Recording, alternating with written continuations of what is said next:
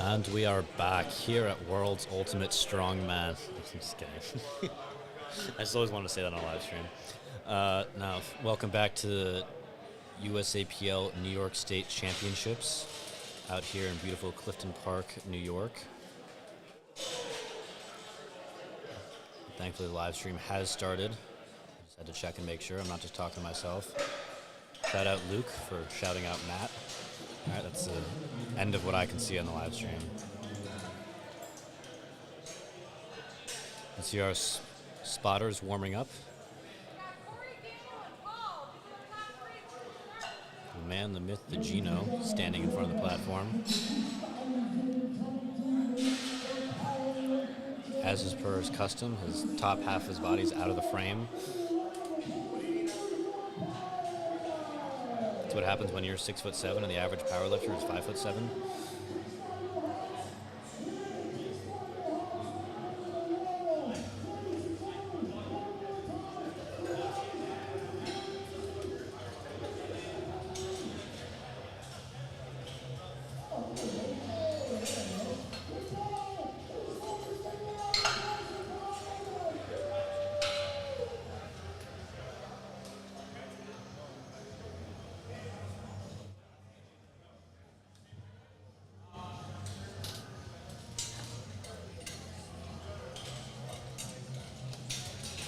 Gino giving his very colorful intro as usual. And our first lifter today is going to be Corey, burying his 130 squat. Now he's actually, I think, the lightest lifter we've seen yet today. I wonder if, I think this morning's flights, for those of you that were with us, were the bigger people, the big boys, but now we're into the sub 200 categories. You can see our powerful meet director, Jan, walking back and forth back there.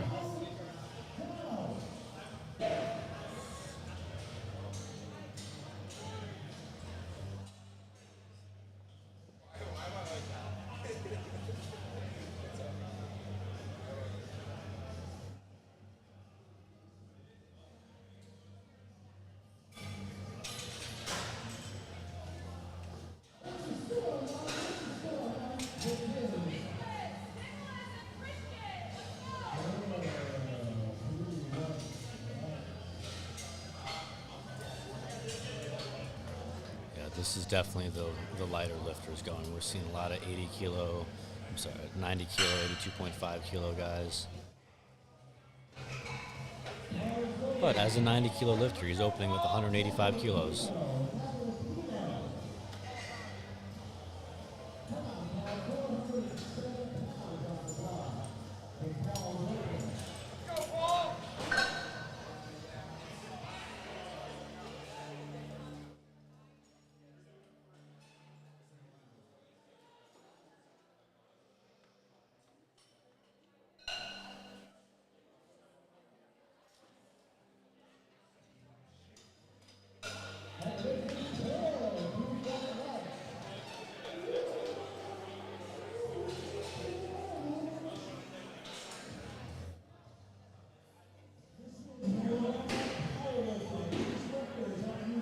Marshall, I'll be honest, I did not realize that you were replaying that. And I thought that the next guy just went really, really fast. I was like, wow, there was no transition between them. Yeah, if only the spotters and loaders were that fast, we'd get out of here at a reasonable time. They're fairly efficient. No, these spotters and loaders are great. They're doing a good job today. I mean, they've been here since 8 o'clock this morning. You know, if you think about it, these athletes only have to lift 9 times total, but they're spotting every single one for all 3 attempts. It's a lot of down and up for them.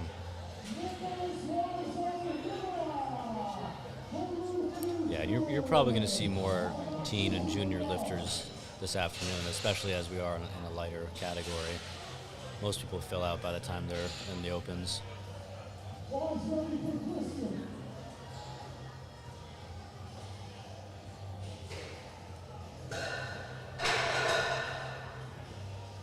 Everyone seems to be wearing their matching SPD singlets today. Could be a TikTok trend that I'm unaware of.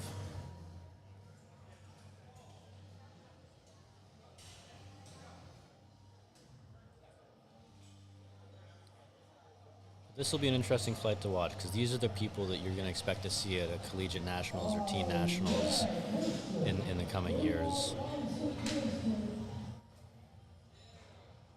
You know, it's worth mentioning that at the eldest they could be is 17, and to be opening up with a 430 squat at 17 years old when you're under 200 pounds is incredibly impressive.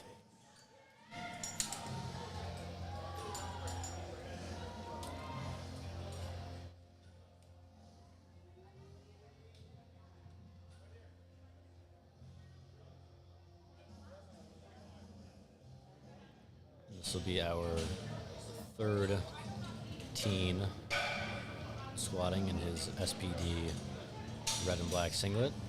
Will he be the third one in a row to go 3 white lights? And yes, he is. It's a very consistent trend, what people like to see.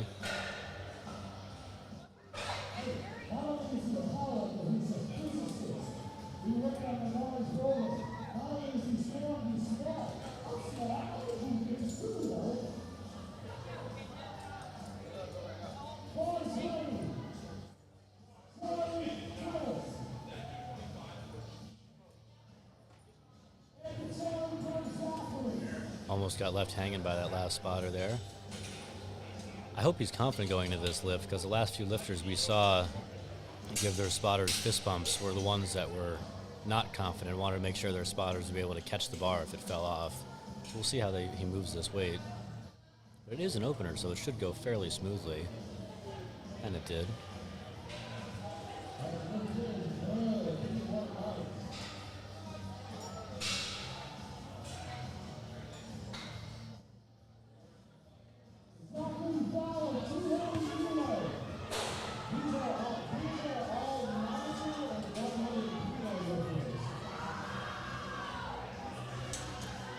Apparently a crowd favorite amongst the female members of the crowd today. See if it translates well to squatting.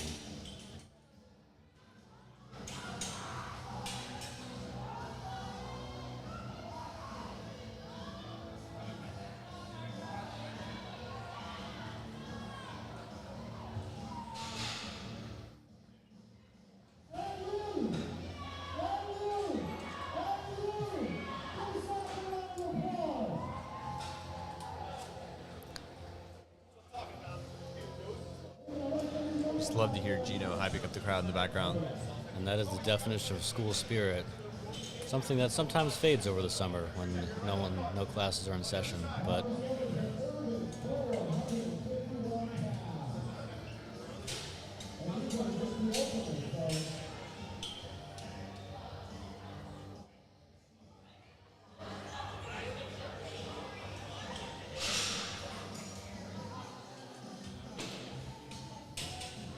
he has immaculate footwear today.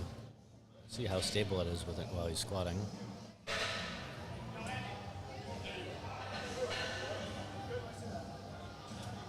It's a very smooth 450 opener.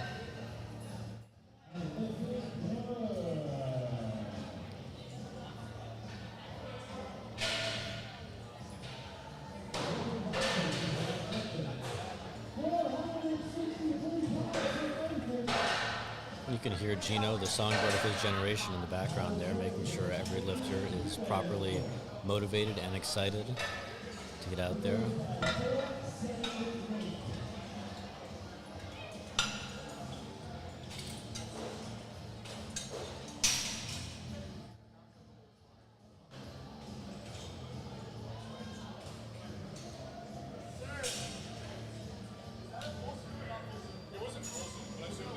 There's a very narrow stance there, but at no point did he really slow down. It's certainly a stance that works for him.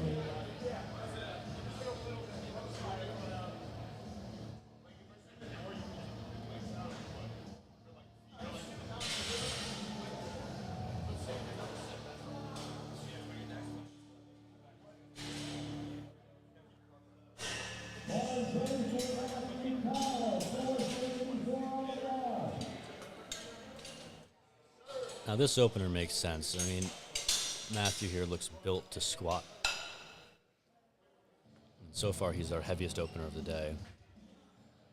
I'm sorry, of the afternoon.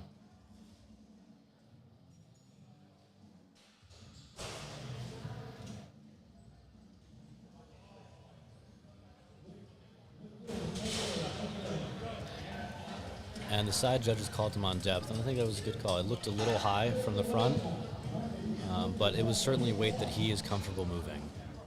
Yeah, you could tell from the red cards underneath the lights that was a depth call.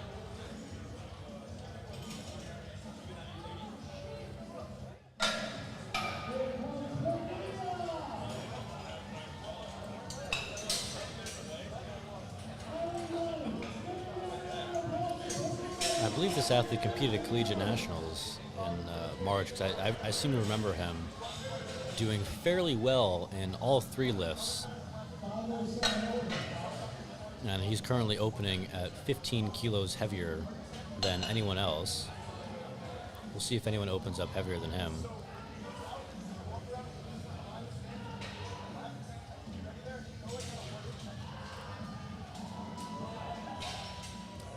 A smooth attempt, maybe not as fast as everyone else's, but he certainly looks good for more.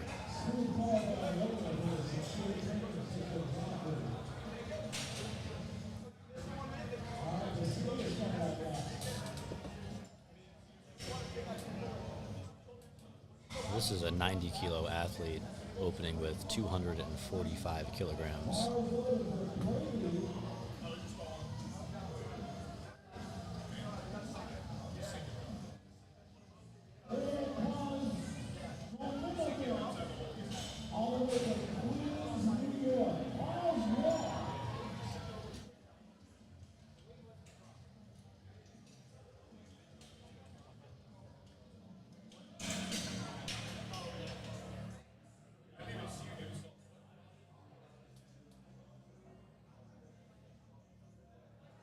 Very technical walkout.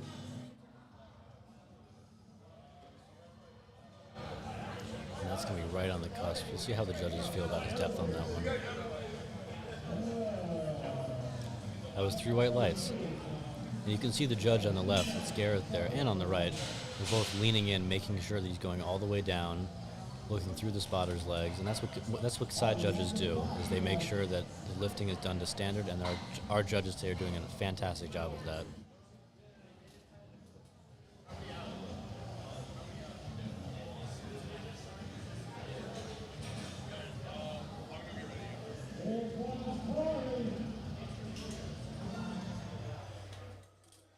Corey in the house.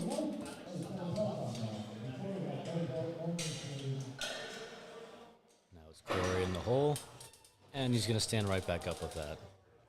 That was a big 20-kilo jump for him, but he certainly was good for it. I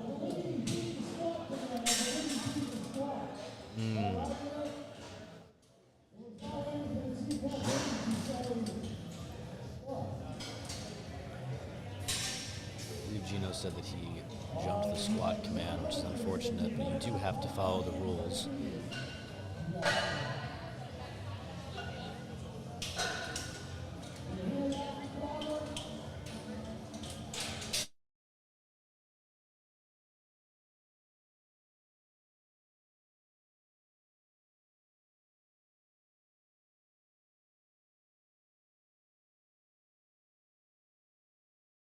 see it dropping.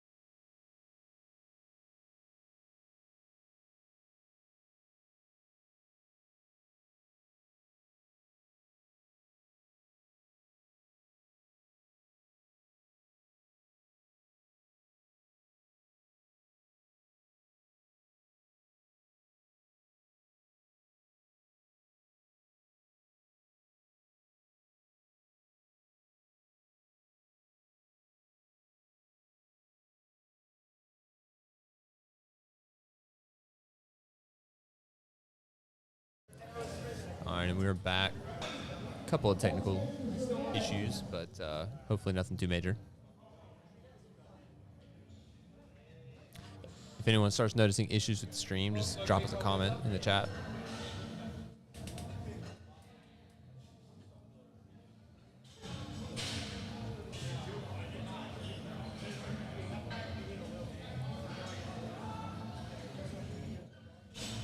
That would be Marshall speaking, our technical wizard.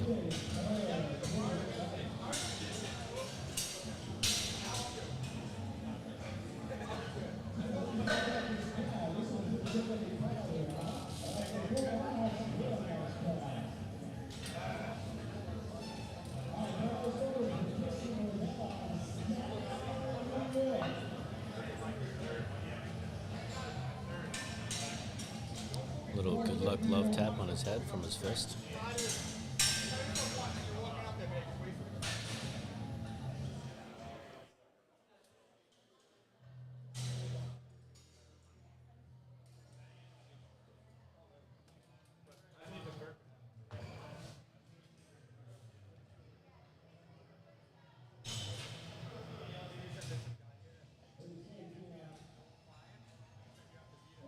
And that was very solid depth on that attempt.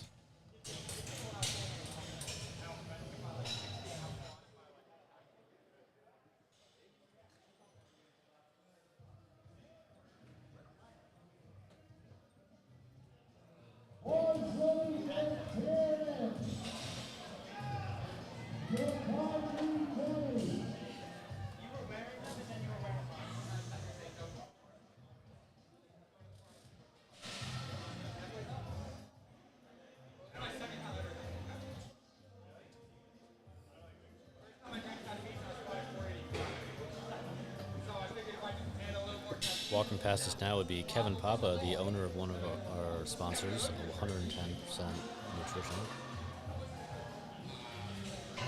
And he's now walked away.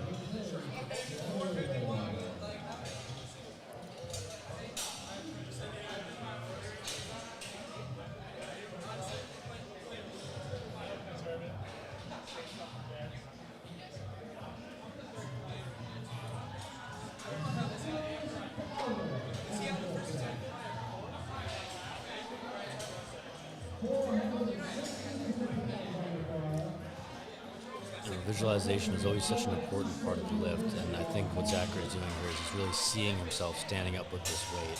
That's what that pacing back and forth is. It's like the great philosopher Michael Bisping once said. He said, conceive, believe, achieve. And I think he knew that was going to be a difficult weight for him, but I think he'll be very pleased if he gets this. And that was 3 white lights for him. He's got to be proud of that.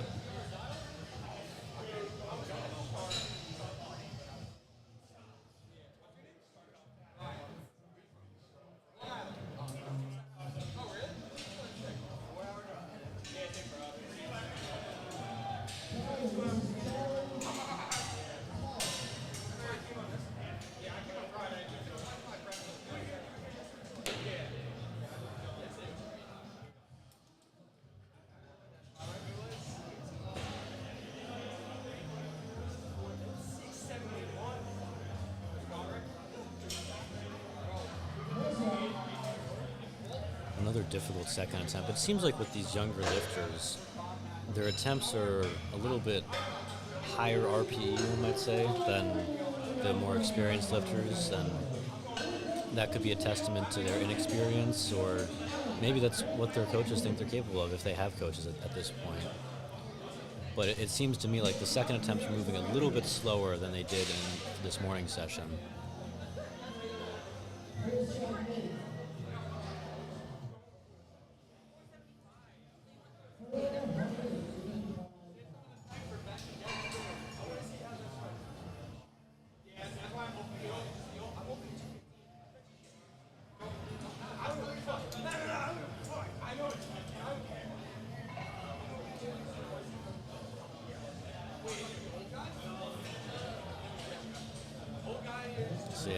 And Nathan here, he had a very solid weight selection on his stuff. So, like I said, it's not everyone that's making these kind of jumps. This next lifter, he actually missed his first attempt, but he's going to continue and go on with his second attempt, which is something we've only seen once today. And it paid off for the previous athlete this morning, so we'll see how it goes or how it goes for Matthew.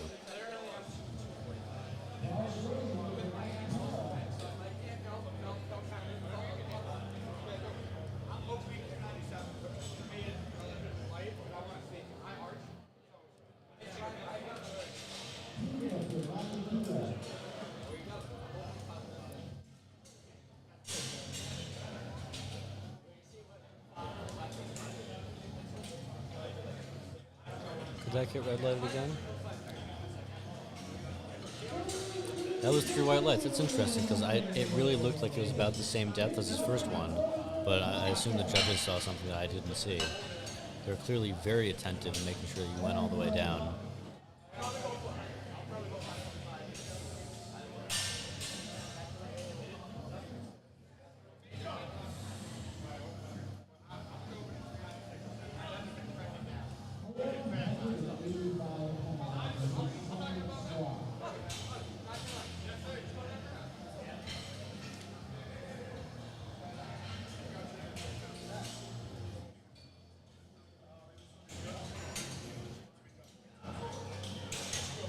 There can't be any question on that depth. And of course, that's going to get 3 white lights because of this. And here we have the guy, I swear I saw at Collegiate Nationals 2 months ago on the platform. I wasn't there competing, I was watching one of my friends compete. Were you actually there at Collegiate Nats in Chicago? Was I there? Yeah. No. Oh, gotcha. But I watched the live stream. Yeah. No, but we had for... shout out the Cornell Barbell Club, if anyone's listening, curious. But we had 2 of our athletes there that competed. They got 4th and 12th, respectfully. And actually, yes, because Danny was in our guy Paul's flight, and he got 12th. So. I can't actively cheer for Danny, but I do want to see him succeed.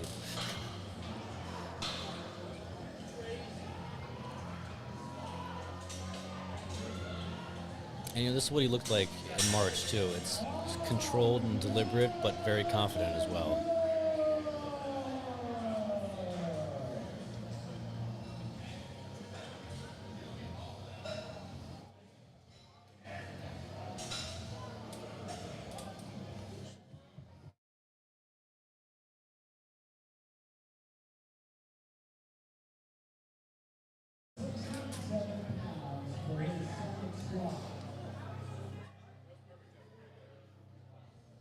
Our fearless technician, Marshall, has left momentarily, so camera angles are going to stay very consistent for the next 5 minutes or so.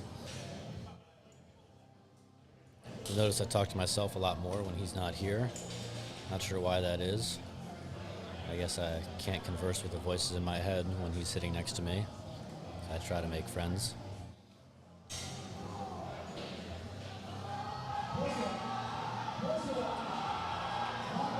That was a beautiful grind by Basim. That was, again, I wouldn't have put that as a second attempt. I would have wanted to save that to the end. But to his credit, if that's his final lift from today on the squat, he should be very proud of that attempt. That was a very, very solid attempt. Okay, again, interesting. Corey here, he failed his second attempt, but he's going to go up, and I think that's because he said that he jumped the command. So it wasn't a strength issue, it was more of a following the rules issue. So if he can execute this as well as he executed his first one, I'm sorry, his first two in terms of strength, then if he follows the rules correctly this time, he should be good for this third attempt.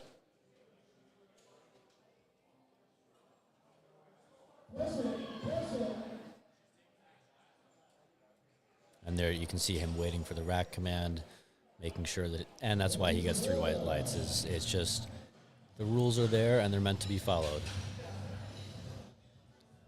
I know some people might call me a nerd for saying that, but words on the internet don't hurt me because they're not real.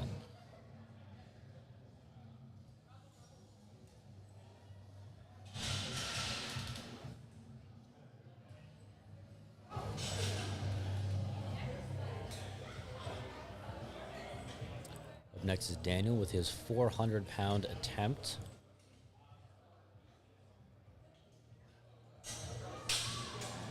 Might have cut it a little bit high on that one, you know. We'll see what the judges have to say about that. But it was 3 white lights. You know, once again, I am actually not sitting there watching this live. I'm watching the live stream that you're watching as well. That's why Marshall's able to control all of it.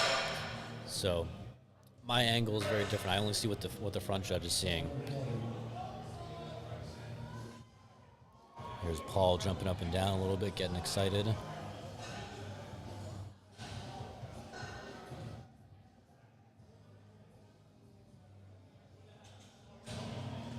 He is rocking that entire combo rack forward. And now he just has to settle, get into place. He missed his 200 attempt. I'm not entirely sure why. I don't remember exactly. But he opted to go up by 10 kilos. And it seems like it was a good choice. He's going to wait for the rack command. Okay. I think that's what messed him up last time. Once again, you are allowed to be excited and shout as long as you're not a phenom. That would be the one stipulation to that rule in the USAPL.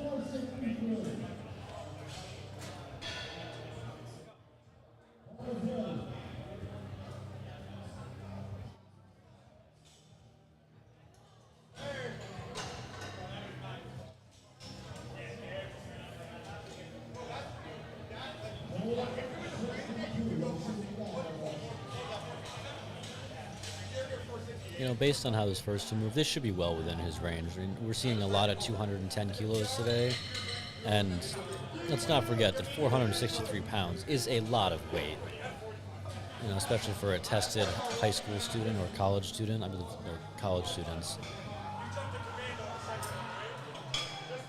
It was a little slowdown there, but you know what? That was what a good third attempt is supposed to look like. It's supposed to be difficult, but you're supposed to get it done as well. And I think what I saw with a couple of the other athletes is the way that moved is how some of their second attempts moved as well.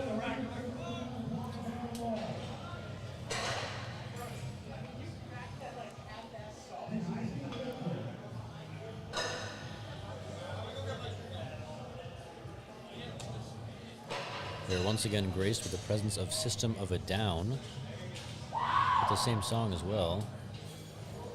Once again, the female contingent of the crowd is cheering on Christian here as he goes for his 265 kilo squat, approximately. And I think that should be a good lift for him. And he's excited with his white lights.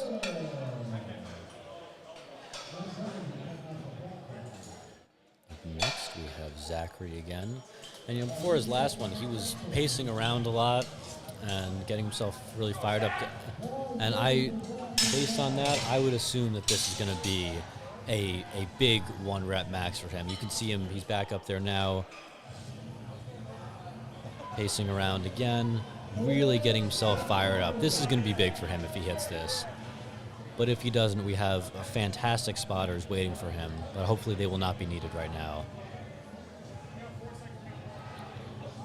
It's a little uneven on the unrack. You'll see the judge will be watching that. If he can get out of the hole, he can get this. And that's exactly what happened.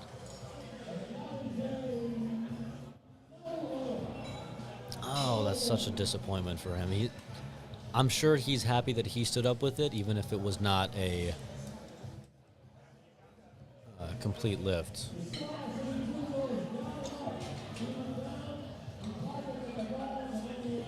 You see Gino on the commentary there explaining that you cannot have that little butt wink at the bottom. Once you start going up, you cannot go back down.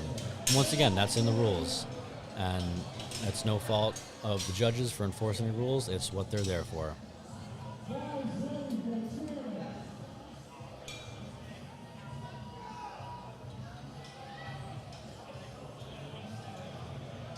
Tiernan here is going to be going for a nice little 10-kilo jump. That'll bring him up to 480 pounds overall.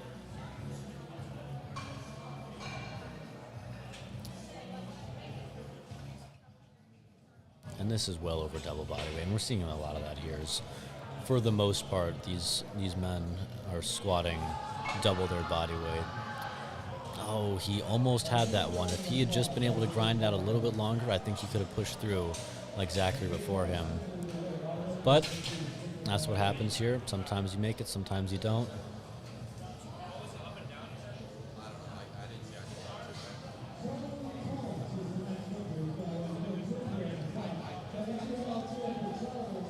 Charlie's coming out here for a 220-kilo squat.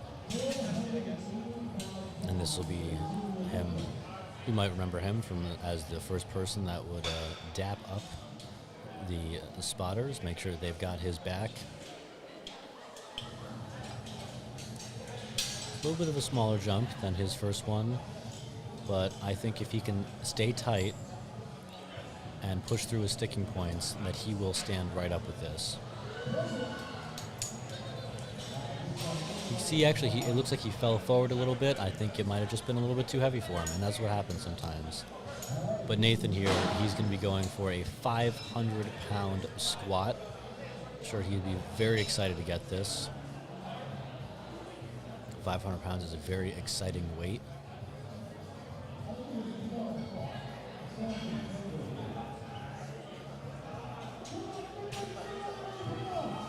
You can hear Gino hyping up the crowd.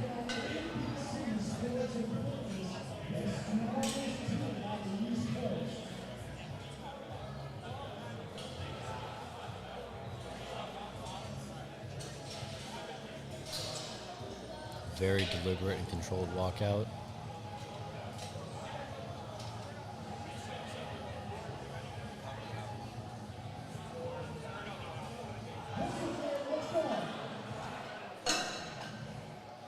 And a very deliberate and controlled squat. That's exactly what you want to see. He had total control over that bar for the entirety of his lift.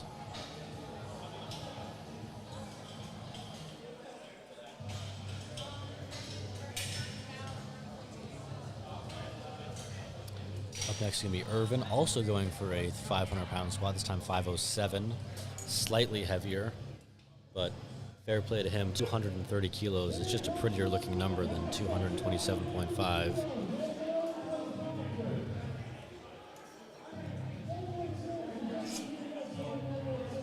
And I like the headband that he's rocking. I think it goes well with the rest of his outfit. The shoes are untied. I'm wearing Merrell's right now, so I don't really have to worry about tying shoes. I did mention this morning that I'm a very fashionable person.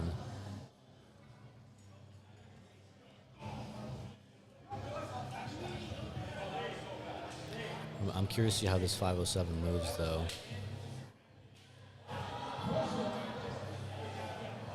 You know, I've had squats like that where it felt like my face is going to explode. But that is a good lift.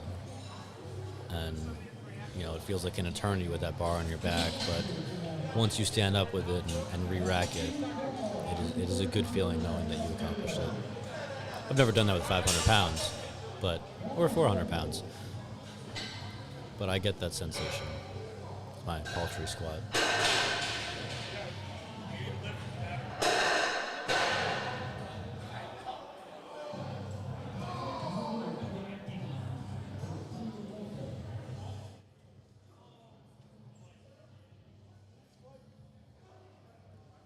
Another 232 kilo squat. He had more in the tank on that one. I think he could have gone for a proper 520. But that's okay. That's interesting that he did not get that one. I'm not entirely sure why. I don't have Marshall's powerful grasp of the card system that the judges use.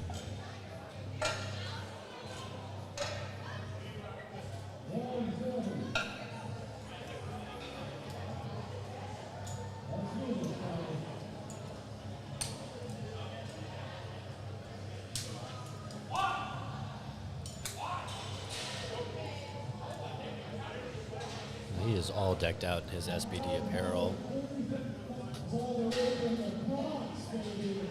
And he is looking at a mid 500 squat, which should put him right in contention to win this meet, at least this flight. I mean, we'll see what other people do in later flights, but right now I believe he is far and above the best squatter in this division.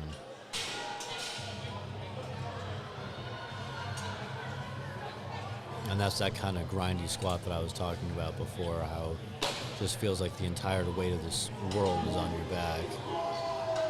And he's fired up from that. And you can see just how tall Gino really is. I mean, the man is 6'7" on a bad day.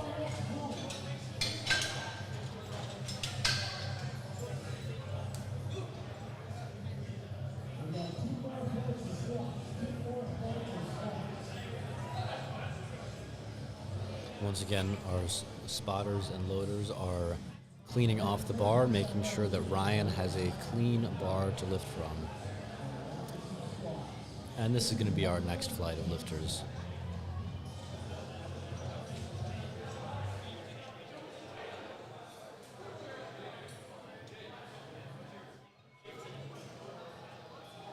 Opening up at a 370-pound squat.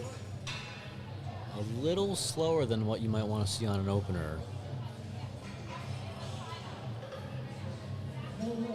And it was not a good lift. I believe that was on depth. And you can see with those spotters, the plates are almost sliding off, but they are aware of what they're doing, and they're making sure that everything stays in place and everything gets loaded efficiently. That's really what you want to see in a spotter and a loader, is they load the plates efficiently, and if they're needed, they pull the weight right off you.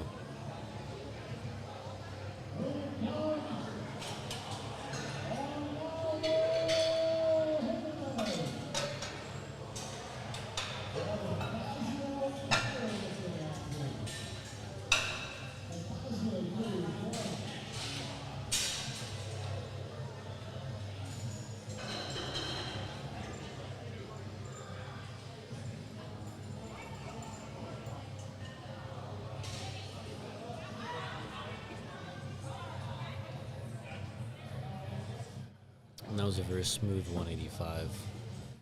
Let's see what the judges have to say. And that was 3 white lights. And I think that was right on the cutting edge of his depth.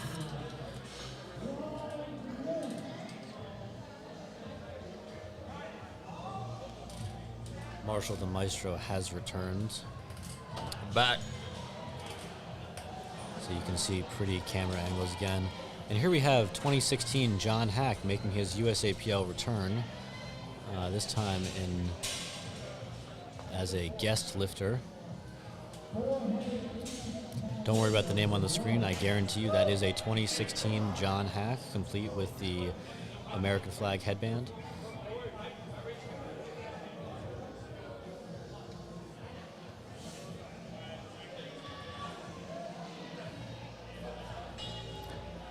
And that was a very smooth 190 squat from Captain America.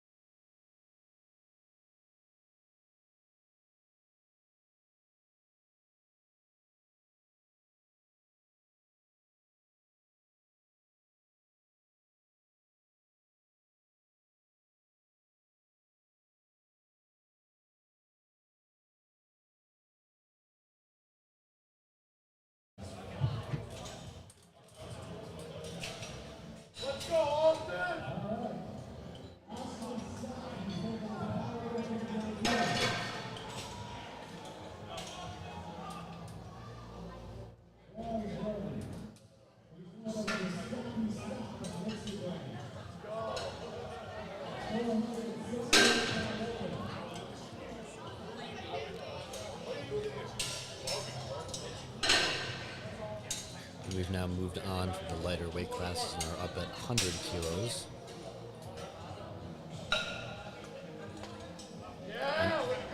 And that was a very smooth 212.5 kilo opener. That's what you want to see with an opener. It looked comfortable, but heavy enough that it's close to what his second attempt is going to want to be.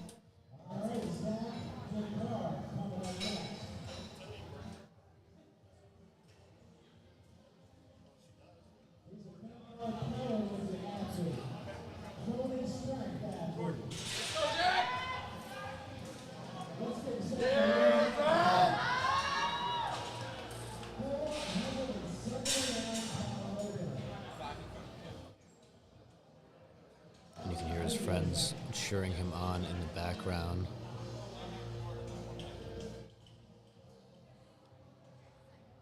I wonder what the purpose is behind his delayed setup. If this is a very heavy weight for him, then it might be too much for an opener, or it could just be his personality and how he likes to set up for his lifts.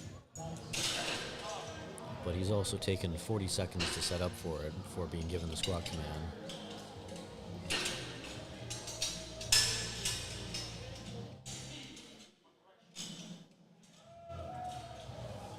And that looked relatively smooth.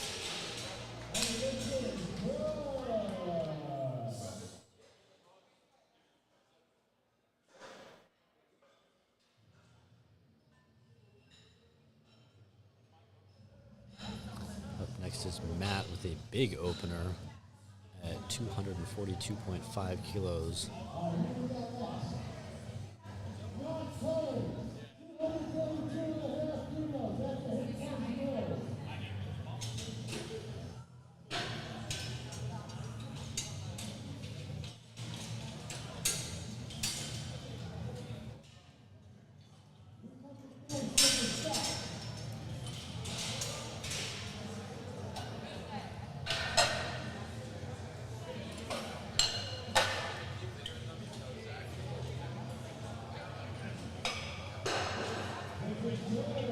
And that was a very solid opener attempt from Matt.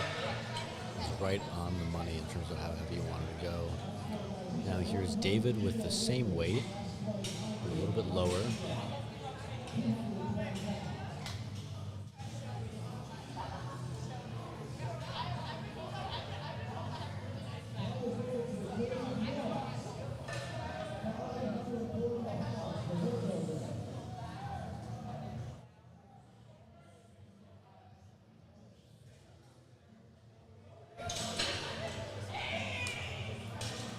I'd imagine he'd be opting for a low bar stance here, given his height and how low he set the safeties. And you can tell on his back how low that it really is. But it seems to work out well for him. Let's see how the judges feel about it. One judge didn't give it to him, but the other two did, and that's still a majority rule. And you can see here on Marshall's instant replay how his squat looked. Sound off in the comments if you have theories about why one judge didn't give it to him.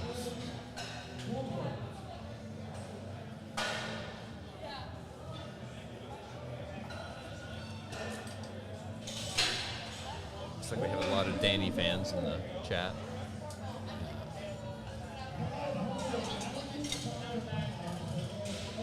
Seems to be a popular fella.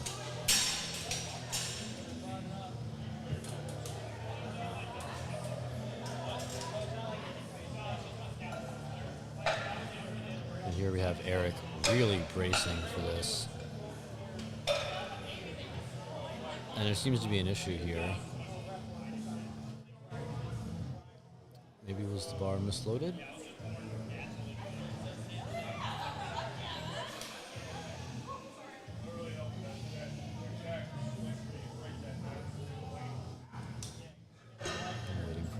To resolve.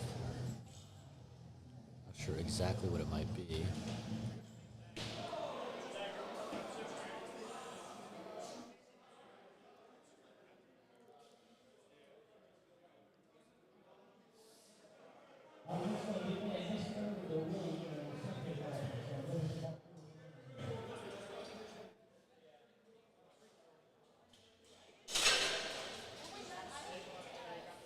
Eric's now stepped off the platform to talk with one of our referees about whatever the issue might be here.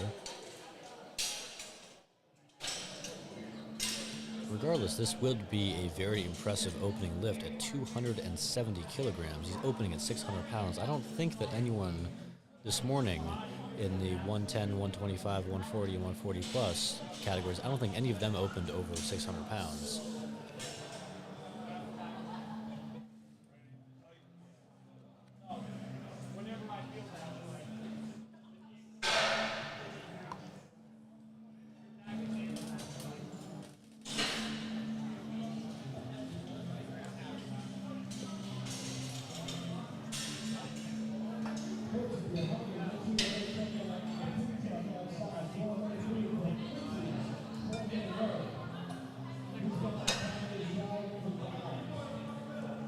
Eric's now been called over to the judges' table, where I assume they'll be attempting to resolve whatever this issue is.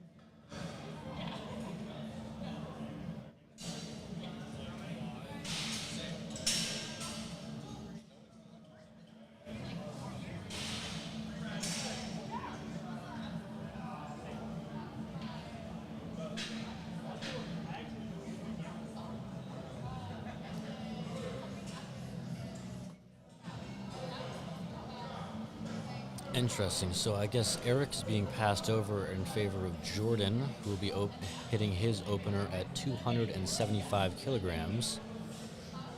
We still don't have any word on what the particular issue was that he was facing, but we do appreciate that the meet is moving along, even if it's not really going well for him.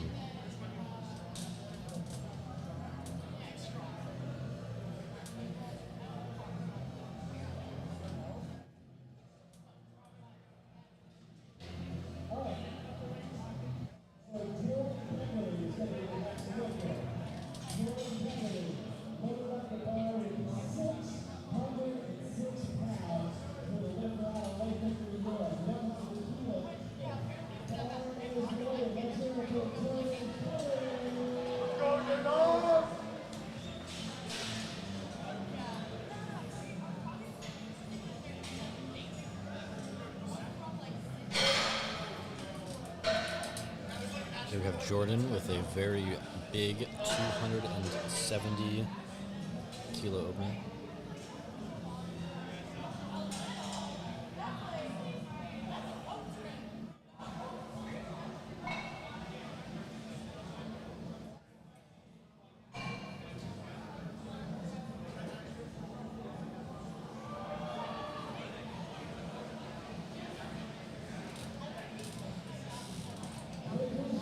And that was, of course, a very good lift.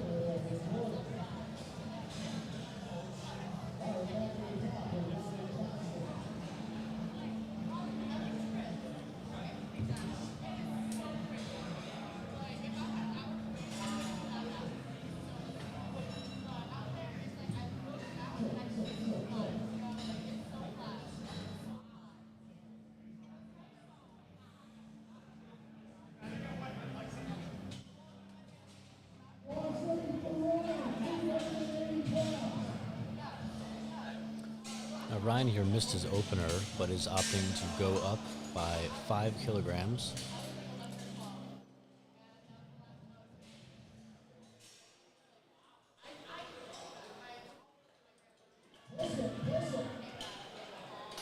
He certainly stood up with it, but did he get the lift?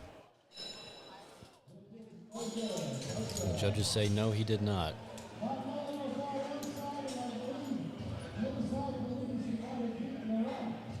Certainly a good effort, though.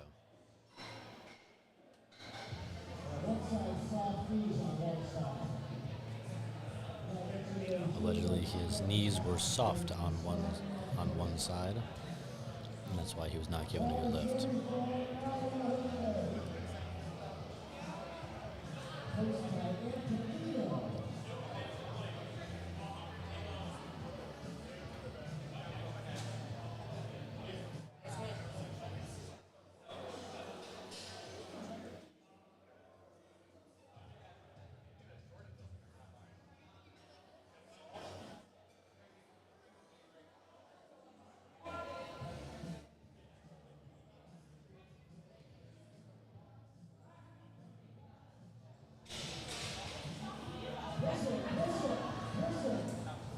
And that was a wonderful job by the spotters, making sure that Arnaldo stays safe, which is what spotters are meant for.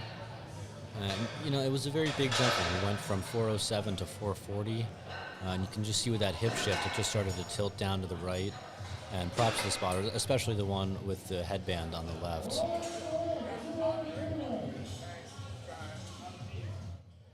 And here we have a guest lifter.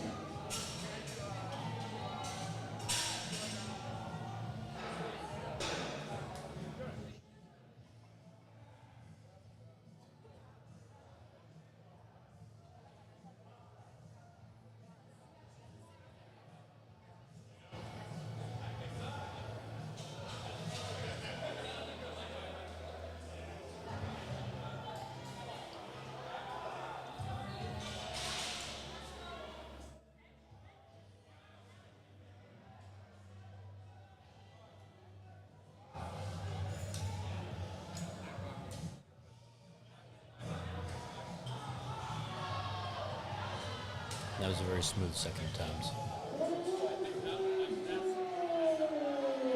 And with him getting 3 white lights.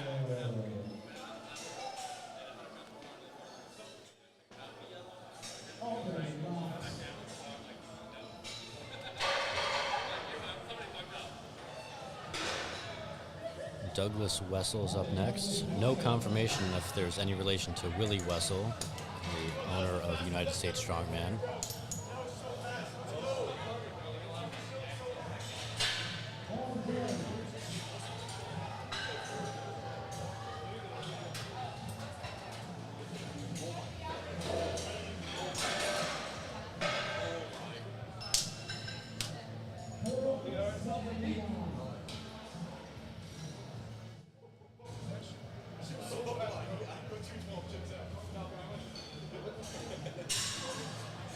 It was very controlled, both down and up.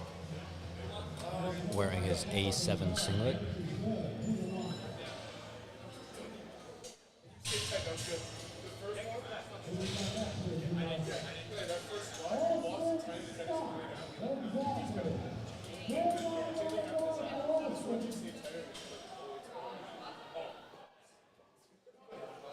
He was going straight to 495.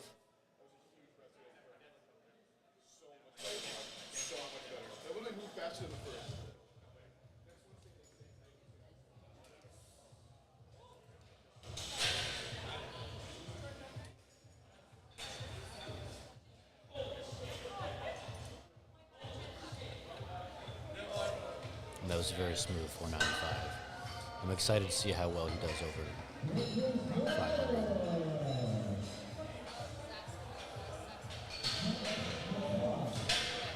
Next up is the Mystic Zach. Mystic Mac. Zach returns. He will be going for a 230 kilo squat.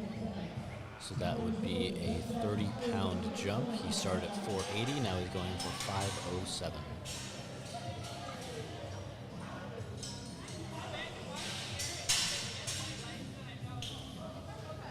And you can see in the bottom right of the screen, Palmetto State Barbell Productions. It's the title sponsor of this live stream.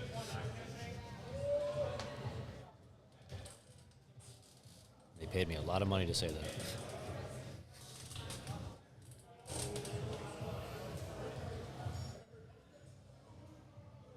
Speaking of getting paid a lot of money, in the top right you'll see 110% Nutrition, another one of our sponsors today.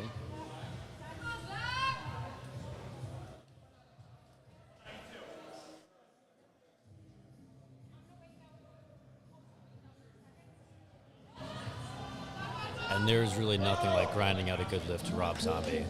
I mean, it doesn't get that much better than that.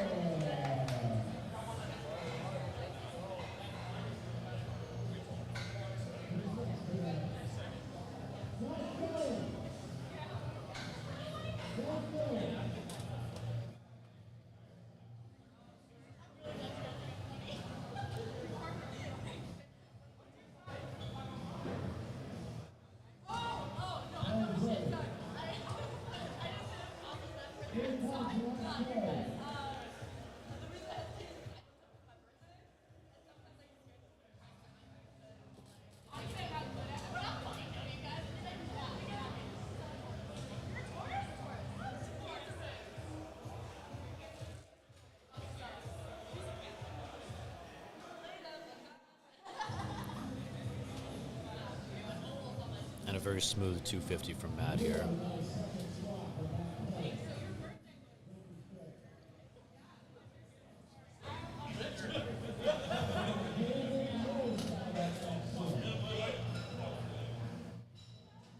And that instant replay brought to you once again by Palmetto State Barbell Productions.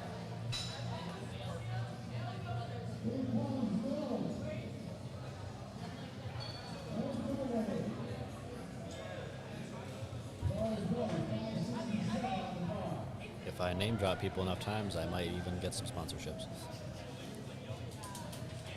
Marshall is shaking his head no. You just have to tag 110% in everything you do, and then share all of their posts in your story, and then just DM Kevin as many times as you can. So it's just a surefire way to do it. Give 110% for my own marketing campaign? Yes. Kevin will definitely appreciate that and not hate me for telling people to do that. Good, good. Do I have to have a TikTok account as well? Yeah, that's a requirement. You actually have to get a perm. Okay. Preferably with a mullet. Yeah. If you don't lift with a chain, you have no chance of getting it. So there you go. Perfect. Already ahead of the curve. Do I have to be an amateur model as well, or is that? That's optional. Okay, good. I'm not that pretty, so it's kind of a limiting factor.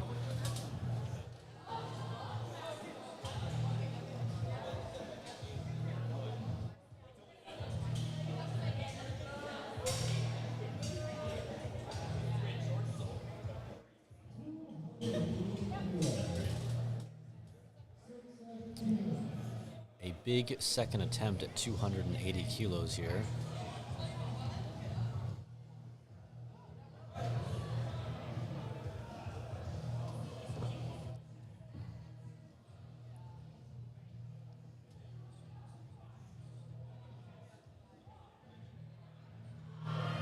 And that was a model second attempt.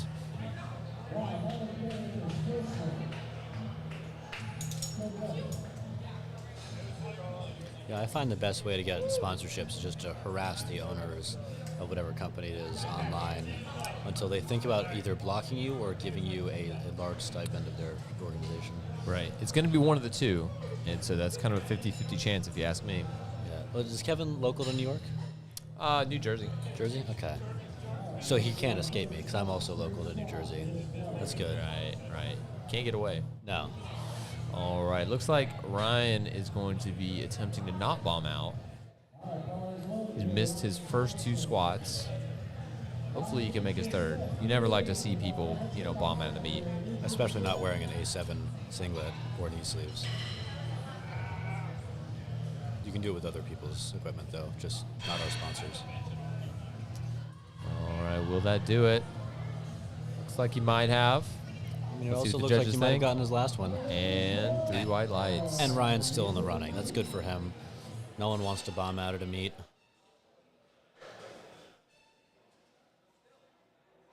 And no one wants to see someone else bomb out at a meet either. No, and I think this tale of redemption will serve him well when he pursues his A7 sponsorship in the near future.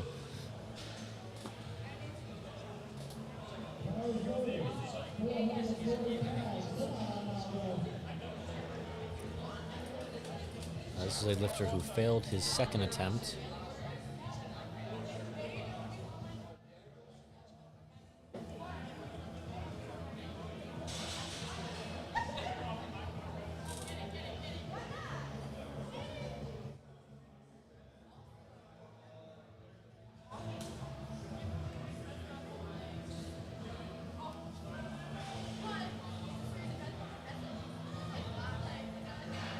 That looks smoother than his second attempt, so let's see what the judges have to say about it.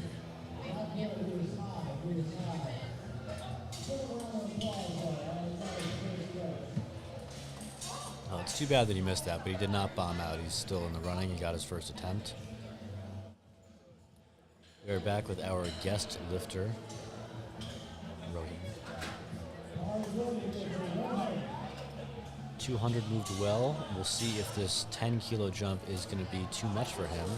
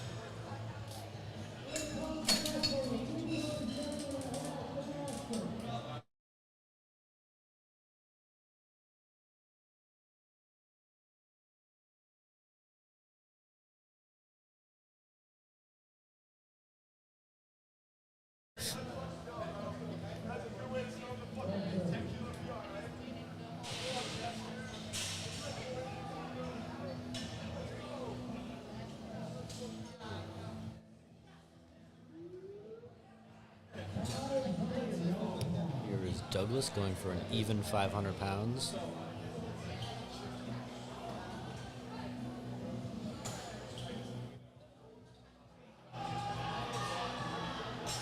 And that was a very even squat too. You didn't really see any hip shift or anything like that. It was very equal weight distribution on both legs, and the judges agreed with that too. That was 3 white lights.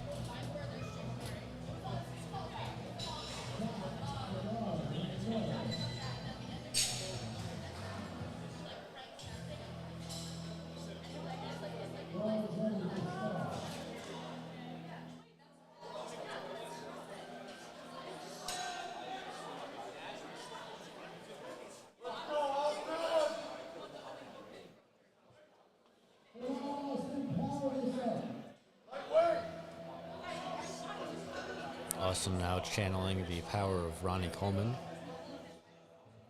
with his attempt at 237.5 kilos. And that was indeed nothing but a peanut. Always fun to quote IFBB Pro power bodybuilders and a tested powerlifting federation.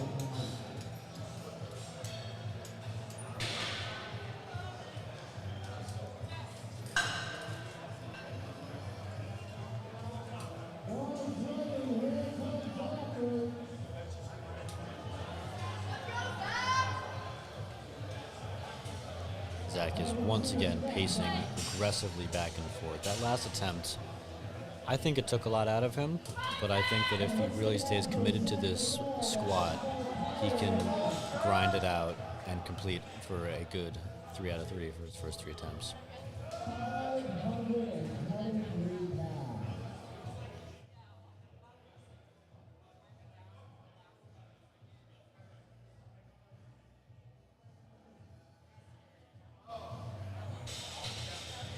Settling into place. It's a swift unrack. Let's see if it translates to the full squat itself.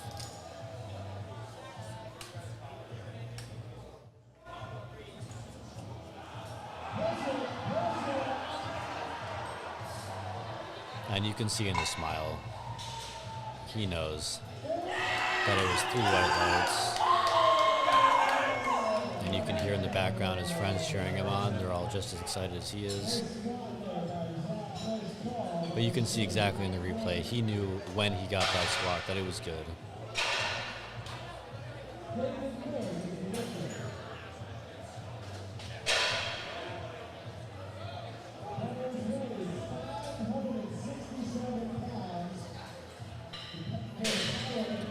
He missed missed this on his last attempt, so we'll see how he does in this one.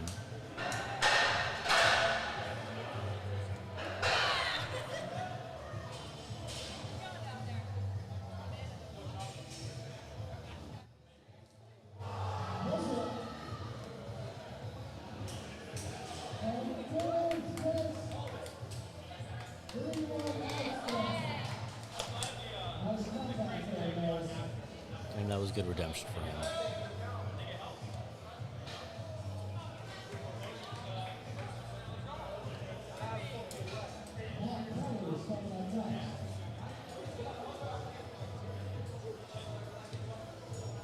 And we're now on to the third attempt from Matt Kelly.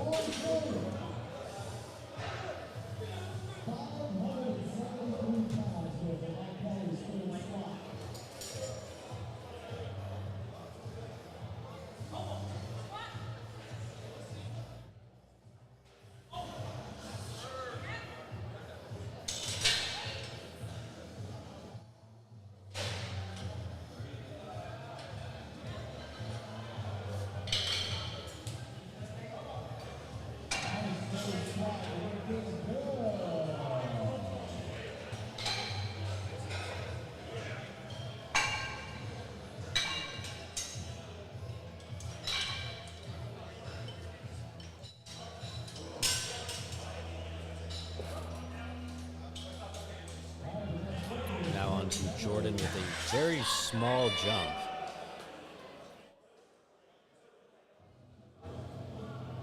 He opened at 275 kilos, he jumped to 280, and now he's cutting his attempt in half. He made a 5 kilo attempt in the first jump, and now he's only making a 2.5 kilo attempt.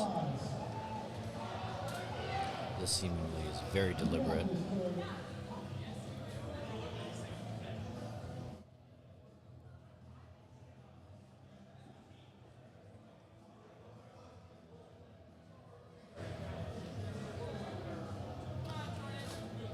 He's not someone who wastes a lot of time on his unrack. It's not aggressive. He's not throwing it up out of the rack.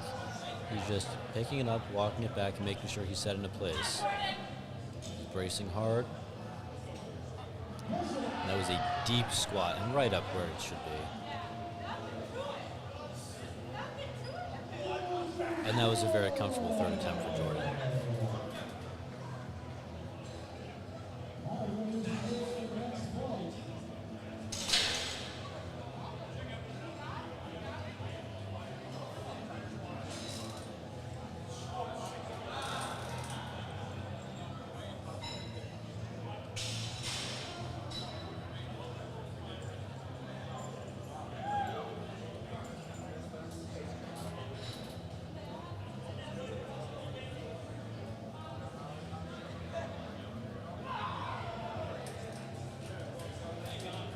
The loaders and spotters have once again cleaned off the bar and brought it in.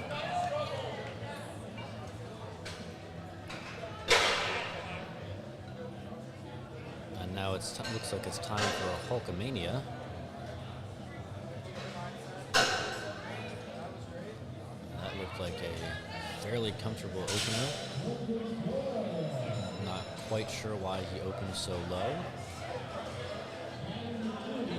Maybe he's trying to factor in how much stronger he gets when he gets angry.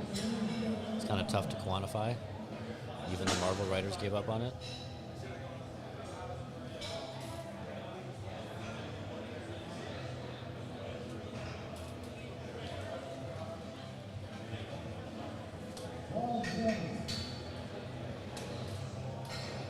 Ryan will now be opening with his 370-pound squat.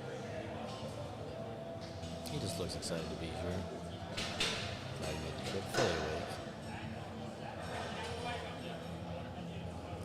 Another red and black SPD singlet. Oh, should they have a sale on these recently? I don't know. It's a popular singlet. It is. If it was me, I would just use my wrestling singlet from high school. But can't all be fashion icons like myself.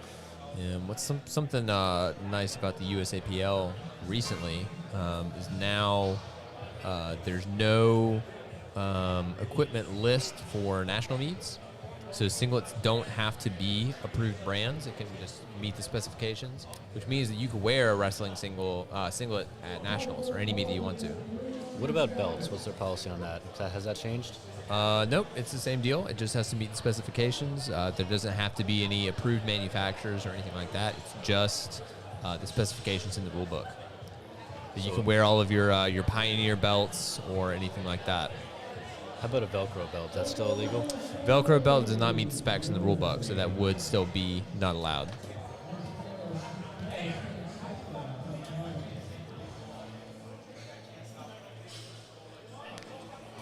Then I guess I'll have to lift beltless if I ever get to compete in powerlifting. It's okay. If I can Zercher beltless, I can probably bench beltless.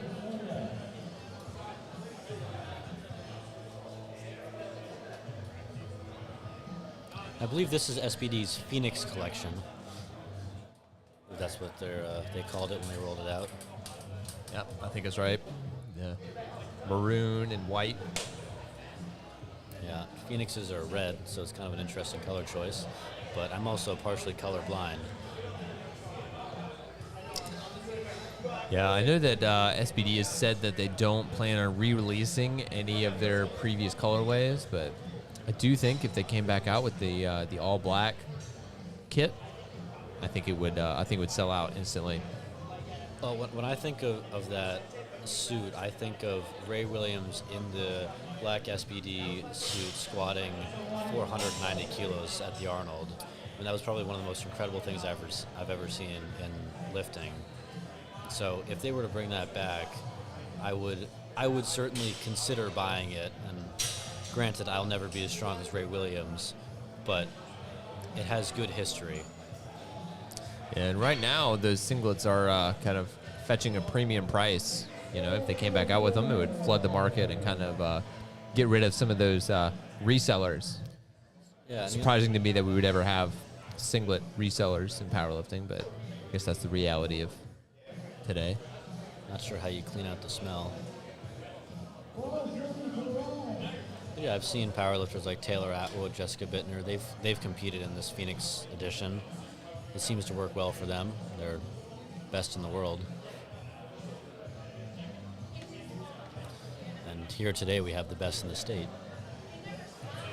including Ryan Durante with a 200-kilo opener.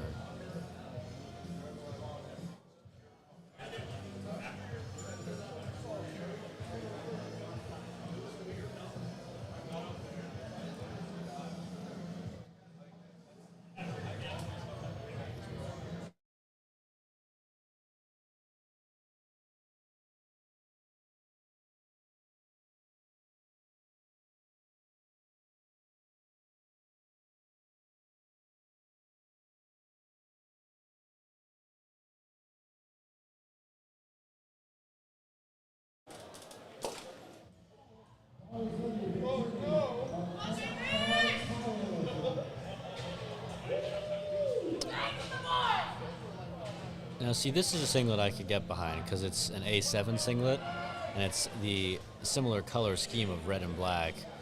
But coming from our title sponsors, I just think that this singlet and the knee sleeve that he's wearing hold more weight. Let's see how he handles this weight.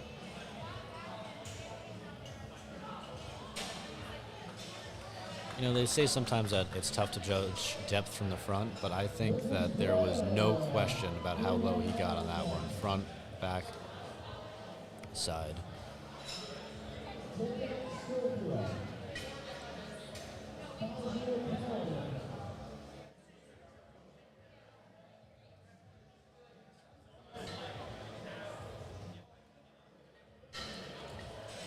could see Jacob here getting hyped up backstage, pacing around.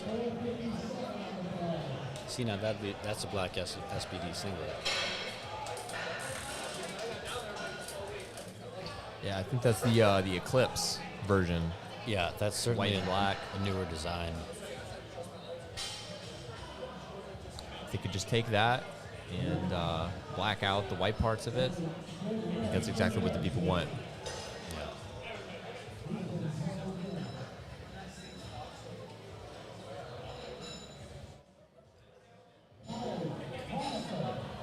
was a very smooth opener. Our spotters and loaders once again cleaning off the bar, making sure that the equipment is clean for all of our competitors.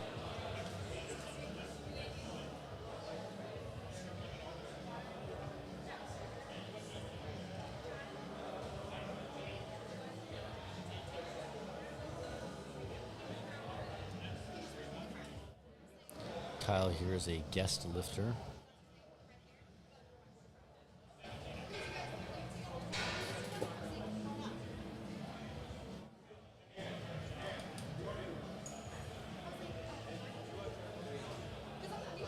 But he guessed on what his first attempt should be, because that was an incredibly smooth 515 pounds, approximately.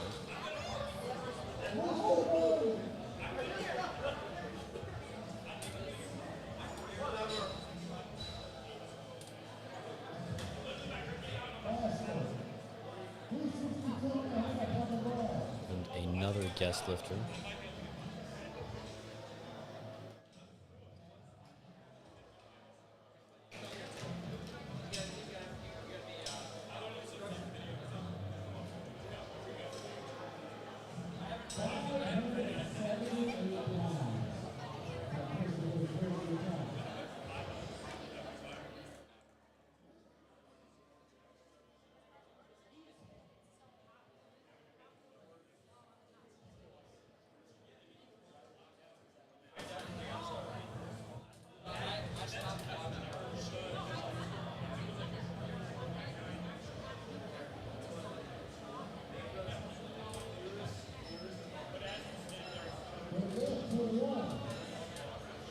Nearly every judge was in agreement that was a good lift.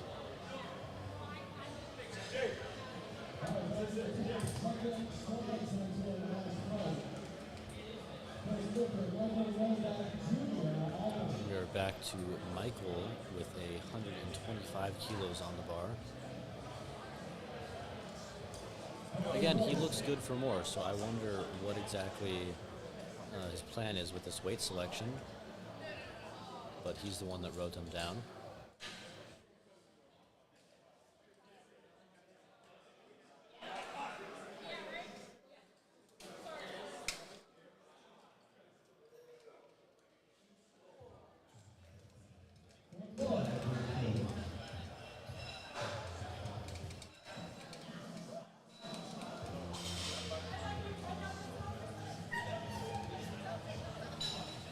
It was a wonderfully executed squat. It just leads you to wonder why he's not going heavier.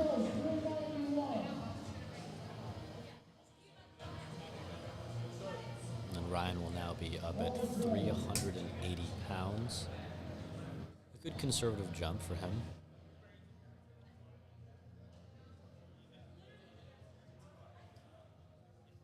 Sorry, 390 pounds.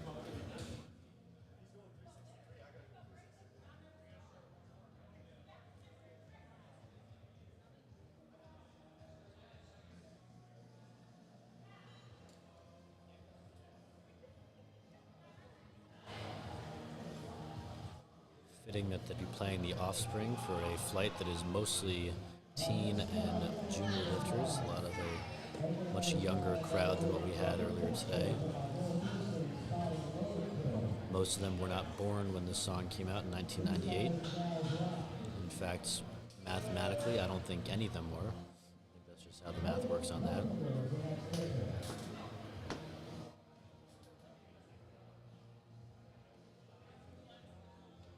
In addition to knowing nothing about powerlifting, I'm also a music aficionado. Feel free to ignore those little remarks, though.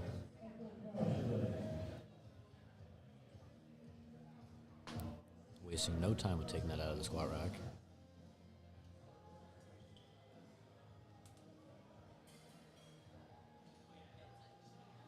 Wasting no time with the descent either. That really flew right down.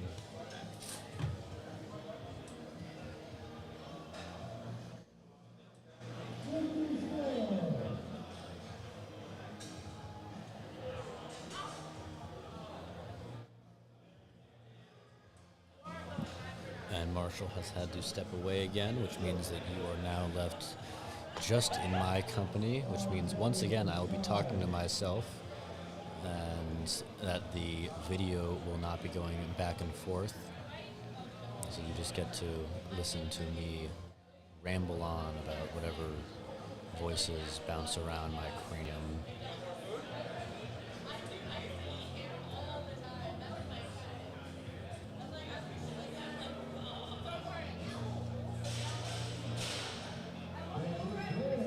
And all three voices on the platform gave him a good lift. So we're on to the next. It's Joseph with a 2.5 kilo increase from what our previous competitor just did.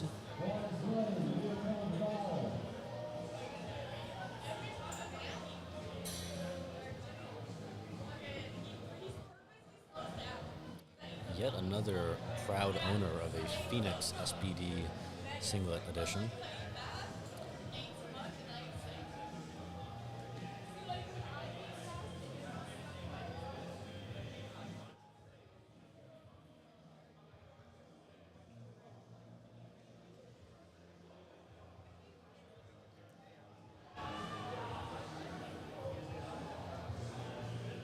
And there was a little bit of a hesitation halfway up there, but he did manage to grind it out. We'll see how his third attempt looks.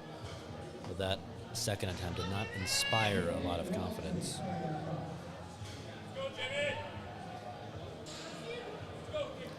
James here, as his friends apparently call him Jimmy, is now taking the platform for his second attempt at 215 kilos.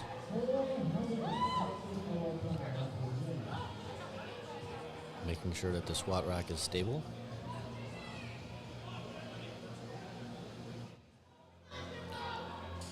One of our favorites today, as he is wearing an A7 singlet and A7 knee sleeves.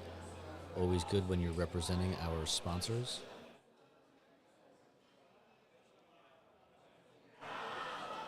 And that was deep and powerful, just like Gabriel.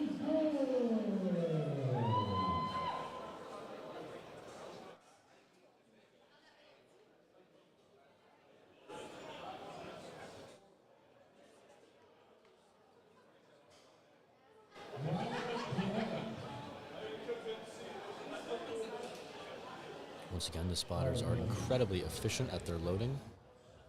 Here's Ryan.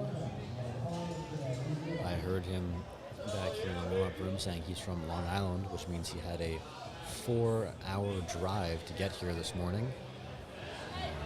Fortunately, he was lifting in the afternoon flight, so it was not as much of an issue.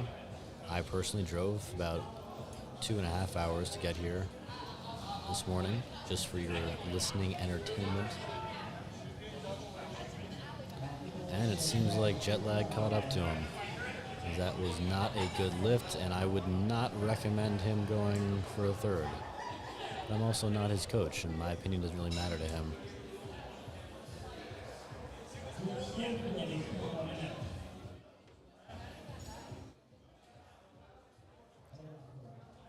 No, I'm not his coach. I'm just a voice in the ether, rambling on, soon to be forgotten, like all of us. Hope Marshall comes back soon, so I don't delve too deeply into my existential crisis on a Sunday morning. Afternoon now. I've been here since the morning.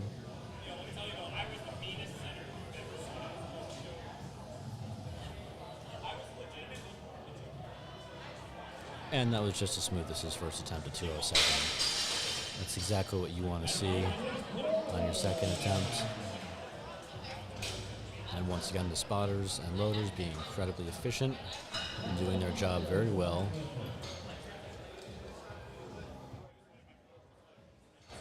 And it's not just that they're doing it to the best of their ability, they're doing it to the best of the comp's ability. You know, you really want the people that are going to show up, make sure everything's in place, and make sure it's all ready for the next lifter, and that's exactly what they're doing. And they're fulfilling their job to their utmost requirements. Here's Kyle as a guest lifter.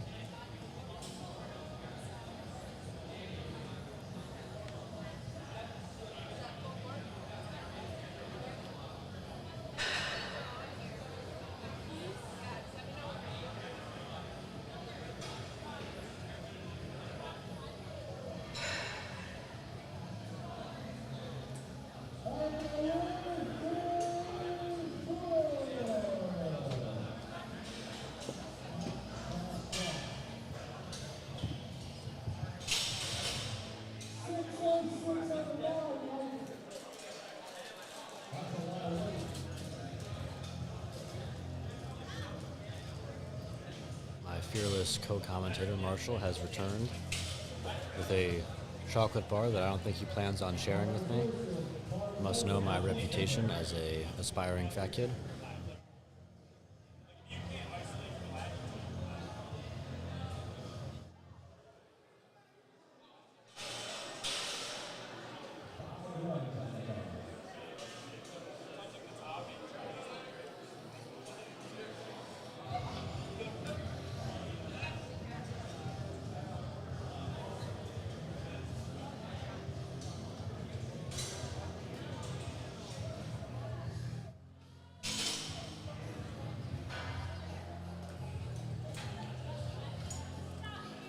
And that was a very smooth 600-pound lift.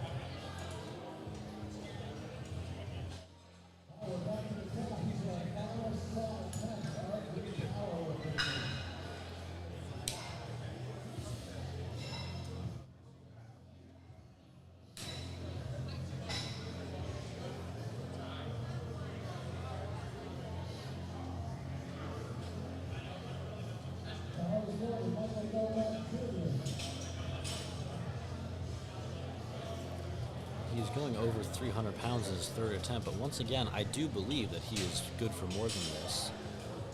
But he's sticking to his strategy.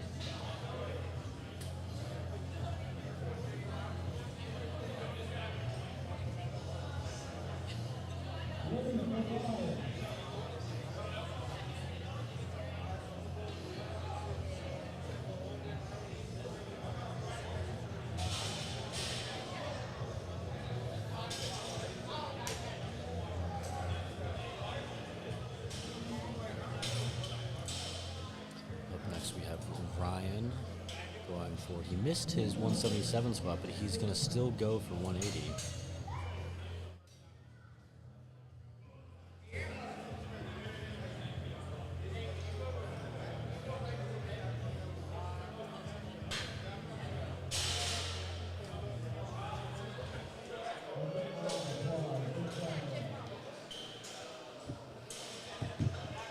And that was unfortunate, he missed it. Here comes Michael with a 2.5 kilo jump.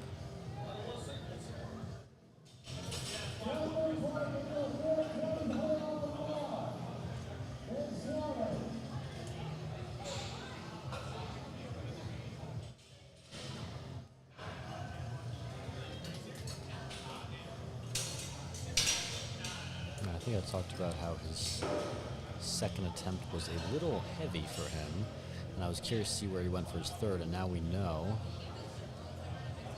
But no, that was a very smooth attack. He could have even been more good for maybe 200 kilos.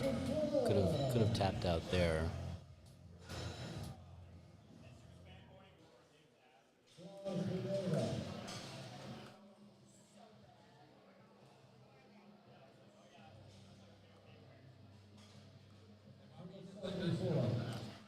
Said this morning that I was waiting for Disturbed to come on, and while they're not playing Down with the Sickness yet, they are playing The Night.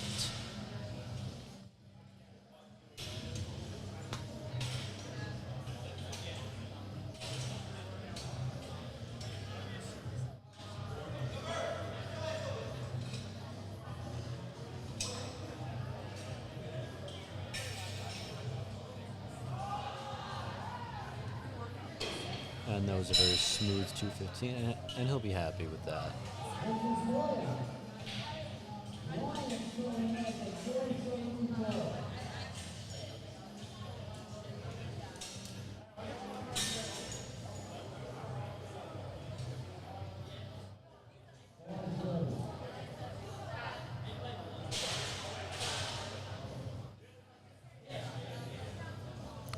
We're back with Ryan. He did not really come close to getting this the first time.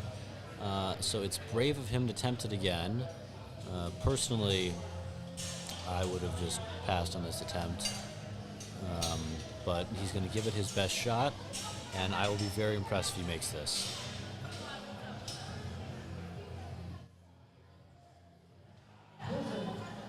You know, it got a little bit higher out of the hole than he did the last time, but it just was not in the cards for him today. That's fine.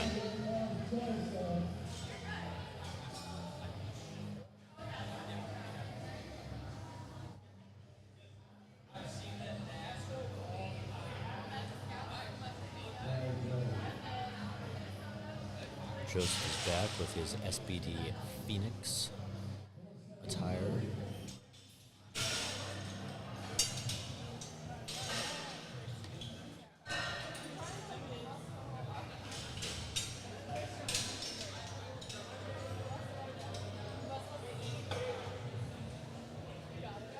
This is another 7.5 kilo jump for him. Not today, but you know what? He knew when to stop, and it's good. You have to know when to be smart and when to really try to push something out. And if he didn't think it was going to be there, it wasn't going to be there.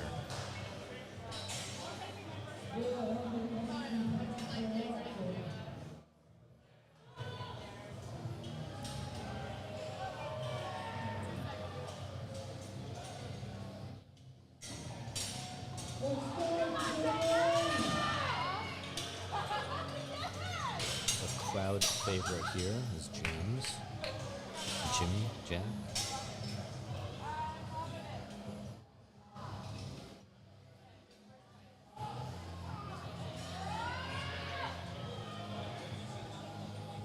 You know, my grandmother's maiden name was Watson. I wonder if we're related. Doesn't seem like it because he's actually strong, unlike me. But and he's excited about that one.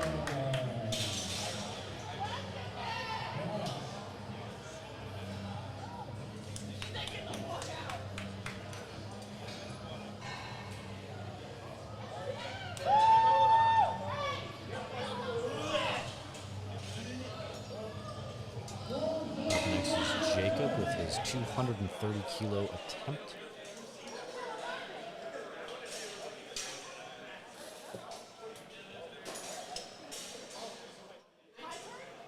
A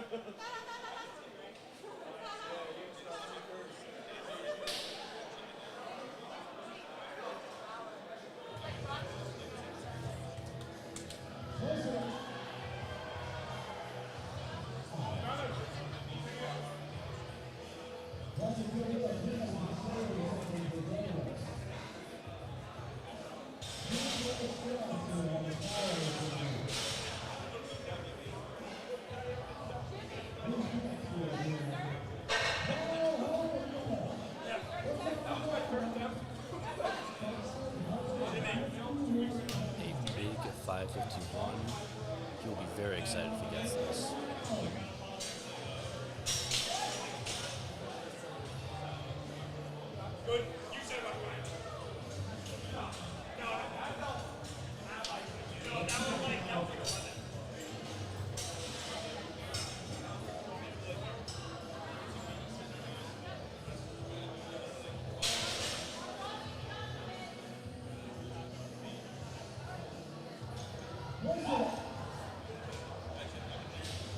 And he really did grind that one out. And he's going to be very, very proud of that deadlift.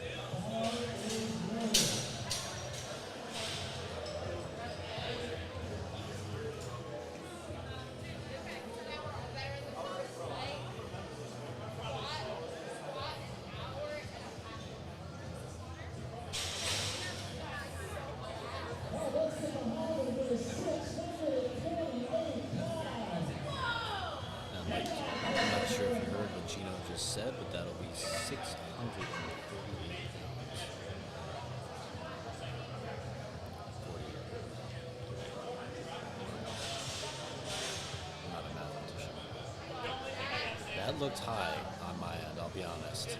But that's not up to me, it's up to the judges. Let's see what they have to say. Yeah, the center and the side judge said no, as is their right to do. And now bench will be starting momentarily.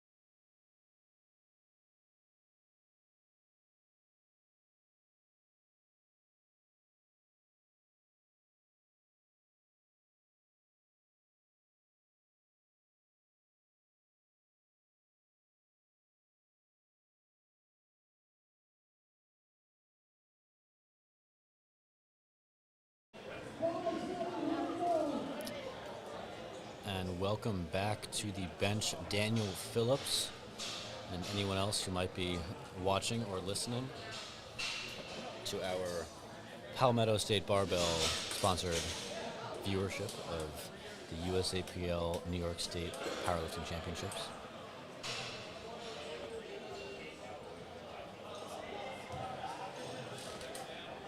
"95 kilos. I remember his squat being a lot stronger. I'm not sure if that was just a conservative weight for him, but these are the smaller competitors than we saw this morning, so the benches are more likely to be lighter, and that's actually something Marshall and I were talking about earlier, that body weight typically is the biggest factor when it comes to benching. And if people cut weight or are way in a lighter weight class, they tend to lose a little bit of strength in their upper body more than their lower body. I'm not a scientist, but that's what I've seen.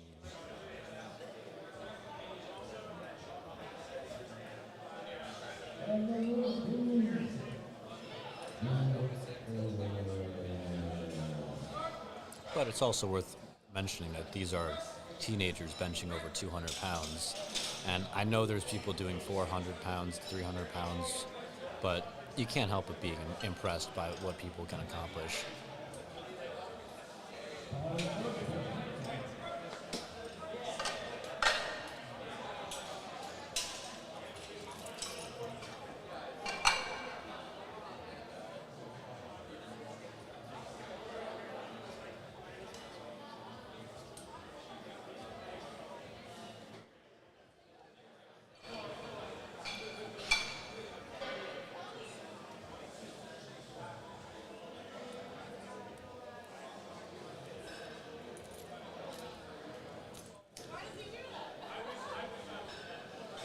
Tiernan here with a controlled opener.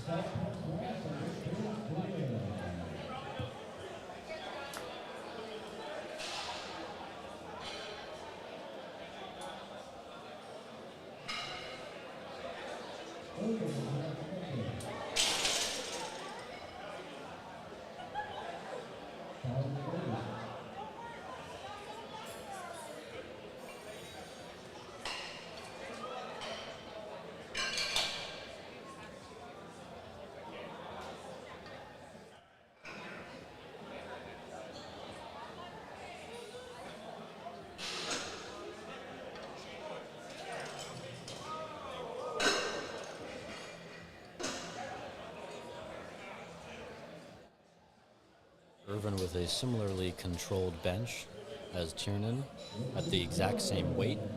Should be a good competition between the two of them.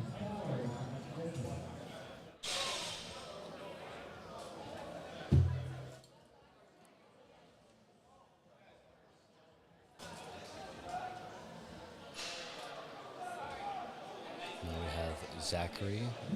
That would be our third lifter in a row, opening with 107.5 kilos, which is 235 pounds on their bench. Again, these are teen lifters opening with 235 pounds on the bench press.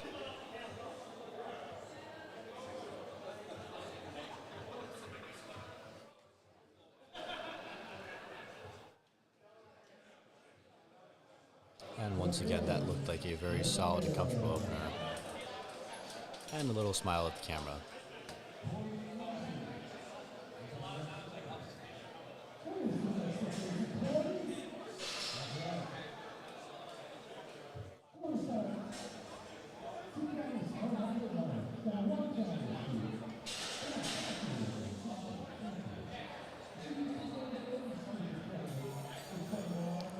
It's interesting because Corey was not one of the stronger squatters in his flight, but now, so far, he has the biggest opening bench. So perhaps bench is something that he's tends to be stronger at than his fellow competitors. And that was an extremely smooth 110 kilograms. That still looked like he was warming up.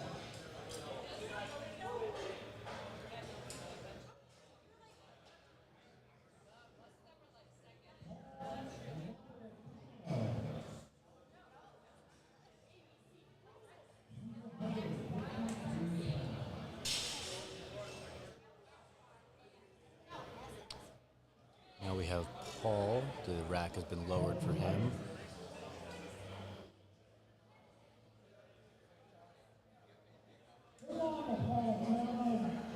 Marshall, I have a question for you about bench press. Do you have to have a liftoff in the USAPL? No, it's not required. You can opt for a self liftoff. What you cannot do is have your own liftoff person. Like, you can't have your coach come up on the platform with you and lift off the barbell. It has to be one of the spotters and loaders. And why do you think that all these athletes are opting to go with the liftoff? I mean, it typically makes the unrack a little bit easier, especially if you have, like a high arch and a technical bench. I mean, it's definitely a lot easier to basically like conserve energy with a handoff. I'm sure everyone has kind of like their own reasons for it, but that's typically what it is. Yeah, I mean, for me personally, since I train alone, I never get a lift off, so it's fine. Honestly, I think it would throw me off if I had someone lift off in my hands. I like to have that control over the bar. Okay, and here's Nicholas, who apparently shares that belief with me.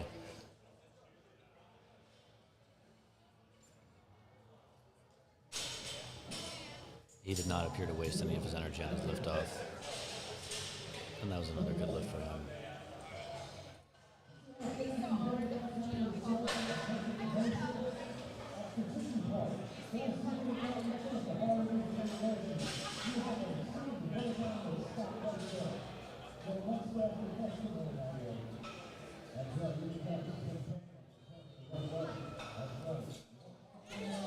And you can see Gino in the background.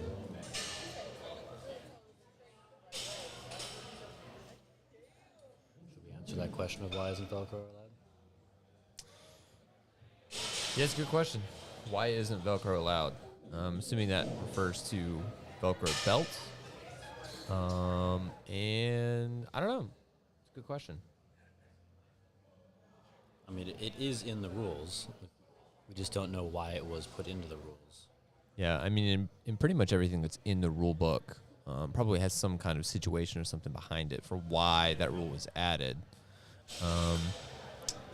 I do know that a lot of the rules kind of come from the days where equipped lifting was more popular than raw, and really before raw even existed. So I would venture to guess that it has something to do with equipped lifting, because I know that multiply lifting, a lot of the squat suits do have Velcro on the straps. The metal fit ones usually, those orange metal fit ones. Different. I've seen different brands with it, but yeah, I wonder if that has something to do with it. That would be my only guess. As someone who owns a Velcro belt, it's very frustrating.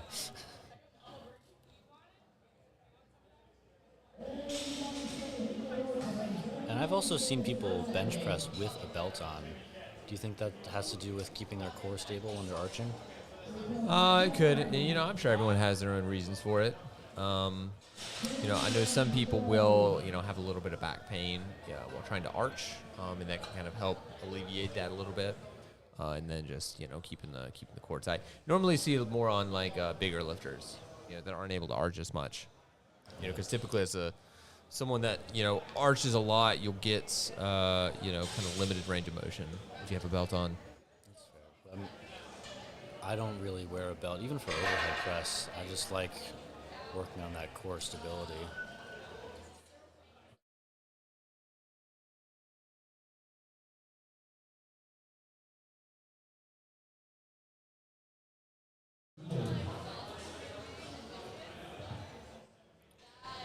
Yeah, I know a lot of lifters will opt to wear a belt on bench, and it is something that's allowed. You can do that. Just like knee sleeves, you can, if you wish, you can wear knee sleeves on bench or on deadlift. And what do you think about the wrist wraps and how they can have wrist wraps, but they can't loop around the thumb? Why is that? I'm not entirely sure why the thumb loop rule is there. In my opinion, it's more of kind of a professionalism thing. You know, it looks a little bit cleaner if you don't have the thumb loop on there, but you know, it's anyone's guess is as good as mine. Yeah, I mean, I've never used wrist wraps before, so I don't know if there would be some competitive advantage to that thumb loop, or from what I'm been told by others, it doesn't make a huge difference. And it seems like a lot of people just get caught with that rule because they're unfamiliar with it. Right. Yeah. I don't think that there would be any kind of advantage on that. You know, I know there are rules about how high up on your hand you can use the wrap. So, you know, if you have a thumb loop that's a part of the wrap that's, you know, higher up on the hand, that might be why that rule is in place, but not entirely sure. Interesting. Well, Danny's certainly making good use of his arch here. Even with a belt. And as we said, it's usually for the heavier weight classes, but Danny's only a 90-kilo lifter. That was a very solid 150-kilo opener.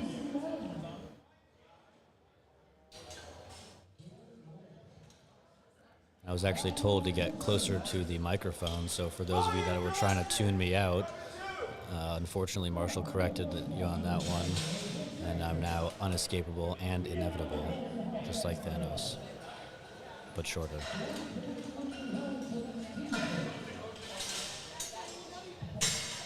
Speaking of shorter, there is Gino currently out-angling the entire back of the platform.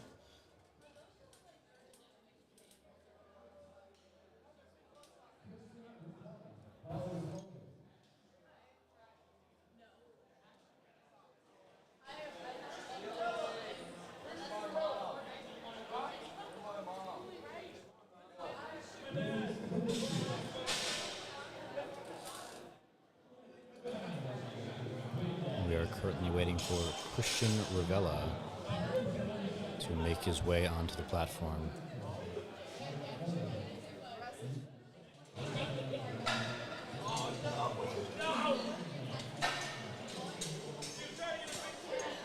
And Christian has now made his way onto the platform.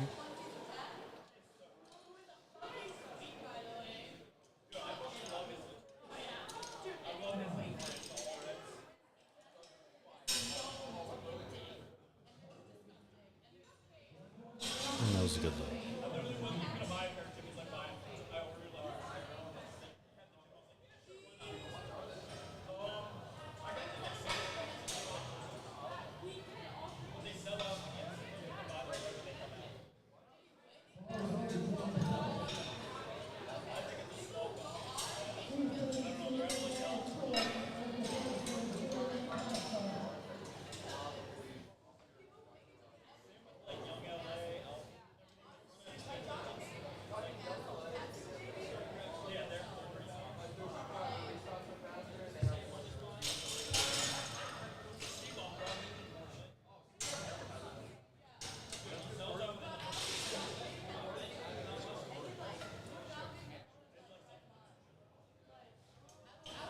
And this was his 105-kilo attempt for Daniel Phillips.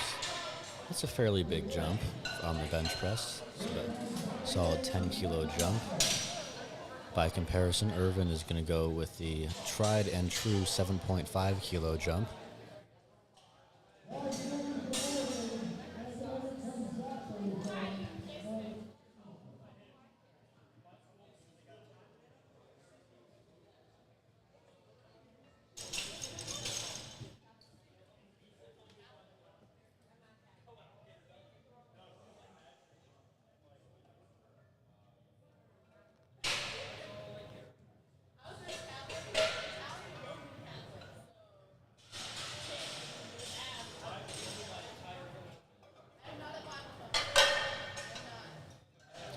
And that probably wasn't as smooth as he would want it to be, but he did get it done. He did get his 3 white lights.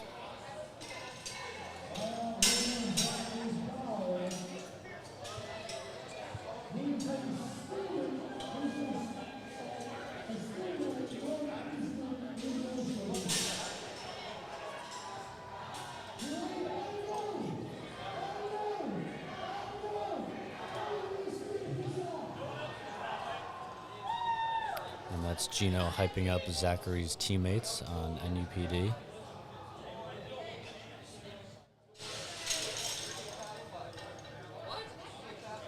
And here he goes for a 250-pound bench press. That was very smooth.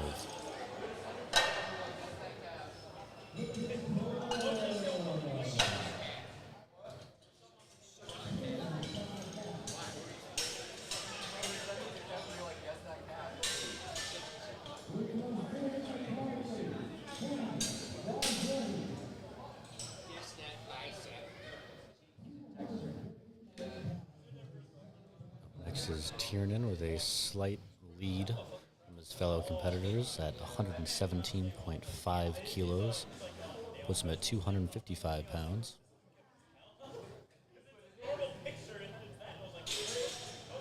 Once again, Tiernan making excellent use of his arch.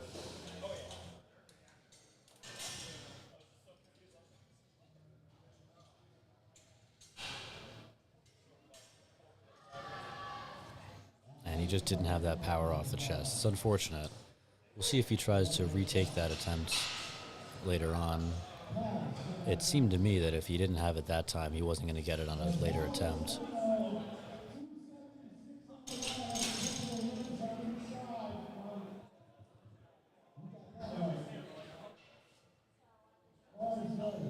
Paul is going to be making the jump from 253 to 276.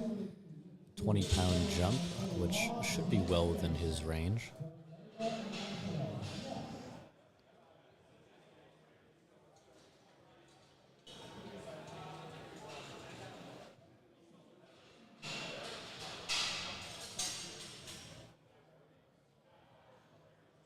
And that was a very smooth press.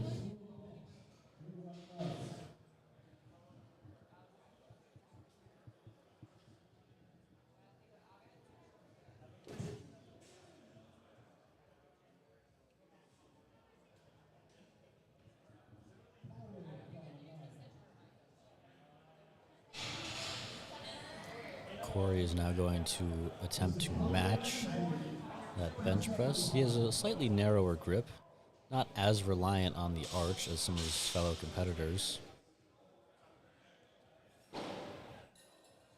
That was a wonderful pause and a very smooth shot up. I think that he would be good for 300 pounds if he really wanted to push himself today.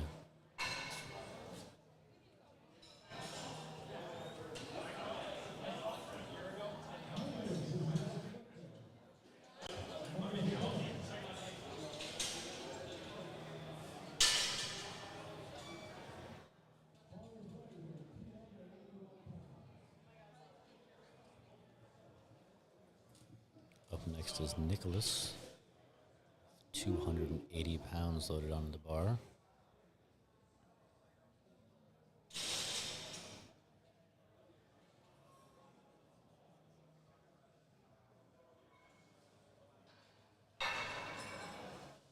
Again, making great use of that arch.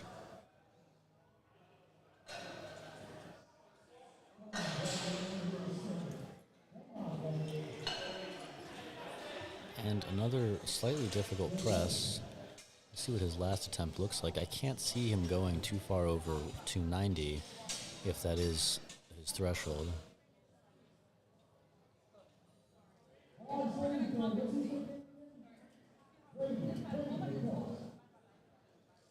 It's at 286 pounds. We have Basim.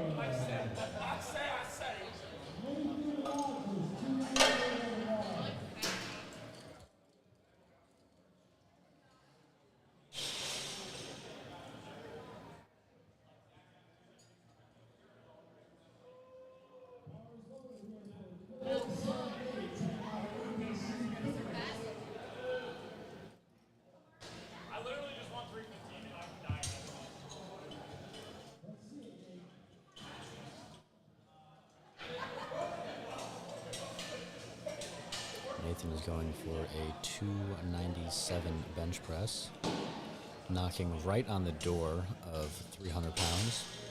Not quite there yet, but he should certainly be good for it when he does go up for his third attempt.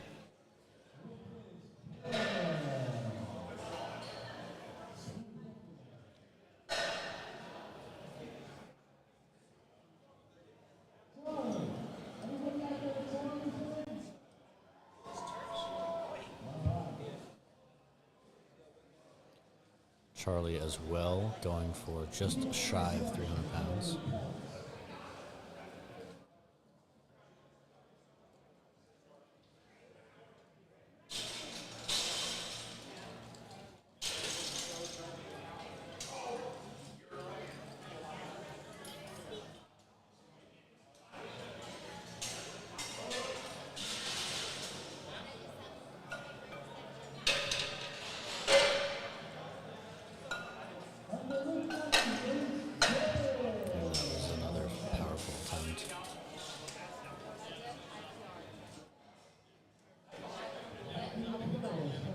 And we're now reaching the benchers that are clearly above their competition when it comes to ability. They've opened heavier than everyone else's second attempts.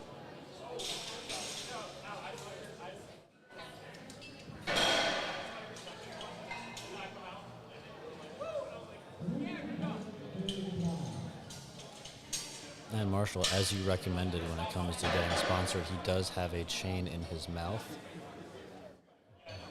It's all the rage with the kids these days. Someone tell Kevin Papa.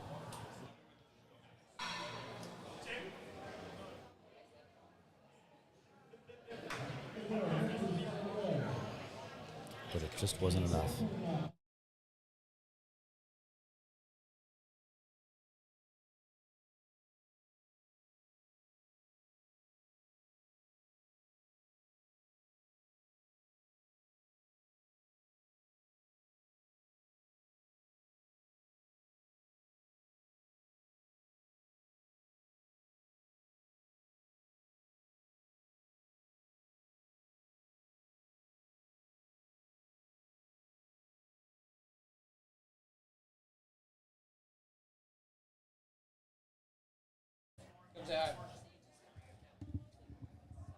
We now have Jan Dario, our prestigious meet director for New York States and New York State Chair.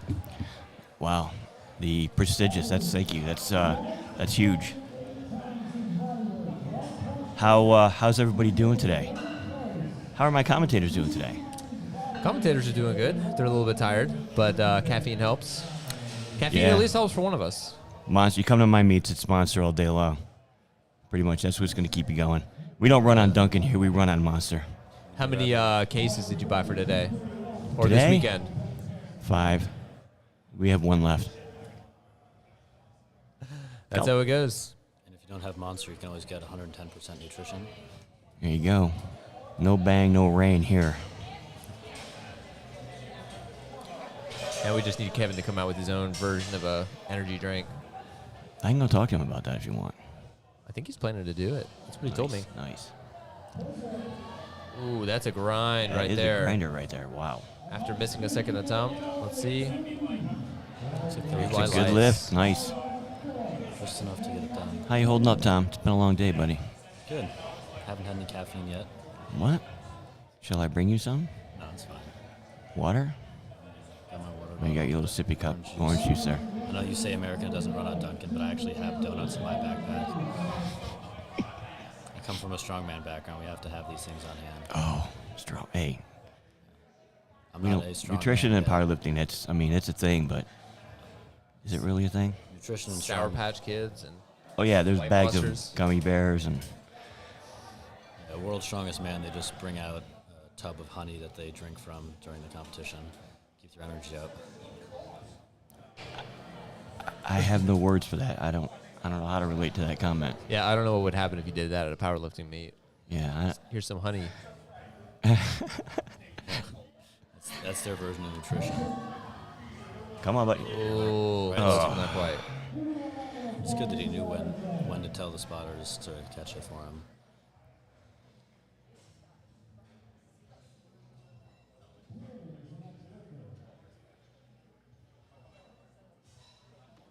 Yeah, I like the little head shake. You got to do that because you're like, if not, it's going to fall on my face or my chest. Yeah, because the spotters will just let you grind it out. Uh-huh. And you sit there all day. Well, Well, a good that's spotting what the crew spotters will do do. that because they know if they don't, when they grab the bar, that's not good. And I don't think I've seen many spotting and loading crews better than this one. NUPL is knocking it out of the park this weekend. And they've actually shifted it into like 8th gear because they know that we still got to pick up and they got to drive back home to Mass. So they're kicking butt. Yeah, I running the different angles back here, like pretty much as soon as I'm done with the replay for one lift, it's already on to the next. So it's exactly what you want. So That's have you only 12 gone seconds into away. lifting? I'm sorry, Tom. Have you gone into lifting cast at all to see the stats? You can see the stats on all of the attempts, how long they take, what's the average attempt in time for bench, squat, and deadlift, and all of that. And it's actually remarkable how fast they're moving. What's the average time between attempts looking like? Average time is around 46 seconds. Oh wow, yeah, that is absolutely killing it. But if you think about powerlifting is a game of math. Yes, there's weight on the bar, but as a meet director, it's more about how long does it take to run this event? Because you have to figure every attempt, you have to figure how long all the flights are going to be, and that's all math. Yep. And I think there are some calculators out there for that now, or at least some that the national office has access to. Well, it's on your phone too. Oh, you mean our website? Yes. I actually misloaded my bar by 40 pounds yesterday, and that's when I had to bust out my calculator and make sure I was getting it right. Yeah, I think powerlifter's not typically the best at math. I'm pretty good at math. That's why you're Well, you're not the director. average powerlifter. This is true. Well, I am an average powerlifter. That's why you're our esteemed state representative. Hey guys, I got to run. It was nice stopping in. I might stop in a little bit later too. So keep the mic hot. Yeah, sounds good to me. Thank you for stopping by. Thank you.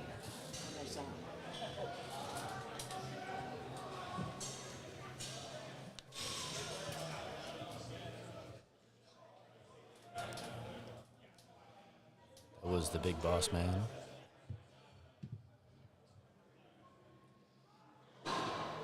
He's the one that keeps us paid.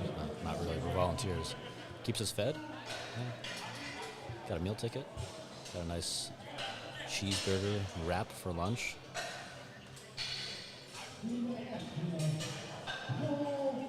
It's been 4 hours since I ate that, though.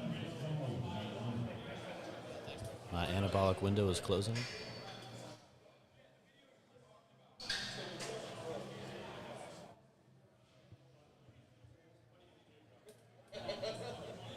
Here's Paul at 286. Thanks for agreeing with me on that one, Gino.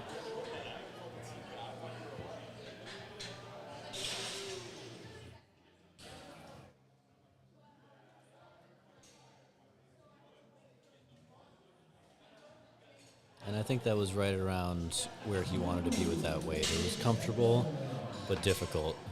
And he possibly could have pushed a little bit more, maybe 290. But that was right around where he was going to be for that. And speaking of 290, our next competitor is going to be right on that number for his third and final bench.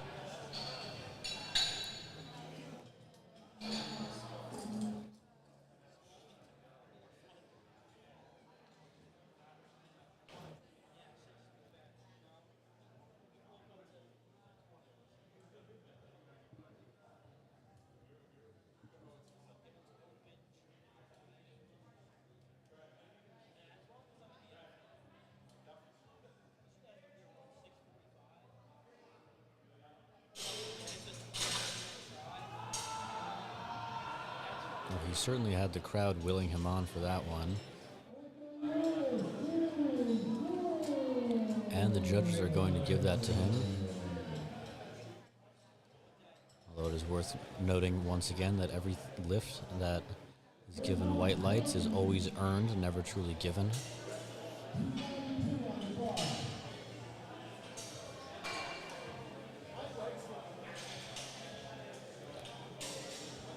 Hasim again is going for 290. A lot of lifters that are right around each other with the same attempts. And you didn't really see that with the squat. Yeah, that's always fun to see because then you kind of get battles going, you know. I think we've had 2 or 3 sets of lifters that went 100, 107, 115, and now we've got 3 or 4 lifters at 290. I don't see him getting Can he this do one. it? Can he do it? He locks it out. But what do the judges have to say about it? Let's see, was there up and down motion? And that was 3 They white gave it legs. to him. That was a wonderful grind. That was a crazy grind. The instant replay didn't even catch half of it.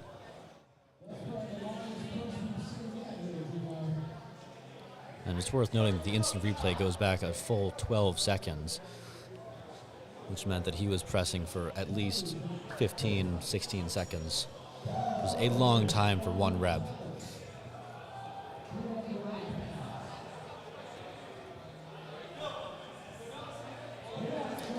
And we're going to see Charlie attempt to go over 300 pounds.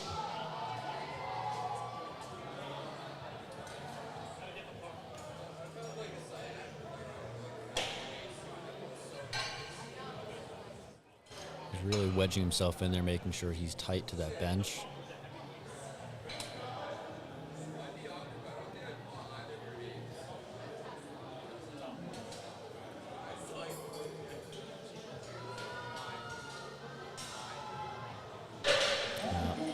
Not in the cards for Charlie today, but he walks off the platform with a smile on his face.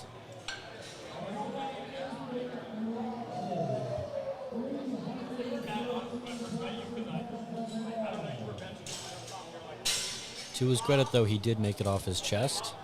It was just that big sticking point where his triceps didn't really have the time to kick in just yet. Here is Nathan going for his attempt over 300 pounds. I heard him saying backstage, and this is not an exaggeration, he says, "I just need to hit 315 and I can die happy." May is a strange month to want to die in, but I say at least live through the summer.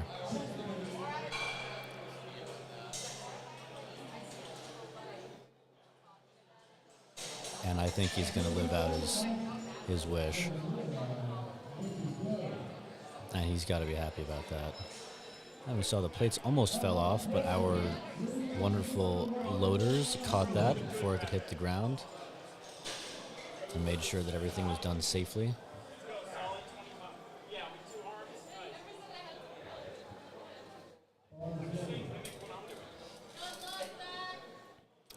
Another lifter that's going for north of 300 pounds. And I think this should go up fairly easily for him. But it is a very big jump. He started at 240, and he's trying to end at 320.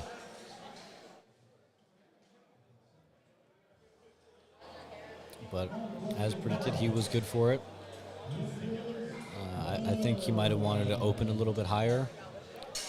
And Matt here, our next lifter, would have failed this 150 kilo bench press, which is 330 pounds.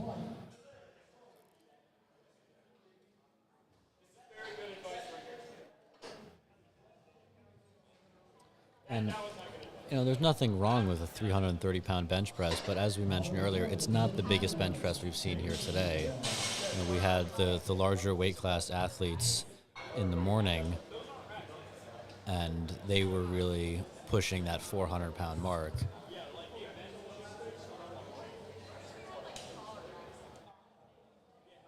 Hey, Marshall, you think anyone's ever bitten through a chain when they're squatting or benching? I would imagine with the number of people that do it, it's probably likely. How awkward do you think it'd be to be trying to bench and you bite and that metal goes in your mouth? I feel like it would be distracting just to have it in your mouth to begin with. But Yeah, I wouldn't be focused on the press. I'd be focused on clamping down. Do you know why people do it? Is it like a placebo? Do they just I have no idea. never outgrew pacifiers? Yeah, well, I know that, at least some of the people that kind of started the trend said they just they wanted to wear a chain while they were lifting, but it was distracting to have it just kind of moving all over the place. So it wasn't a better place than in the mouth to go. So that is what it is. Yeah, I have a necklace myself, but sometimes when I do my power cleans, it hits up and kicks me in the face, which is always uncomfortable when I have a little hammer-shaped mark on my cheek. But I think Danny should get this. I didn't say it was going to be easy, but I think he can get it. What a grind.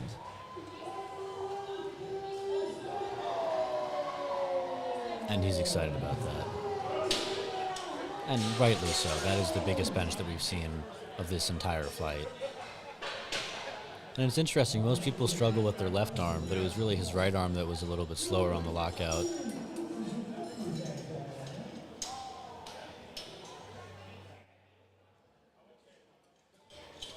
And you can see Rohin's friends wearing Zoo Culture t-shirts and a backwards hat, making sure that their TikTok is ready to go by the time they've left the building.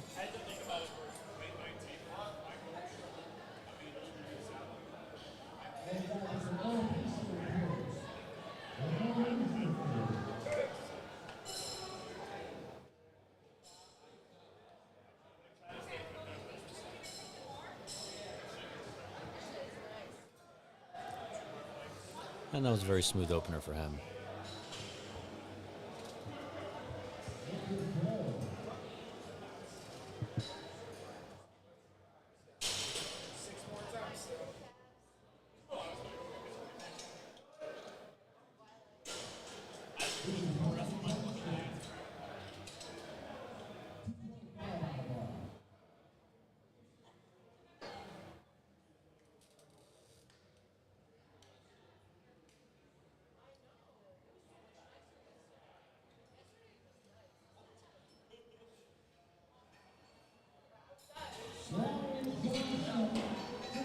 You know, I wonder if Ryan went a little bit too heavy with his attempts today, because his squat, he missed his second attempt, he barely got his third, and that bench press moved a little bit slower than what you might want to see for an opener.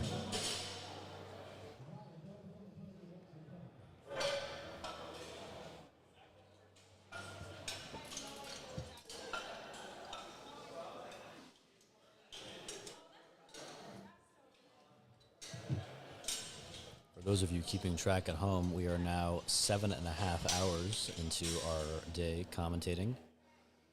I hope that none of you have listened to me talk for 7.5 hours for your own sake, for the sake of this live stream being more broadly distributed. I hope that some of you spent your entire Sunday listening to me. And that was a good 290 opener from Arnaldo.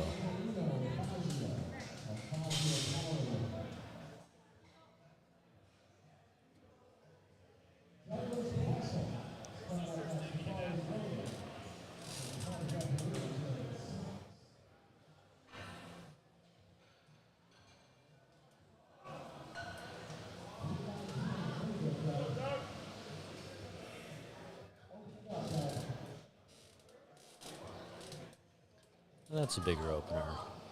I don't think we saw... Well, actually, that's not true. We saw Danny open with 150. But still, a 145 opener should be a good, solid attempt for a 100-kilo athlete.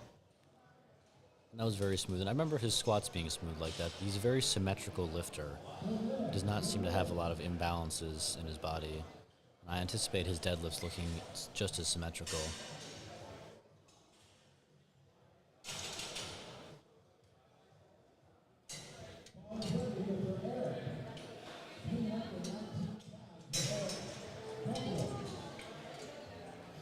Eric is also going to be opening up with 320 pounds, 319.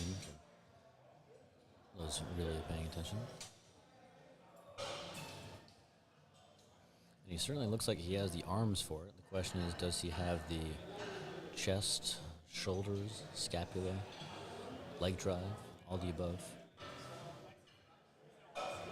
There's a very high unrack. I wonder if he'll hit it on the way back in.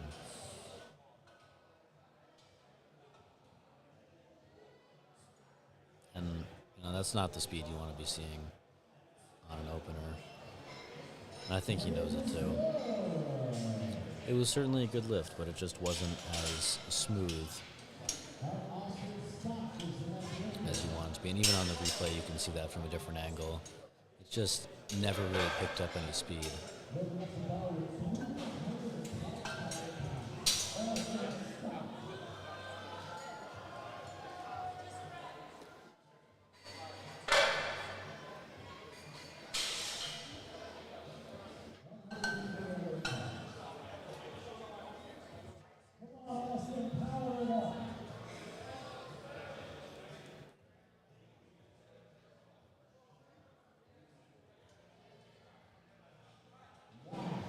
And that's the speed that I was talking about beforehand. That's more what you want to see. Yeah, that was some speed on that one.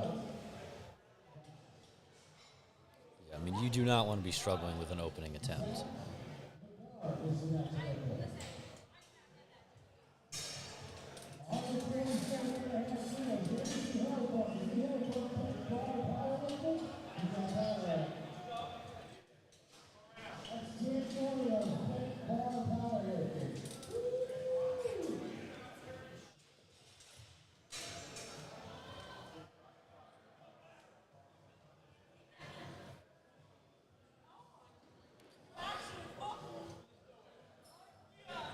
I know I said this morning, but seeing all these benches and watching everyone warm up to my left really does make me want to train bench press again.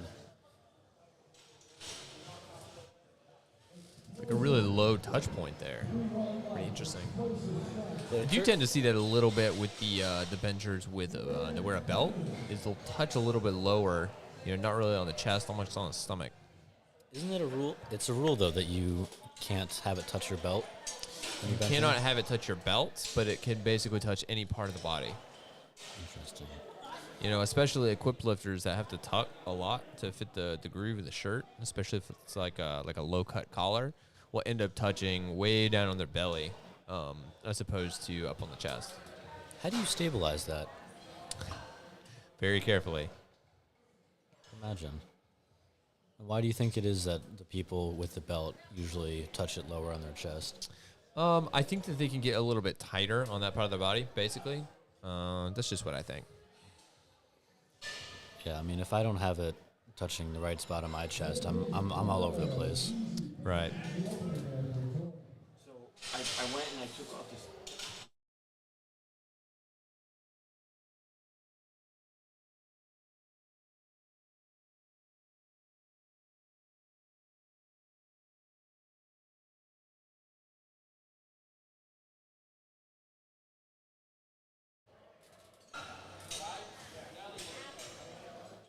Matt is now opening with the heaviest bench of this flight so far.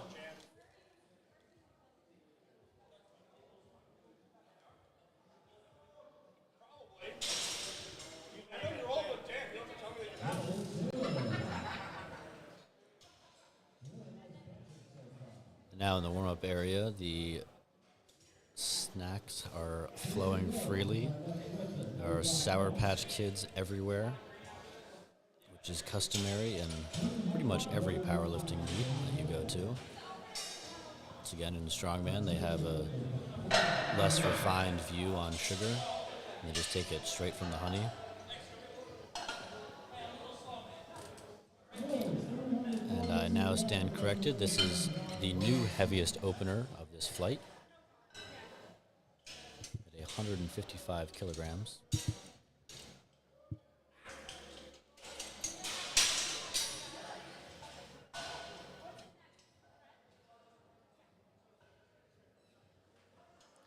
That was an interesting middle ground in terms of where he touched on his chest. You see that? It wasn't quite at the collarbone area, but it wasn't on his stomach either. Yeah, some of you see, I think typically with closer grip benchers like that, you kind of have to tuck the elbows a little bit more to keep them underneath the hands. So you just naturally end up touching a little bit lower. When you see all of these really high arches and wide grip benches, you have to touch a little bit higher just to keep the elbows stacked under the wrists.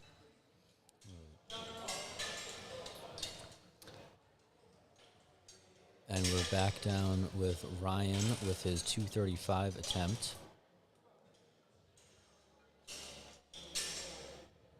Ryan is wearing his Pioneer adjustable lever belts, something that is now allowed in any USAPL meet. And his A7 singlet, which is highly encouraged in every meet.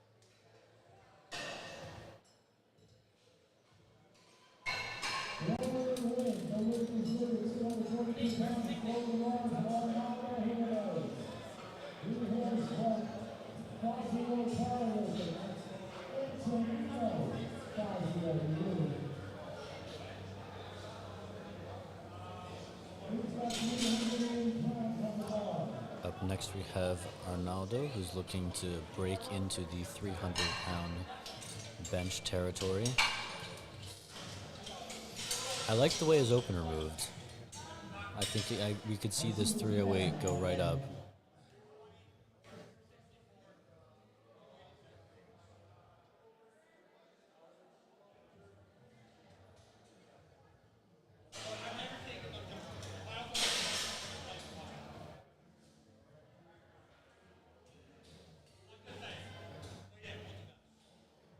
And that was just about as smooth as you might think it would go. It's certainly slower than his first attempt, but it was nearly 20 pounds heavier. But he certainly should be good for a third attempt.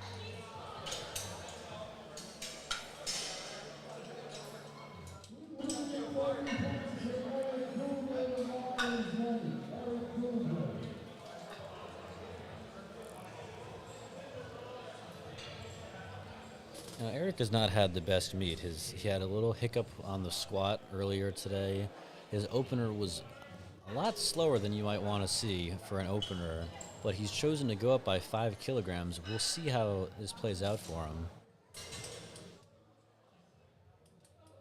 Yeah, it always makes me a little bit worried to see people make bigger jumps after a tough opener. And But you can just see he's straining even as he unracks it. And no. even if he had locked that out, his butt did come up off the bench, and that would not have been a good lift. But I think he just expended whatever energy he might have had for a third. I could not see him coming back and getting this one. I wonder if he has a coach. I don't see anyone back there watching the lift. If not, that might be something to help him out. It would certainly explain a few things. Yeah, I think good coaching is really underrated, especially as far as like meet day performance goes. Having someone that can be objective and, put exactly the right numbers that you need, not only to, build a good total, but just to, actually take what's there on the day. I think part of it, too, is it doesn't even necessarily have to be a coach. It could be a friend or a training partner or someone who knows you and can say, you know what, Marshall, you usually open at 365. Your warm-ups aren't going too well. I can't see you going and hitting these attempts. Maybe you want to slow it down and go 360. And having that person in your corner really does benefit you. And it's like the spotters. A team will always help you. I mean, people think of powerlifting as a solitary sport because you are the only one that's lifting, but you have a federation that you compete in. You have a coaching system in place where coaches are available for hire. You can do nutrition. There's all sorts of factors that come into it. Recovery is another major factor. If you get sponsored, one of the terminologies they use that you're now part of their team. Like I know every athlete that gets announced with 110% nutrition, they get reposted and they say, welcome to the team. So it is very much not an individual sport. It's just an individual performance.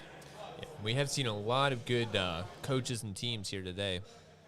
Definitely seen some solid game day handling and attempt selection.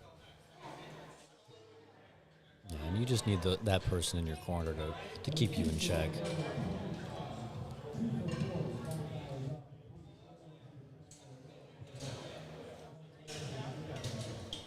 And you can see it backstage in the warm-up section even more, which is off camera, the amount of help that people are giving to one another in terms of loading the plates, spotting each other, making sure that they have the right amount of food with them.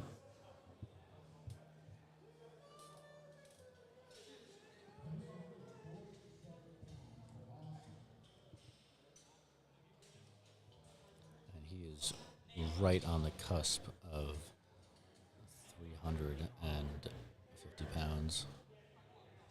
That was a very smooth press. I don't see him making another 10-kilo jump after that, but I could see him going for about 365 or so.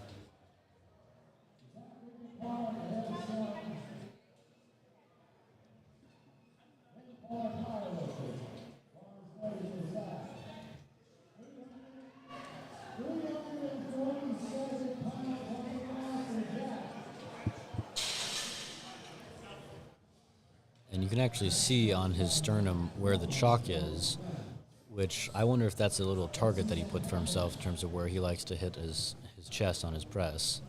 Or it could just be a byproduct of him slapping chalk around. Maybe there's still some chalk left over from squats. Just gets left on the singlet. That looks like it was exactly where the bench touched, so maybe it was from his last bench attempt. Because it touched down exactly in the same position as where the chalk is.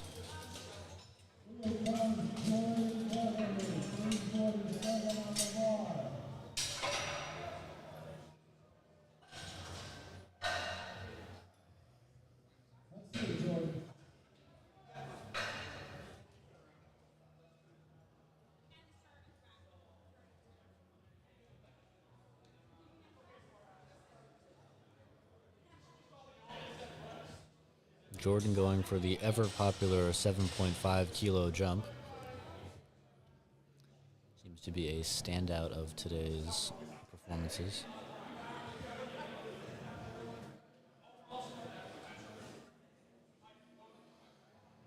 It was a very controlled unrack. And a very smooth bench. I think he didn't waste any energy with that unrack. He let the spotter bring it out for him. And that's what Marshall said earlier, was the use of having the spotter unload for you, is you really don't waste that energy taking it out of the rack.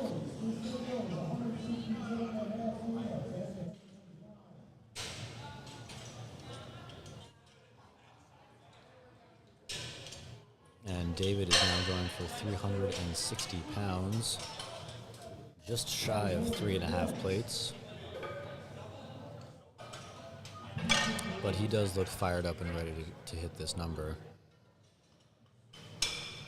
And I hope it does move well for him, for this is a second attempt.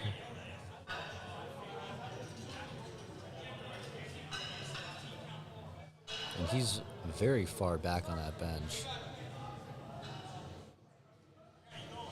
He should be good for somewhere in the 370 to 375 range based on that.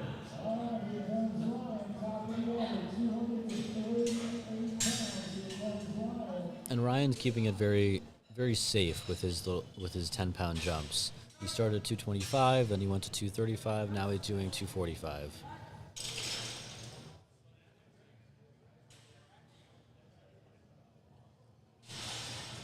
And to some people, 5 kilos might not seem like a big jump, but if that's what you need to hit a perfect 3 out of 3 meet, then that's the perfect plan for you.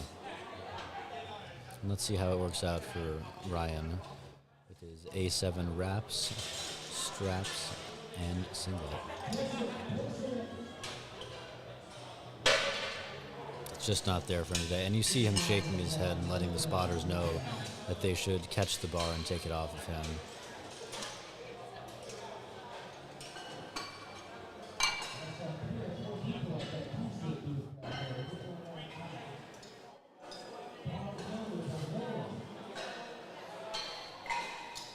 Marshall, I got a question for you about benching again. How many people do you think would make all of their attempts if there were no spotters? Because I've hit a couple PRs where the fear of death was the thing that really drove me to lock it out.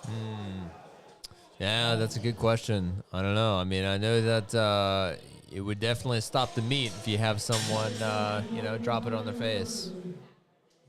It depends on how nimble they are.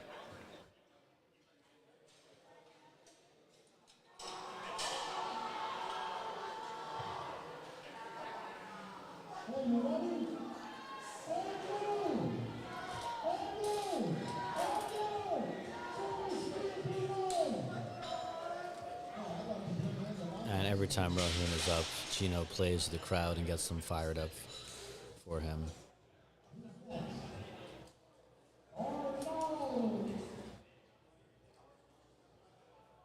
All right, what are we doing blocking here? I guess we could always get our second angle if the camera's blocked.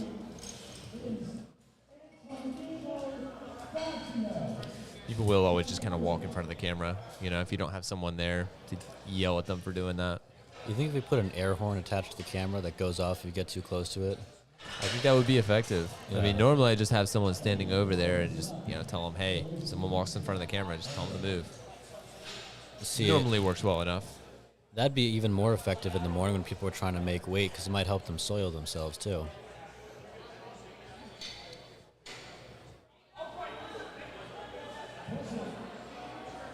Yeah, a little stutter on his chest there when he tried to stabilize it. I think had he pressed it a little bit sooner, he might have gotten that one.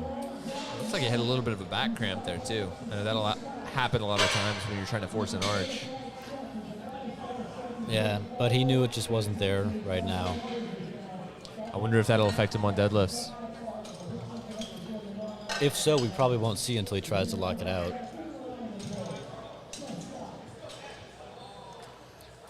All right, Eric is retrying 150 kilos.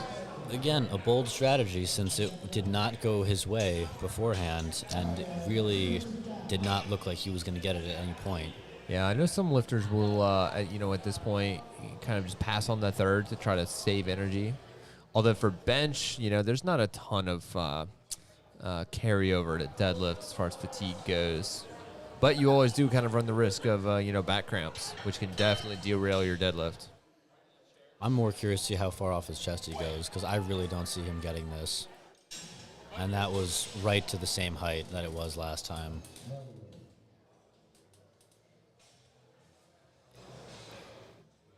To be fair, though, that would have counted in a high school football weight room.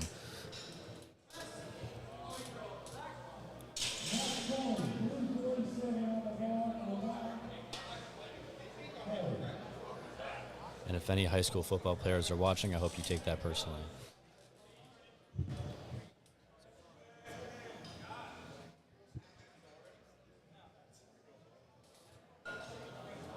Speaking of someone fresh out of high school, here's another junior named Matt, going for a conservative 2.5 jump, but he should be good for it. That's about as smoothly as his first two attempts moved. And he should be happy with going 3 for 3 on bench. We have a lot of, and I think this is a testament to the coaching that's here, a lot of athletes that have had fairly perfect meets so far. This morning we had that, and very few people are missing lifts for depth or jumping press commands. It's happened a few times, but for the most part, either they get it or it's a fail. But they're not leaving a whole lot to the judge's discretion. Absolutely.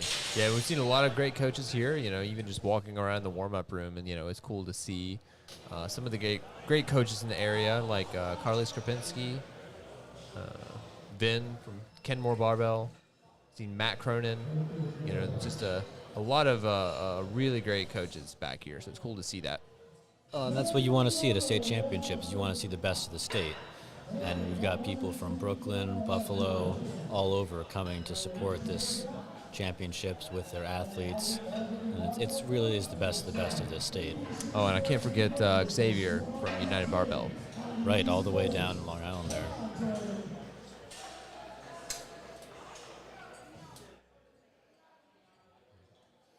Albany may be centrally located in the state, but it is certainly not convenient to places like Buffalo or Long Island or It can take several hours to get here, and it shows the commitment that they have both to the sport and to their athletes, that these coaches are here and supporting.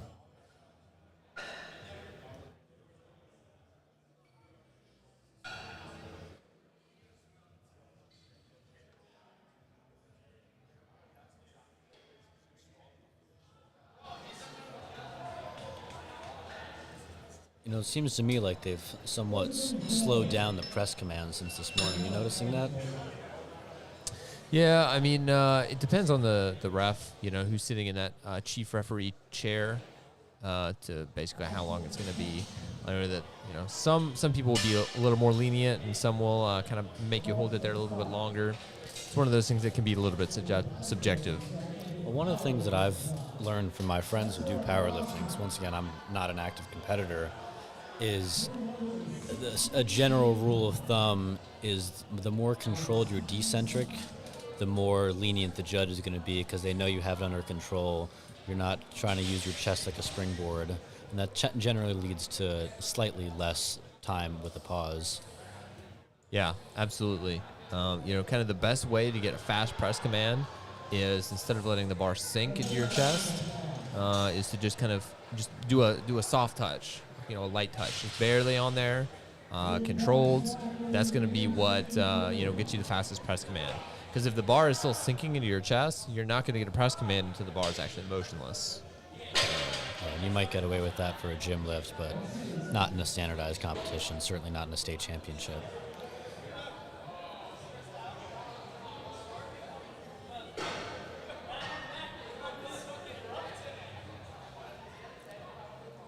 And it appears that the singlet has the exact same smudge of chalk on it from earlier. X marks the spot. But will he find the treasure that is this 365 bench? Seems to be shaking his head in agreement.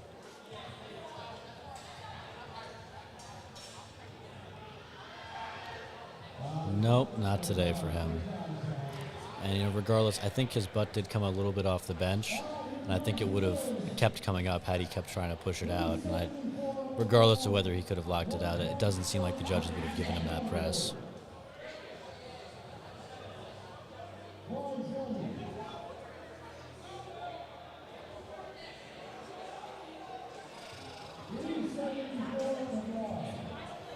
And this is the biggest bench that we've seen so far today.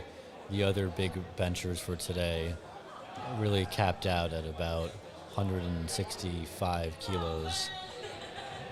And since neither of them made it, his second attempt is right now the heaviest bench that we have to go off of. And what a great grind. What a grind. He's going to be happy with that, as is the entire peanut gallery that's watching him.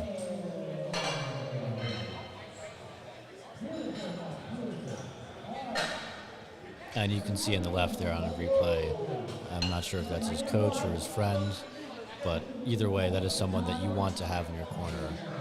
And we are finally on to our third and final flight of bench today, which means that we are almost a third of the way done with this session. Looking like we're taking about 2 hours for each cycle of events. But it could be a little bit less, because I think that this session started at around 4, and it's only about 4:50 now. So with any luck, we'll have our award ceremony by about 7. I can pick up my #1 commentator trophy that Jan had made just for me. No offense, Marshall. I'm okay with that. I'm the one rambling away over here. Yeah, PSB Productions, we typically have our own commentary crew, but since we're based out of the Southeast, based out of South Carolina, it's difficult to get our local commentators out here. So we'll take what we can get. Yeah, you gotta appeal to the lowest common denominator, and here I am. I mean, hey, if we gotta pull the strongmen to commentate, we'll do it. Yeah, just wait till we get to the sumo deadlifts.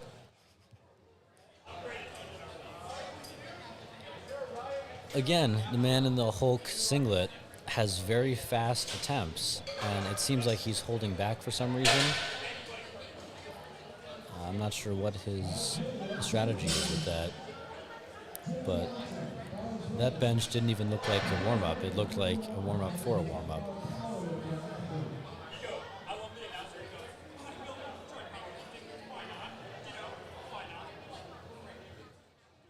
Here we have Jimbo Slice going for his 231 opener.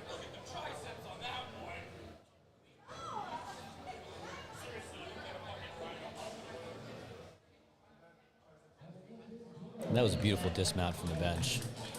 Really just expressing that core strength that he has.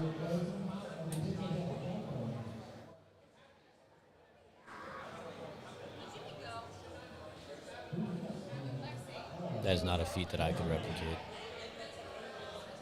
Strongmen are not that nimble.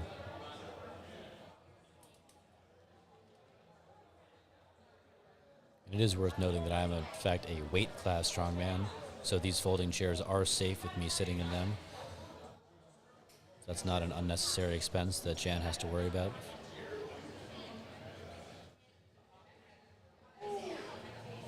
And again, Ryan will be going for a 231 opener.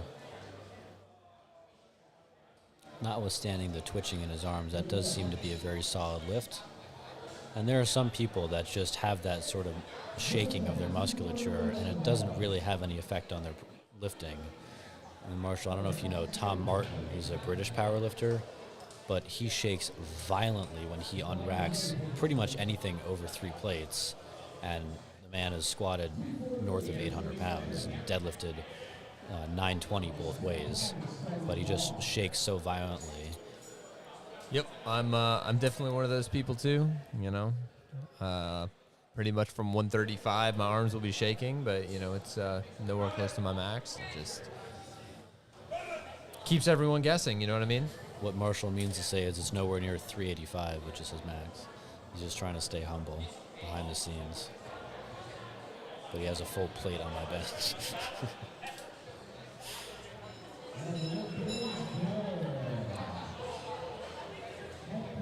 It's always nice to see the lifters look up at that camera expecting a reply. It kind of makes me feel like Ed Harris in The Truman Show. Just an overlord looking down on a hopeful universe. These are the kind of things that come out of my mouth when you're not here. It is pretty cool though to get the lifter reactions, you know, because where the camera is exactly where they're looking at the lights. So it's really cool to kind of see the reaction and you know, to whether the lift they just grinded out is going to be a good or a bad lift. And you know what? To their credit, the athletes that have failed lifts, there hasn't been any big temper tantrums, no phenom screamings. Just they take it. They really roll with the punches. If a lift is bad, they know it's bad, and they walk it off and get ready for the next one. And I'm really liking the composure that I've seen with all the athletes today. I mean, obviously they're excited when they hit their big numbers, but if they fail it, they just shrug it off.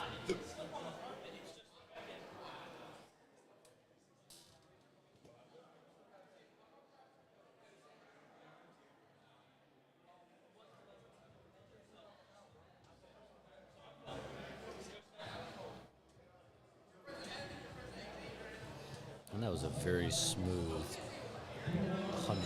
290 pound bench press opener.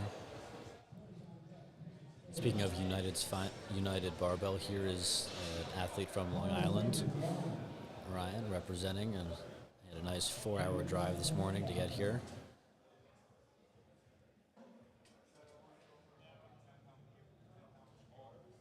I was actually at a wedding in Long Island last night. Fun fact. Cousin got married. I saw a lot of guys there that look like they're really good at benching and really good at not squatting or hitting their calves. But that's Long Island for you. Doesn't seem like Ryan suffers from that. He seems like a well-proportioned athlete.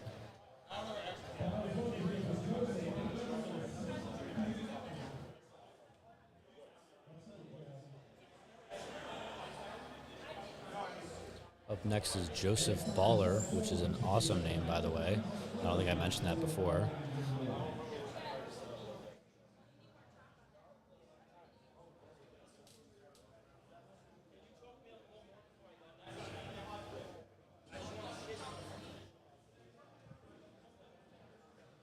And Joseph is having the heaviest opener so far.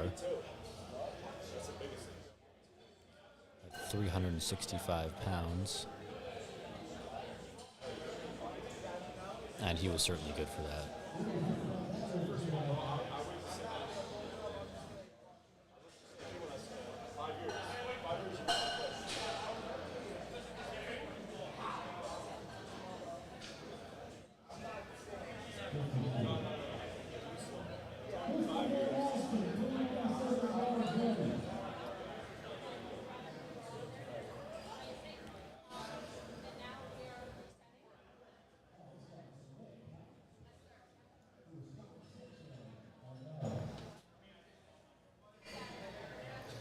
We have now entered into happy hour with a guest lifter opening at 180 kilograms.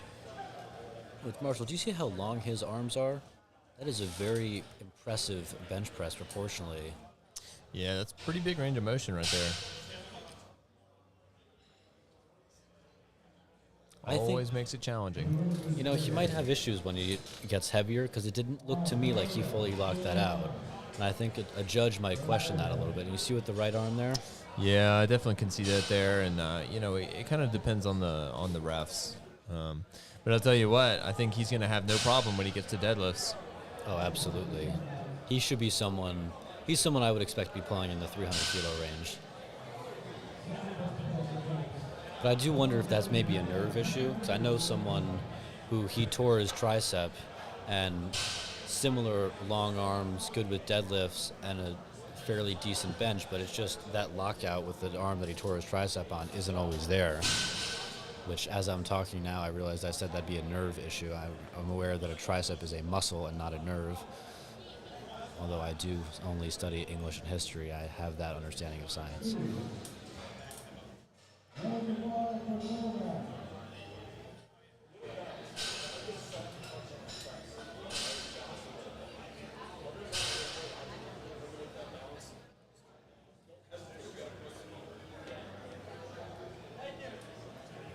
Looks like the spotters and loaders are bringing out the foot blocks. As a lifter, you can request blocks to put your feet on, kind of elevate them. Happens for a lot of shorter lifters. Yeah, and again, this looks like it's something he should be very comfortable with. And it is. Again, it looks like he's just warming up. But that was, in fact, his second attempt.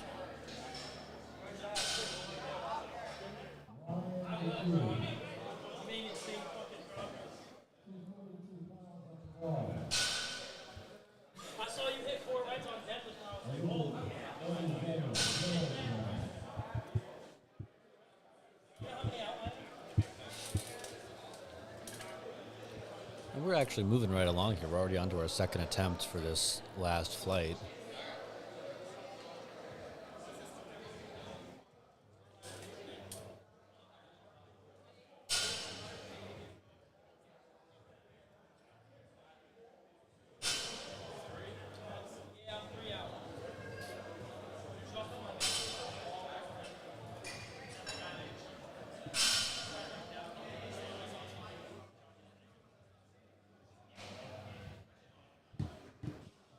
And that was a good, solid attempt. It might be tricky for his third attempt, and it turns out he did miss that. But I'd be surprised to see what he does for his third attempt. I would recommend him just going for that one again, because it was a little too slow to really make you think that he's going to be good for a whole lot more than that.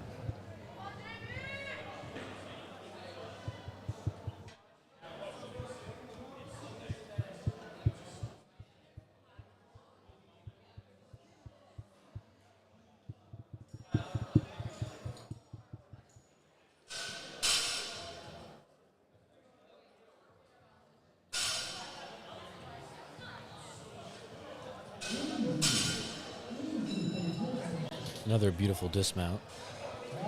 And 3 white lights.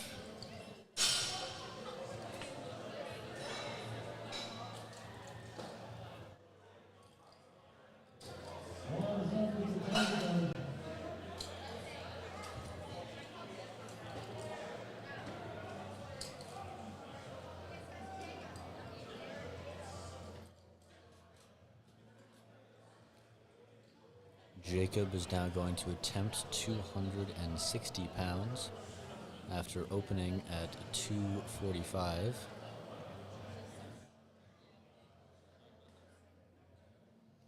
Making full use of that arch.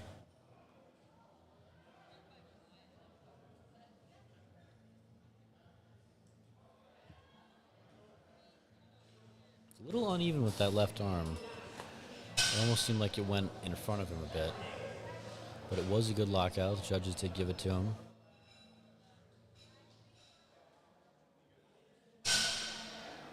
Yeah, I'm actually thinking about getting my certification as a USAPL state referee because I think those T-shirts look really, really cool. Yeah, I think that's a fantastic idea. USAPL always needs more referees. That's one of the biggest challenges to running meets is finding enough referees. So if anyone out there is watching this and thinks, hey, I like powerlifting, I should become a referee, you should absolutely do it. Talk to your state chair, and they'll get you started. Or if anyone likes to decide how happy people can be on a Sunday afternoon. It's not exactly life or death, but they make important decisions in people's lives. And there's a whole range of ages. I mean, there's a college senior as the right side judge, and he's doing a fantastic job. And there's other more experienced referees. So there's a real range of people, and it's not an age requirement, it's who's qualified. And reaching out to your state representative is a good way to really get that process started.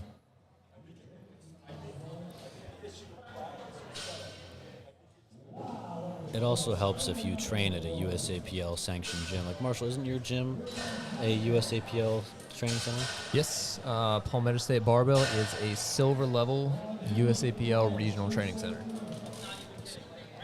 I believe that my gym, Iron Vault, has some affiliation with USAPL as well. I'm not sure the exact tier level. I think they are a USAPL friendly gym, which is a level of certification. They certainly have a banner up. I don't know exactly what the sort of legal framework is for that. Yeah, and the easiest way to find out what gyms are in your area is to look on the USAPL website, and they have a section for certified gyms. So you can search by a map and see what USAPL gyms are close to your area. And it's also a good way to get to know the meet directors and know what meets are going on. So if you find yourself interested in competing, it's a good way to find out, get a real rapport with the meet directors, like people like Jan or state representative, who can put you in the right direction.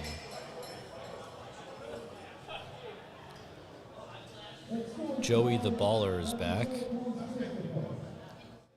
And I'm curious to see how this 10 kilo jump goes, because 365 moved, and it moved decently, but it didn't move well enough where I would think that a 20-pound jump would be necessary or strongly advised. But he doesn't listen to my advice.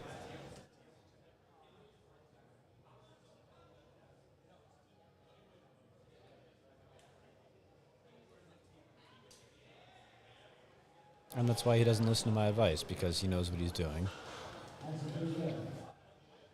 And as Gino said, that's a good lift.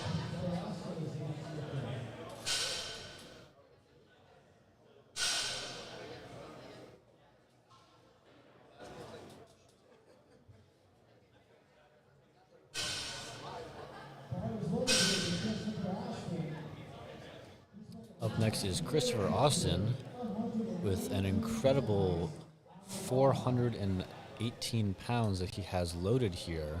And again, with that wingspan, it's just impressive to see how much he's going for here.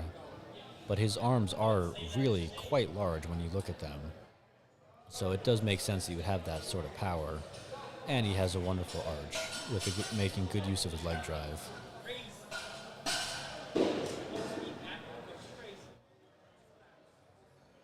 And I think that's going to be the heaviest bench that we're seeing today. I don't believe anyone this morning went that much above 400 pounds. And this is only his second attempt at 418 pounds.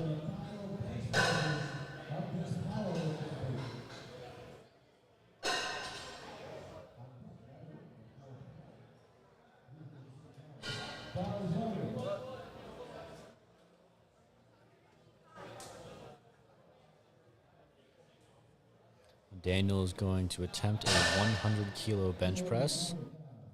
That number has a very nice ring to it, and even 100 kilos is 220 pounds in freedom units.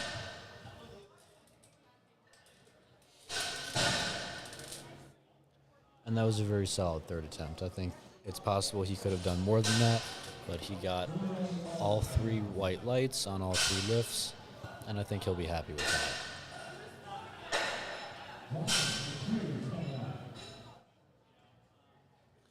Now Ryan here failed his second attempt, but is still going for his third attempt at 112.5 kilos.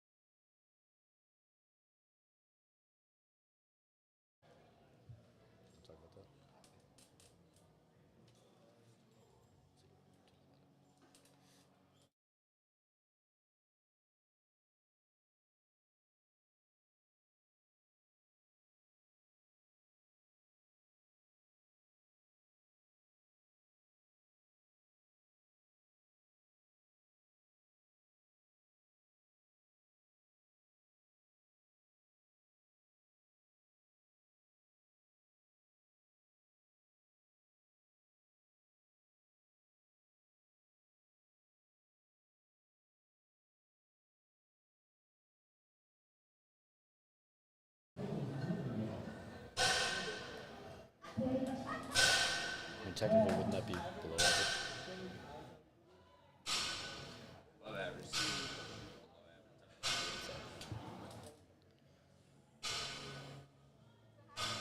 And what you guys might have just caught there is we're talking about how efficient our fearless leader Jan is running this meet, and that is a true testament to our loaders and spotters as well, as the time between each attempt is being kept at a comfortable average of about 50 seconds per lifter, which I am told is a very efficient and well-managed meet.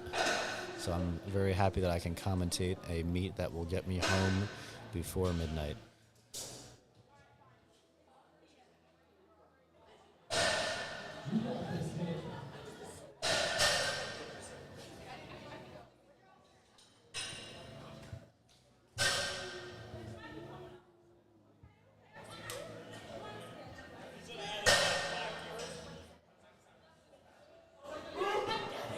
Yeah, you know, you could tell based on the unrack and the uncertainty with that one. That did not look like it was going to happen, but it was a good attempt. But it just didn't get too far off his chest, and it never made it.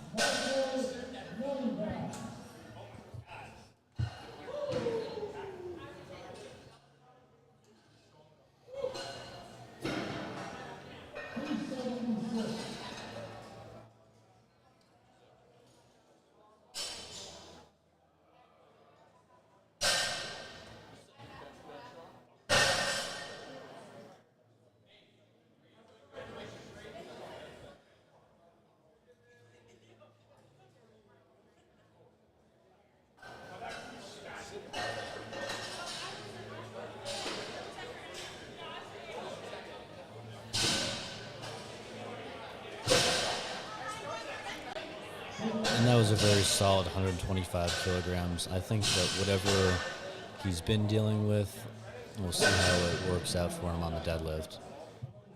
But that was the first time, honestly, today that he's really struggled in any way.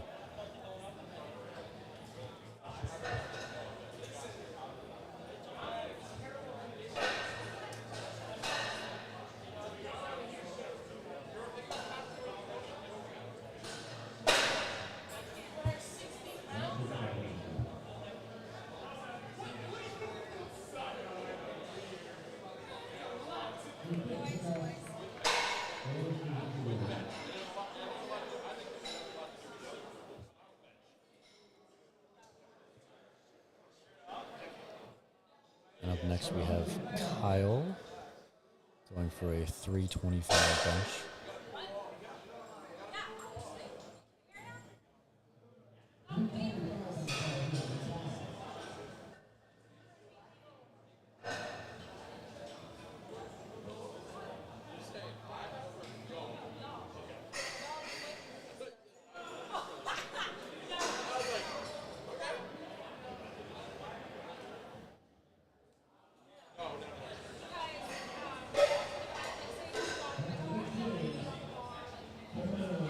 And of course, he's going to be very proud of that.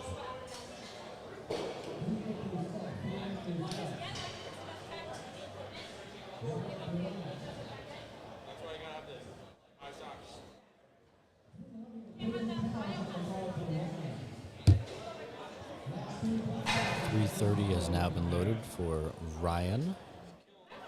He's managed his first 2 attempts.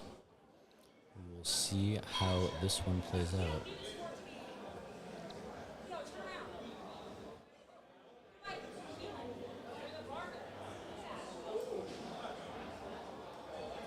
Yeah, that just wasn't happening today.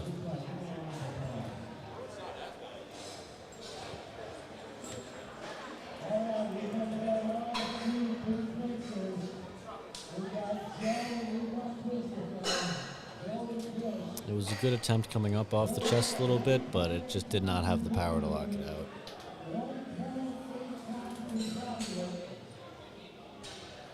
Joseph is going to be going for his 180 kilo bench, which is 396 pounds,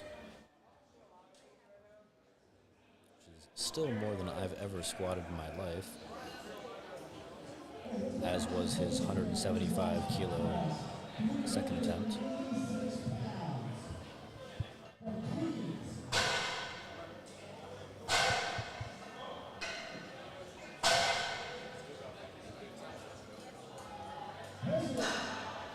And that just wasn't there for him today.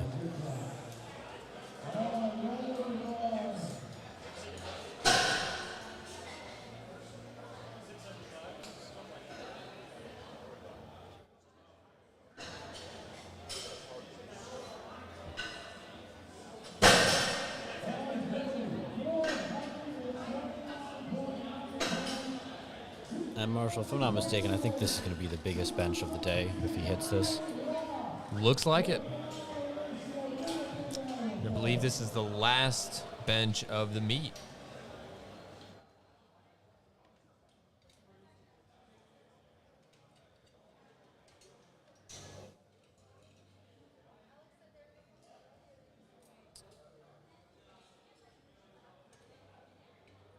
Very strong attempt for Christopher. And that's 3 white lights for him. He'll be very proud of that. All right. Well, we are going to take a 10-minute break before deadlifts. So catch us right back here in just a little bit.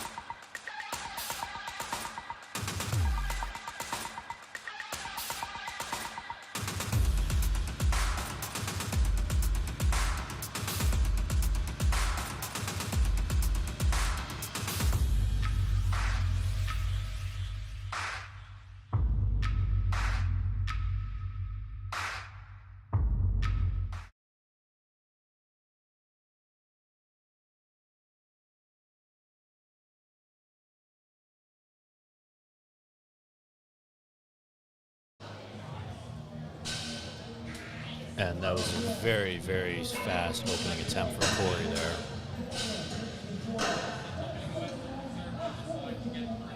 We are well on our way to our last exercise of the day, last event of the day.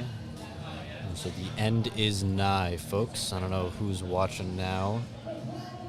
37 people are watching.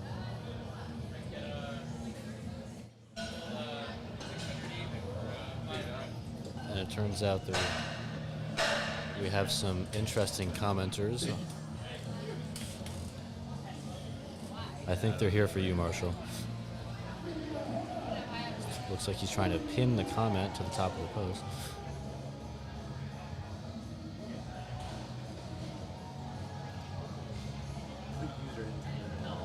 That's hilarious.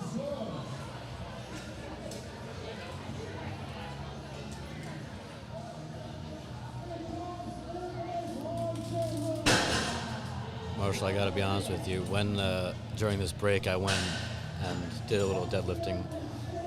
Just wanted to see what I could do.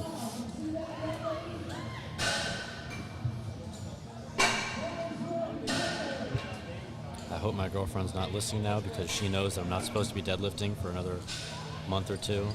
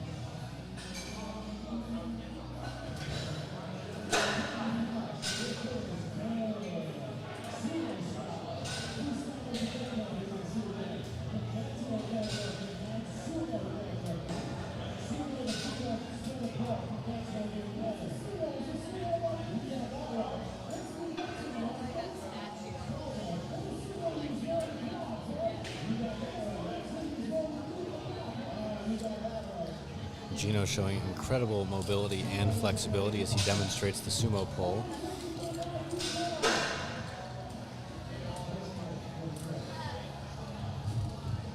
Next we have Matthew opening at 210 kilos.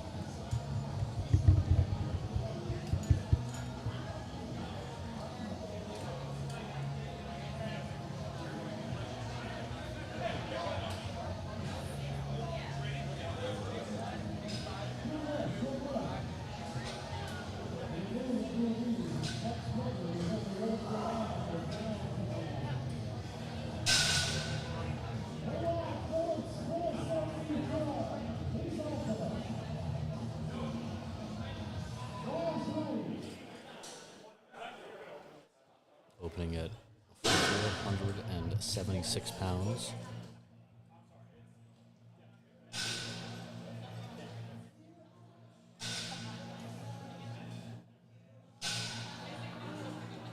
Opting for a sumo stance, which is unfortunately legal in powerlifting.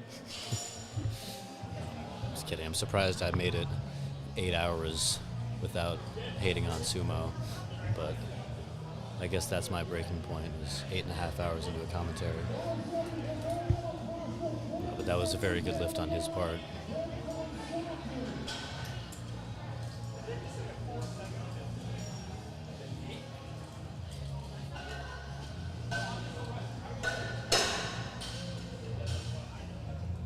Looks like Irvin is going to be opting for a mixed grip conventional stance.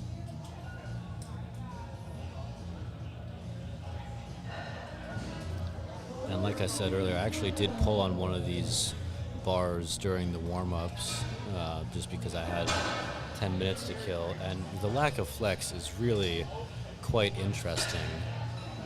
I personally prefer the deadlift bar, but you can see that this is the kind of weight, around 500 pounds, where a bar would start to bend a whole lot more if it did have that flexion in there. But with these standard bars, it's just the tensile strength is that much better that it doesn't bend as much.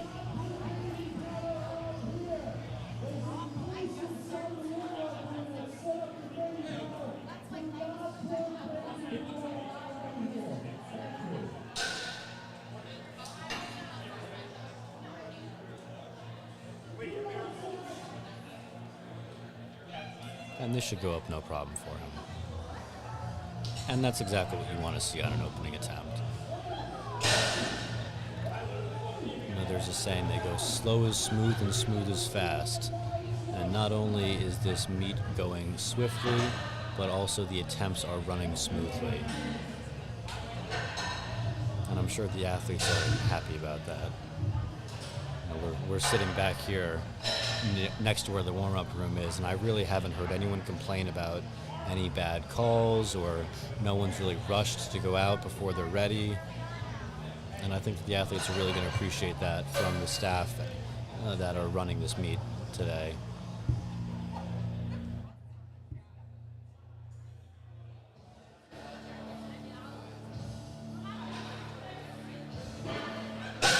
Another very, very competent opening lift from Nathan here with 507 pounds, another 507 puller. And this is interesting that a lot of these guys are starting over 500 pounds, and that's not something I remember seeing this morning. I saw a few more high 400s pullers initially, but it seems like that's the trend here. There's more people that are opening over 500. And that is a grip and rip if I've ever seen one. I don't think he even closed his right hand around the bar before he started to pull.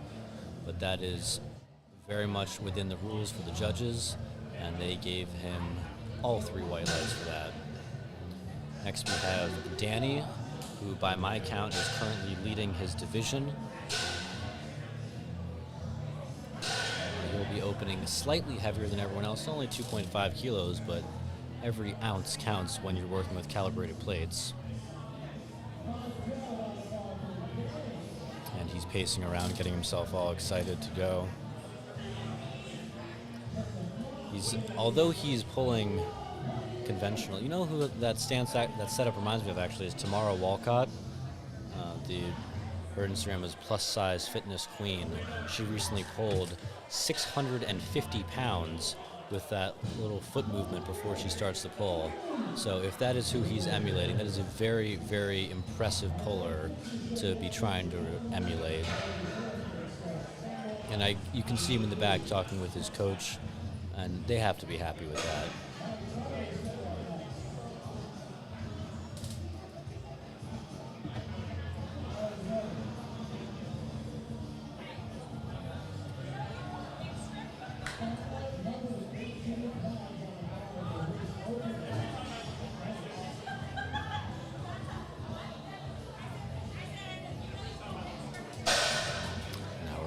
Charlie opening with another 2.5 kilos heavier. And I think that was even smoother than Danny's.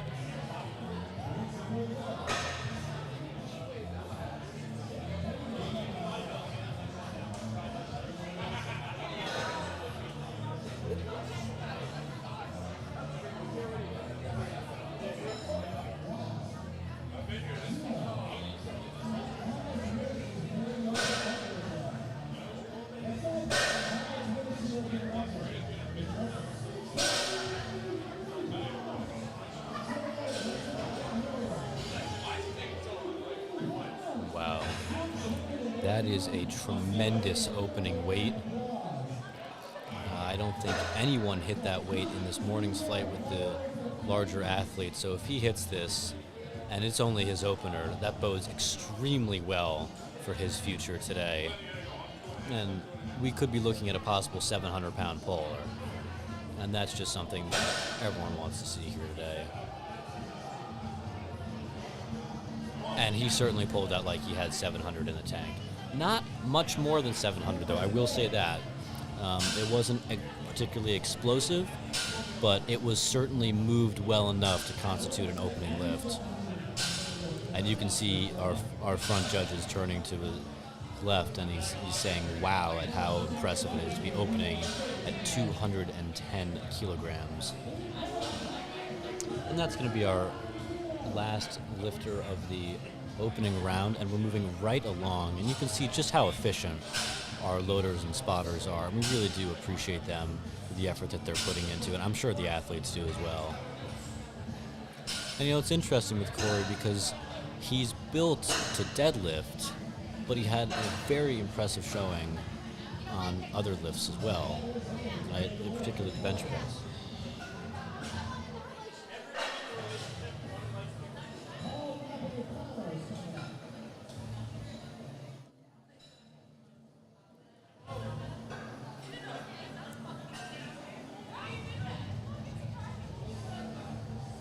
Up next we have Paul going for his second attempt.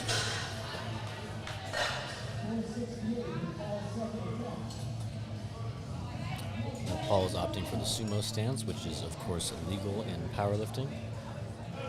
Interestingly enough, I'm not seeing a lot of hook grippers this afternoon. I'm not sure exactly why that is. It could be that these are some of the slightly younger athletes, and so they might be a little bit less experienced with teaching themselves that technique, but it does lend itself well, especially when you're pulling sumo, to really making sure you avoid risking injury on your bicep.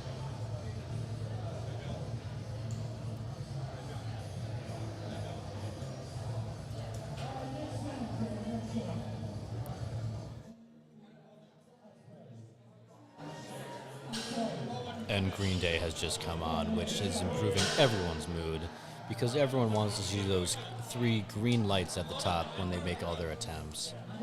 Now he's going to be jumping from 460 to 485, and that looks like it was just the right call to make for him.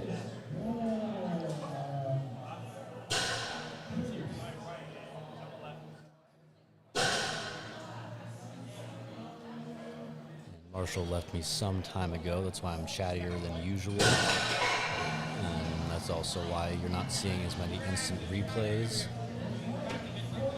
But I think that the lack of an instant replay really allows the viewers to see just how efficient and effective our loaders and spotters are. Now he's doing a little hand wave that's reminiscent of a certain Sean Noriega, also known as hamstring poppy. That's certainly his signature move. In fact, I believe he emulated him in almost every facet on the deadlift, from the walk-up to the little hop that he did when he came away from the bar. And Sean is certainly someone, technically speaking, worth emulating in the sport of powerlifting.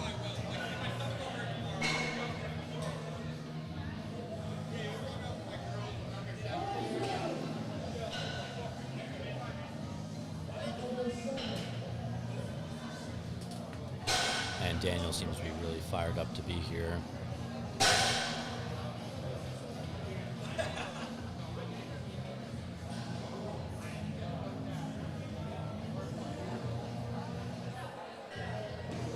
And certainly he better hold on. That is an appropriate song choice. And that was a wonderfully executed lift. And he'll be given that 230.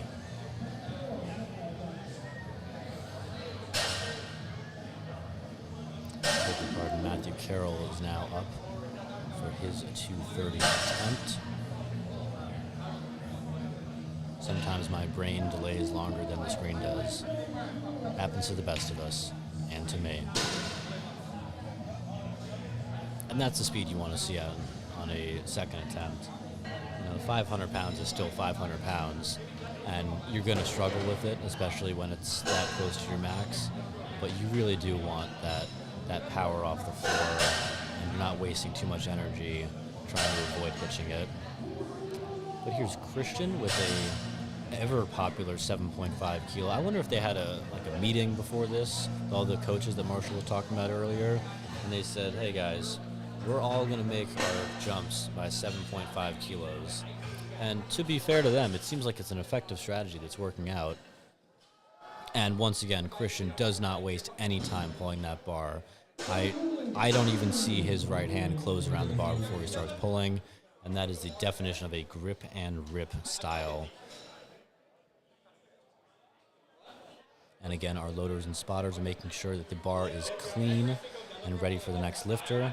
We're making wonderful use of that deadlift jack, which personally is one of my favorite things in the gym in terms of accessory equipment, because it just makes everything so much easier to load. And she is making good use of the deadlift jack, and the two loaders on either side of the bar are very efficient with how they bring the plates onto the bar. And that's what you want to see with the loaders. You want to see a team working together and making sure that everything is set up to comp standard as efficiently as possible. And that's exactly what they're doing.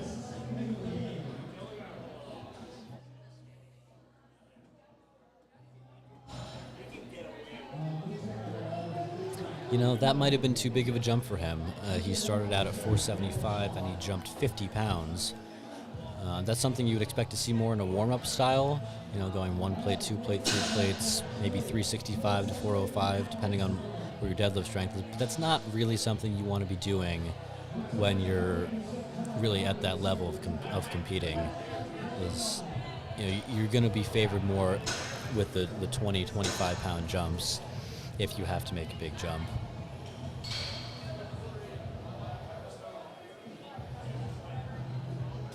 And for example, here we have Nathan, who's going from 230 to 240.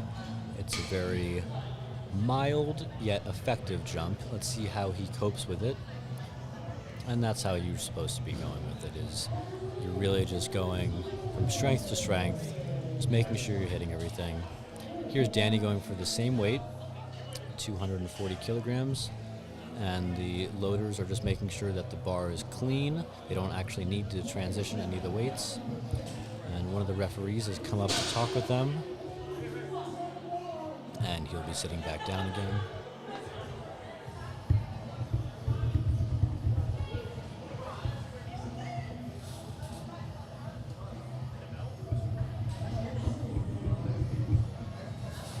And here comes Danny again, pacing around, getting himself fired up.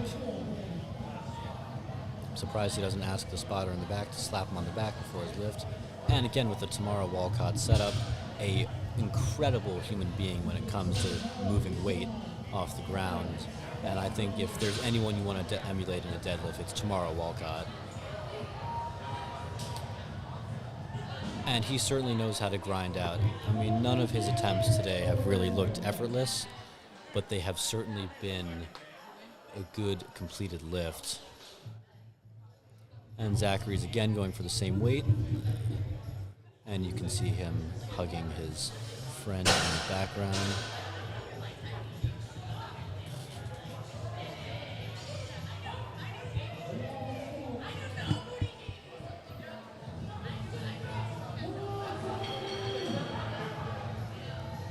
Zachary, of course, with the spot-on impersonation of Sean Noriega, better known to his fans as Hamstring Poppy, is nearly identical. Now let's see if he lives up to his idol's reputation.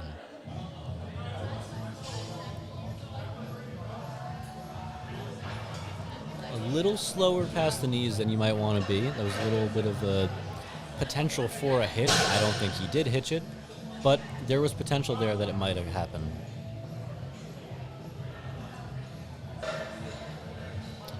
And it's something for him to watch out for when he gets a little heavier.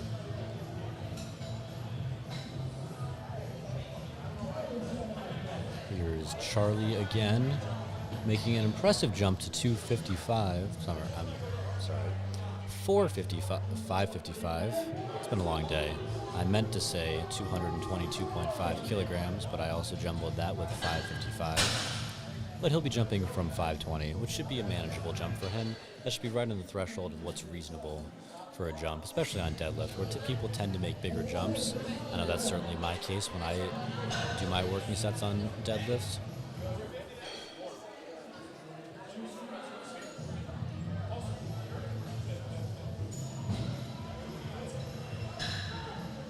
And that was a good lift with 3 white lights. We're having a very successful meet in terms of athletes that are completing their lifts to the best of their ability and really not leaving anything up to the judge's discretion.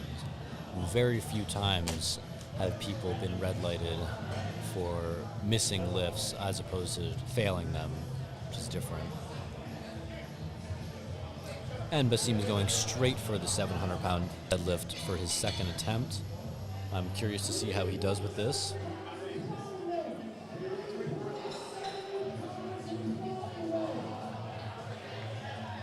And it's even more impressive knowing that he is a 90-kilo athlete, which means that he weighs in at just shy of 200 pounds, which means this would be over triple his body weight if he were to get this. Although, to be fair, he did open at over triple his body weight.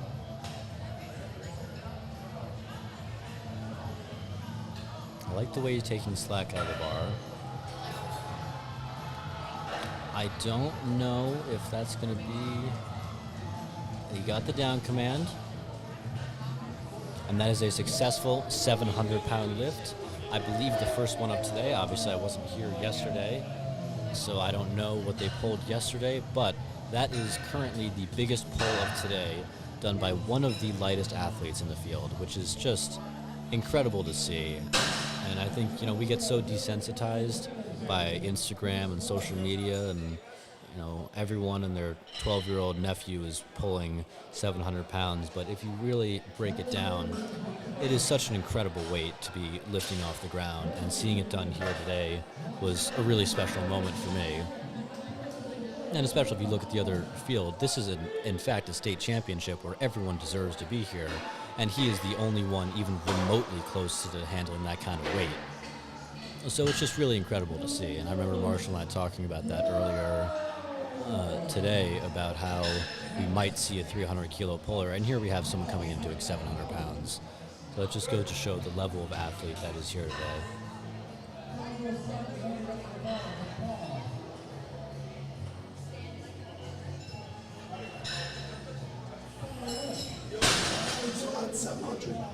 Yeah. Shit was crazy. Shit was crazy. That was the second attempt. Shit was fun.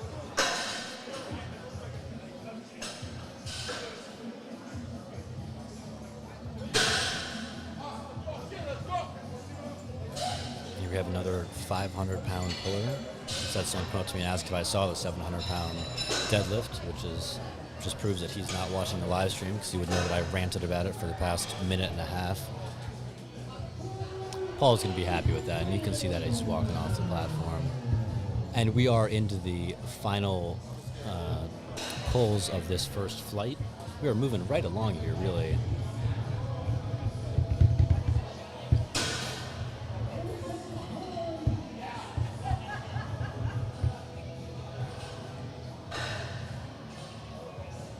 And here comes Corey going for...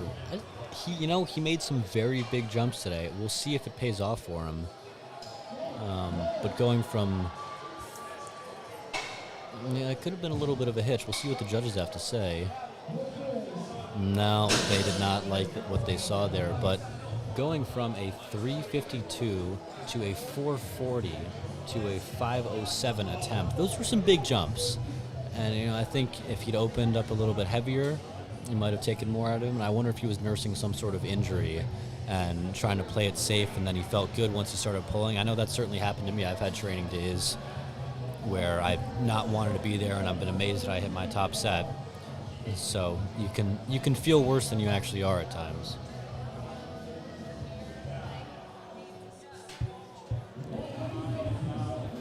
Now someone who's actually supposed to be back here has finally returned.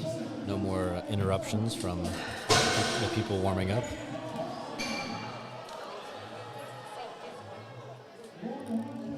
And that was 520 pounds. You can tell by the instant replay. Well, it wasn't 520 pounds because he didn't get it. You can tell by the instant replay that Marshall is back. I have returned.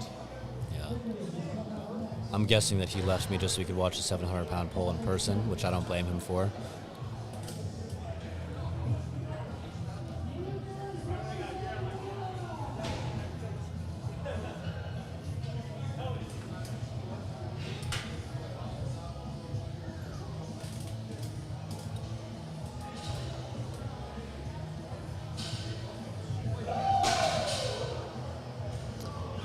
Again, Hamstring Poppy's finest is setting up to the bar, taking his time doing so. That was very slow off the ground. He got to what I think of as lockout. We'll see, and the judges are going to give that to him, but that was a grinder off the ground, and he is very lucky to have had the strength to finish that pull.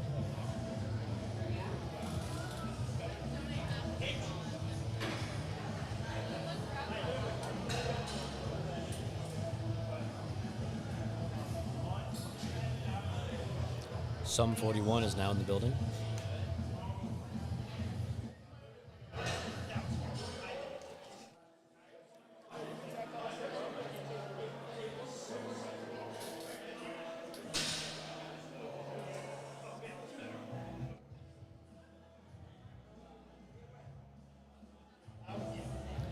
In Too Deep. What a fitting title for an event that I've been at for the past, let's see, what is 18 minus 9? That'd be 9 hours. Marshall's been here longer, but he has caffeine, so I get to whine more. So he missed this attempt on his last one. He couldn't break it off the ground. We'll see how he does with this one. But if he can get it past his knees, he might have a chance, but it was that off-the-floor speed that really cost him the first time he attempted this.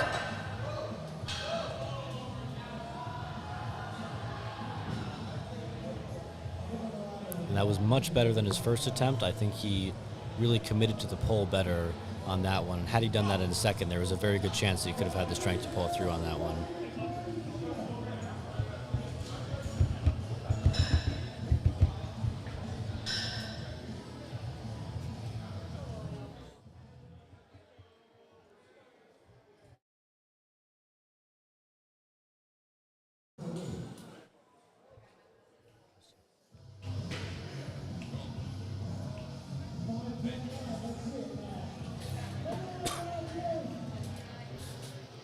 Hopefully no bodies will be hitting the floor right now, but that is what our back spotter is for, in case someone passes out and falls backwards.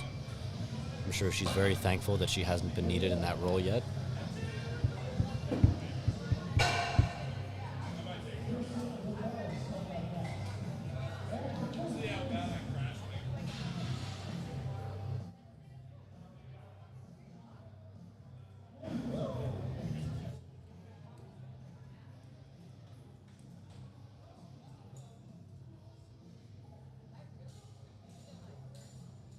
And you're going to watch Christian grip and rip this off the ground again. And watch his right hand. It's barely underneath. Actually, he switched his grip for that. That's interesting. He usually would put his left hand down, then his right hand under. But that was still a good lift on his part. But I do wonder why he switched his grip. I wonder if his coach told him to do that. Because you can see him in the background sitting there with that majestic beard.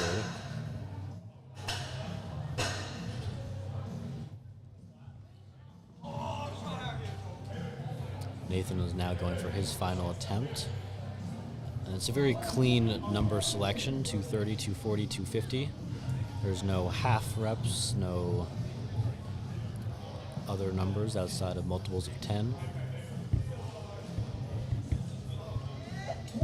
10 is my lucky number, so I like multiples of 10. And I'm sure he knew that when he was picking his attempts for today. He knew that I would trash his attempts to a cheering crowd of 50 people if he did choose something that I didn't like.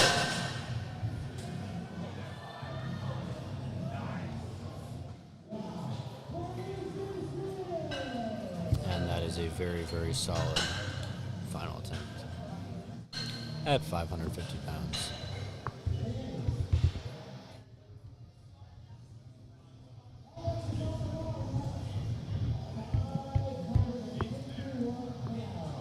And here comes Danny, and if he gets this one, as we've been saying all day, it would close out his meet in a very consistent fashion, because I see him really grinding this one out. And it's funny because you see him pacing around like that behind, and you almost wonder if he wants to conserve his energy, because every lift that he's done so far today has been a slow, consistent lift, and that's something that, for me personally, I'd want to save as much energy to pull through with that as possible. Do we have any Danny fans in the chat?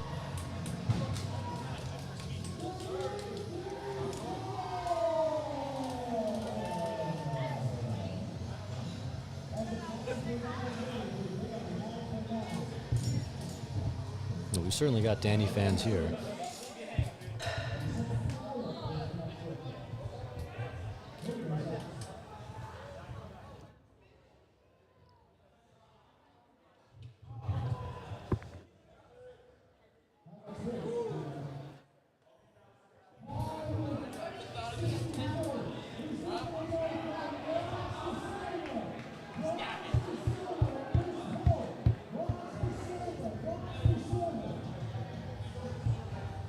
And he is attacking this bar now.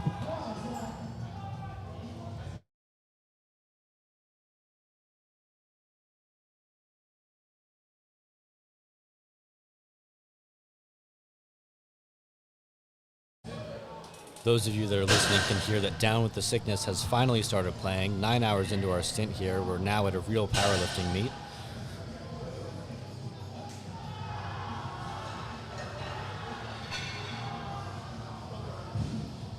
And he just missed that one. And you know he's disappointed with that.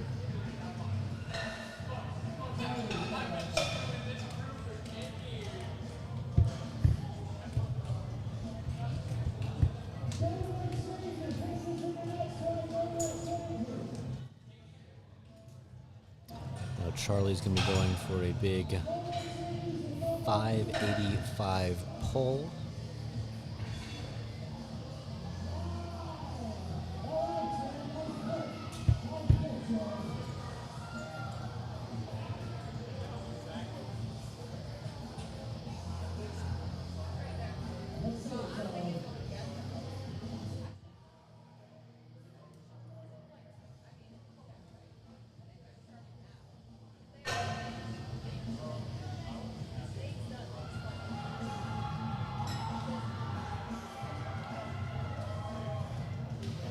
A very controlled lift on that one.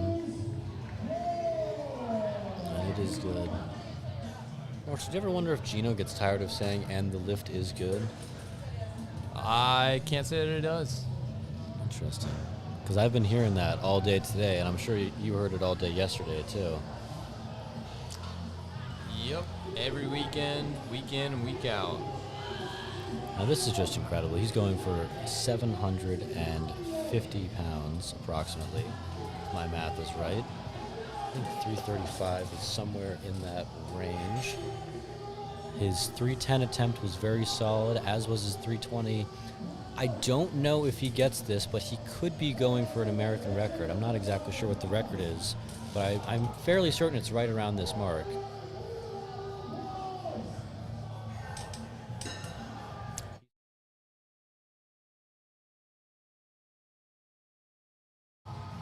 Well, he's certainly, even if it's not an American record, he's certainly getting the crowd behind him on this one.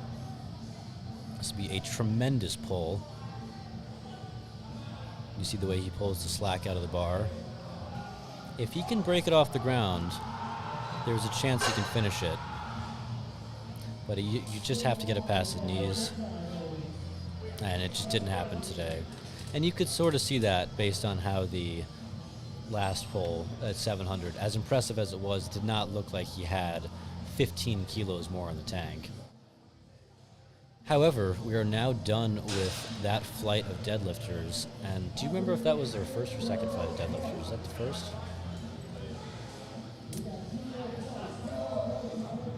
That was our first flight of deadlifters, as Gino just helpfully said. Which means we have 2 more. And hopefully you'll be sticking around as well.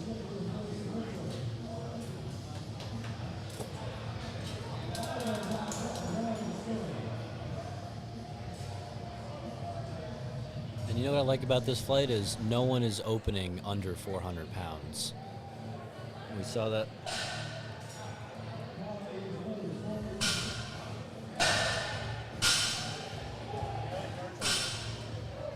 Even better than Disturbed, we now have Korn playing. A fantastic new metal band from the 2000s.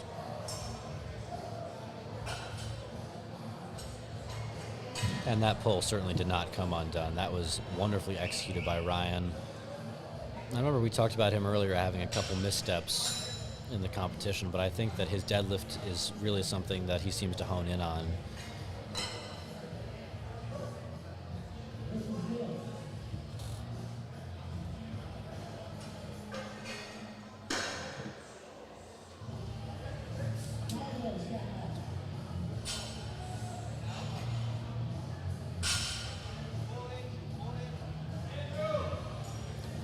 Fun fact about Korn, one of their music videos, Freak on a Leash, was animated by the same animators that did Batman the Animated Series, which I found incredible when I first watched that music video. I don't know if you ever seen it, Marshall, but it'd be a good callback to your childhood. Actually, I'm not sure if you were a child of the 90s. Neither was I, but I still watch Batman the Animated Series. It was a little before my time, but still enjoyed it. It aired in '92. I was born in '97, so. Oh, okay. Only 5 years older than me. You're the same age as Luke Richardson. How come you haven't won IPF Worlds yet? Who's to say that I haven't? Open powerlifting. Did you search it? Yep.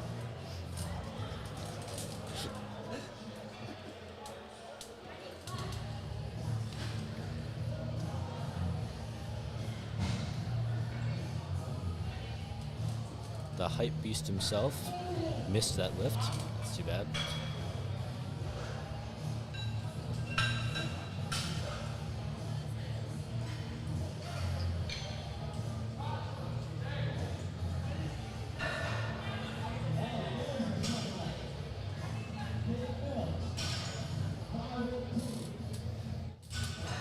So 25 with your own gym. That's gotta be pretty nice.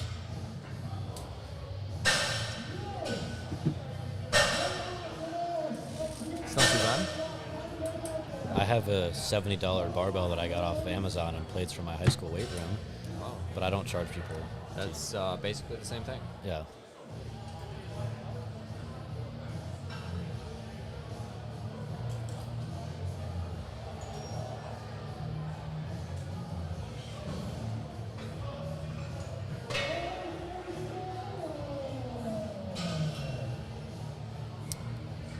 What if you tried to floor press the deadlift?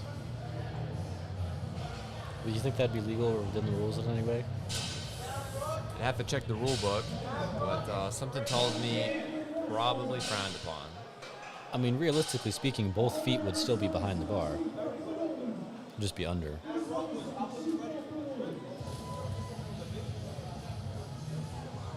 can see our head judge rocking out to the music that's being played, much like myself. That's a very solid opening attempt by someone who I keep confusing with Willie Wessels, but there is no relation. Of course, the owner of United States Strongman.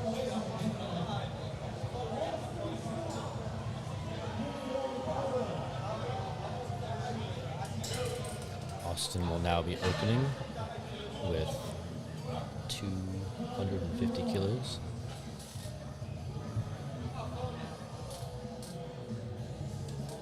And I believe this is now the third time that we've heard the same System of a Down song today.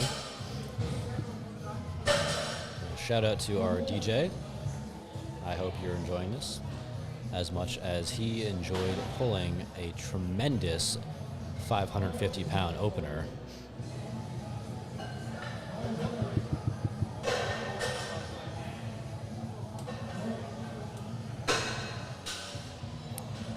Here's the fan favorite Eric making his way to the platform. And you know, I saw him wearing a King of the Deadlift shirt in the warm-up rooms, and I wonder if deadlifting is where he's really going to shine today, because he had his struggles on the squat. His bench wasn't amazing, but something about that t-shirt leads me to think that he could be a very strong puller, and that was a very smooth opening attempt at 550. I also believe he's changed singlets, which is something I like to call a Juji Mufu move. Those of you that are unaware, there's a YouTube personality named John Call who goes by Juji Mufu, and he did a meet about a year ago where he changed singlets between every single attempt. Very funny. I laughed. And trust me, I laughed just as monotone as my voice. No one wants to hear it. And that was a very smooth opener at 257.5.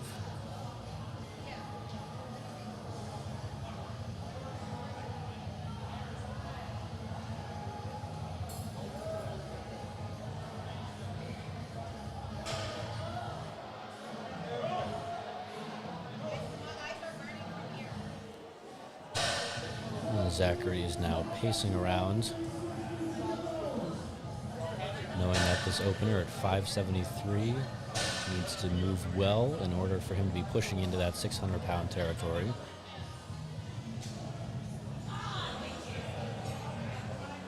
A very deliberate setup. I could see him going for a grip and rip style. And I think he looks like he'd be good for about 600 pounds or so.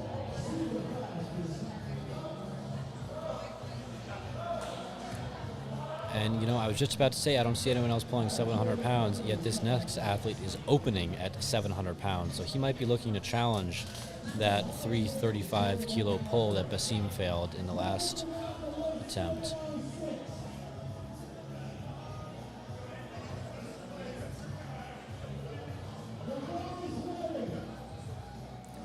But, you know, this makes sense. I saw him perform very well on the squat, so we know he has the leg drive for it, and his bench was competent, which proves he has upper body strength to boot as well.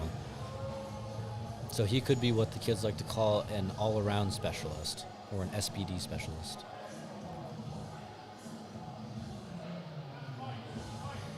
If he believes he's good for this as an opener, I'm very excited to see what he does for his next 2 attempts as well.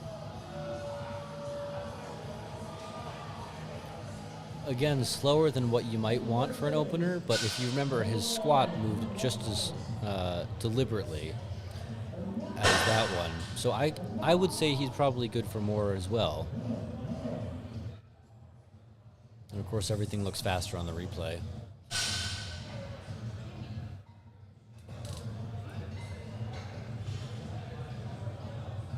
Now it's down with sickness.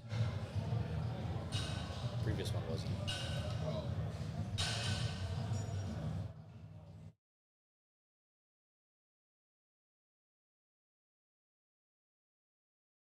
This one's the only one that goes, oh, wow.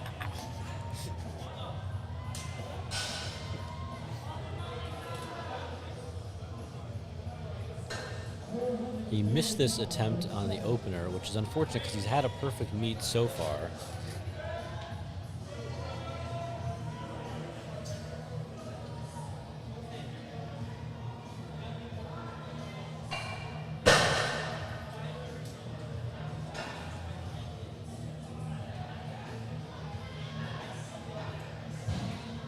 Slight downward motion with the left hand. Do you think the judges are going to comment on that? No. I could also be seeing things nearly 9.5 hours into my tenure here. As I mentioned earlier today, I do not have my glasses on. So it could be that everything I'm telling you guys is wrong.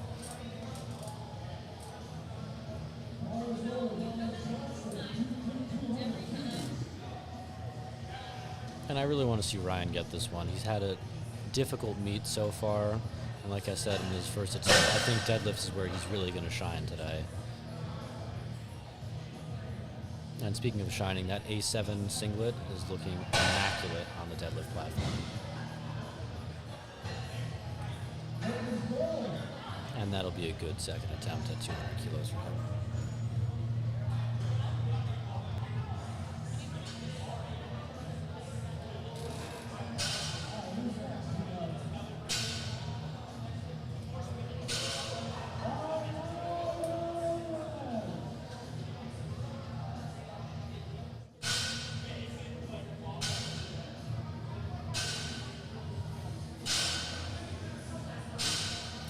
Another sumo puller. There's actually not as many as I thought there would be today.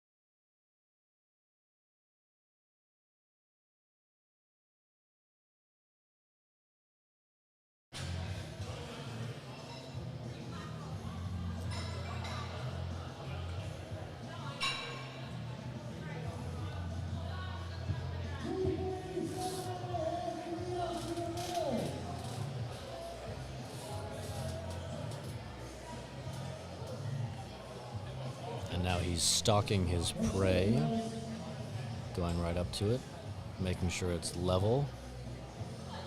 I don't see any change between what just happened, but it means the world to him apparently.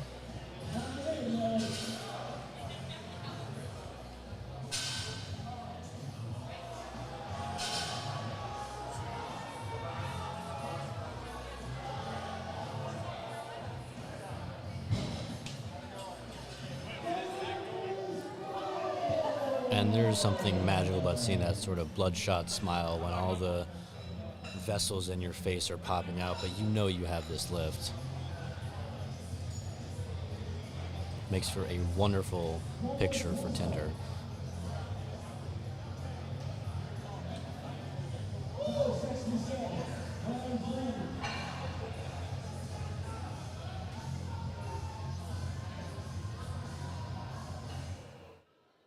He's going to need to be careful putting that bar back down because his toes are right underneath where the plates are.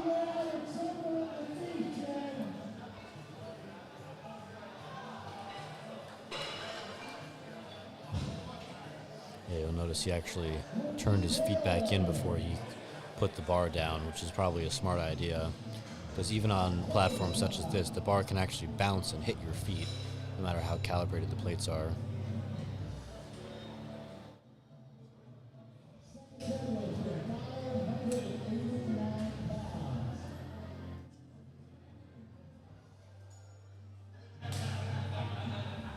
Fantastic music all day today. This is The Joker and The Thief by Wolfmother.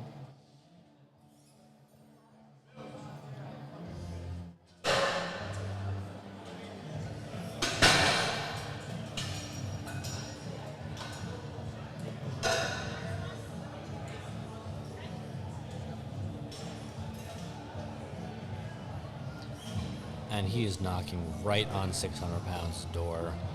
I expect he'll be let in his next attempt.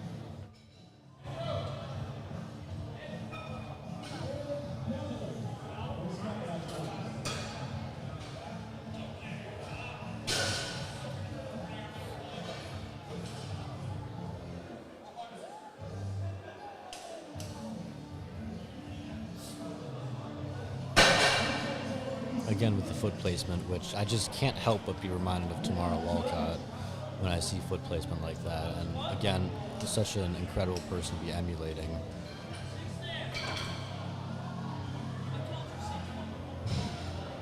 Ooh, that grip slip is going to cost him on that. I hope he didn't tear any of his calluses, because based on that pull, he really did look like he was good for 600 pounds. We'll see if he goes for that.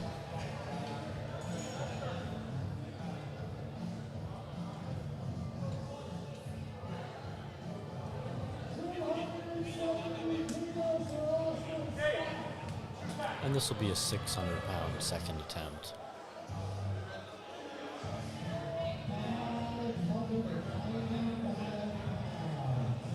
Okay, 595. Close enough. Just shaking out the nerves.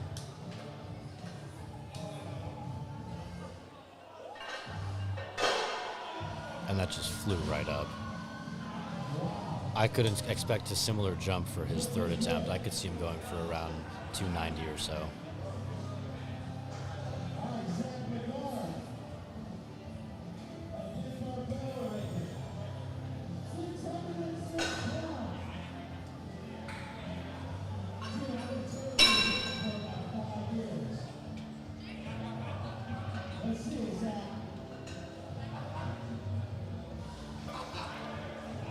Coming in for a 275 kilo deadlift, which, as Gino just said, is 606.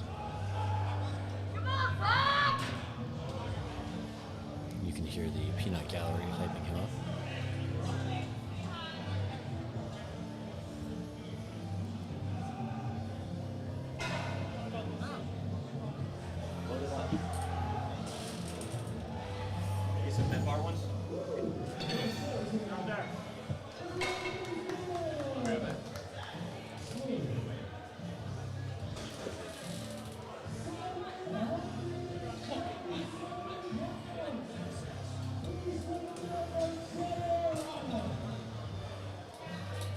Now, this is sort of the kind of jump that you'd expect to see more.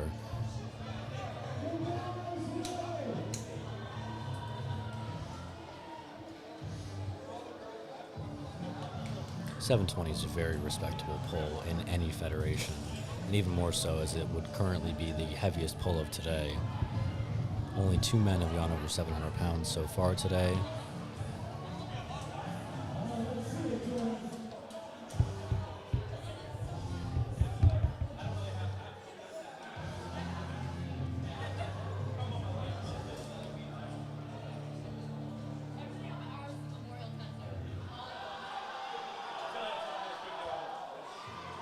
Another slow, controlled lift. At no point did he look like he was going to fail that.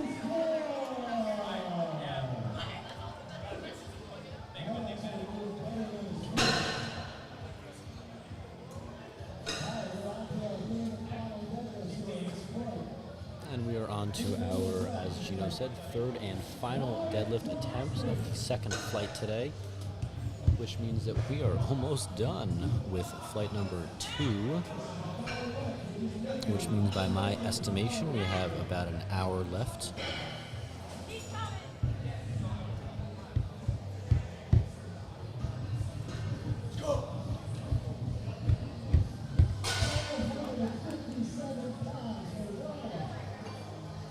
And Ryan's really going to want to get this one. I mean, I don't think he's had the best meet of his life, but right now, if he can get this pull, it should make everything worth it.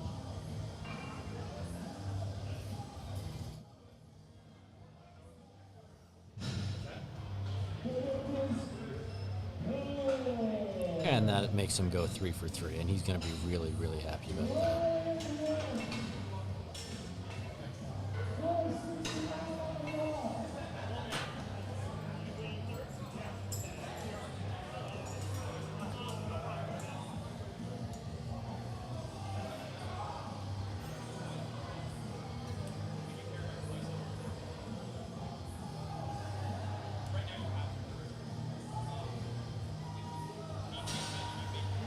And we have Rohin going for a 470 deadlift.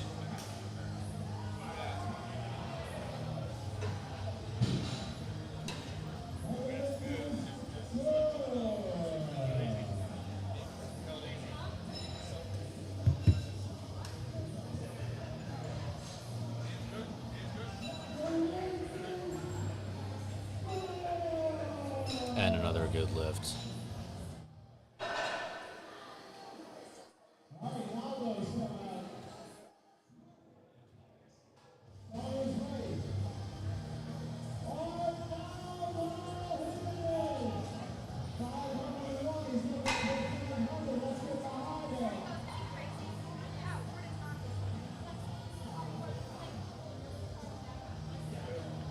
Very wide stance in the sumo. A ton of leg drive that he gets out of that. And as you can see, it's that power off the floor that he really excels at.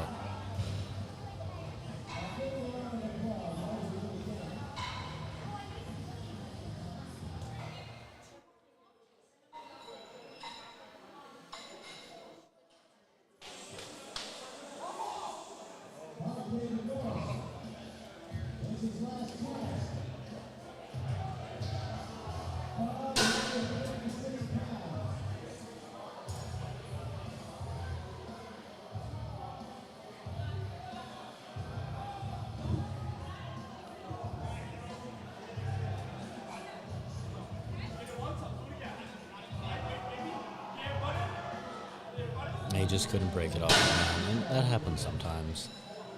But it's better to live and learn than really go crazy with it. And he just knew he didn't have it in him today.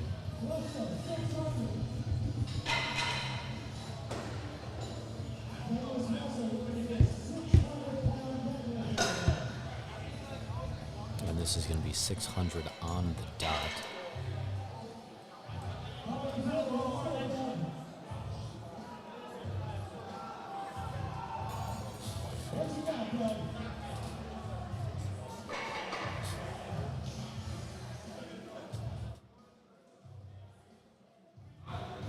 And he's really going to want to get this one, too. I mean, 600 pounds is a tremendous number to hit. And it's moving up. Will he lock it out? Yes. Now what's the verdict? And that'll be 3 white lights.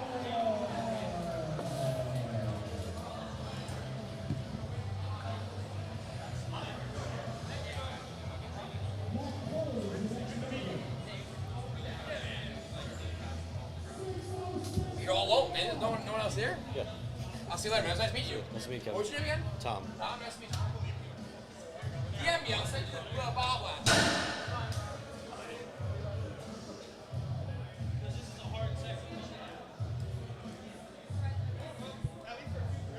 That was Kevin Papa saying goodbye, the owner of one of our sponsors today, 110% Nutrition.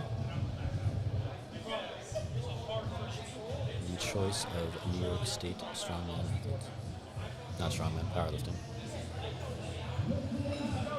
Sorry, bruv, my brain's a little addled.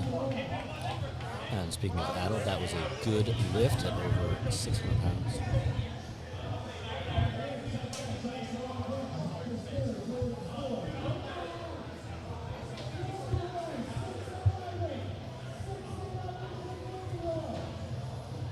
And Eric will be going for over 600 pounds. He just missed the last one on a grip slip, which happens to the best of us. Hopefully he's re-chalked, ready to go. And I want to see him hit this.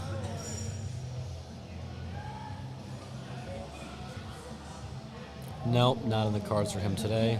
And that's okay. You know, he knew he wasn't in him, but he still gave it his best effort, but he also knew when to hold back. And that's important as an athlete. You have to know when to do that.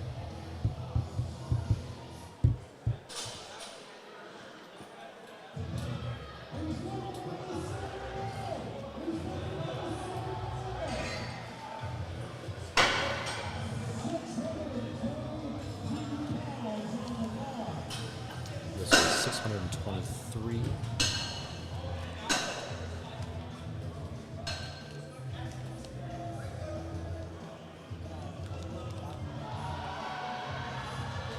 And that went right up.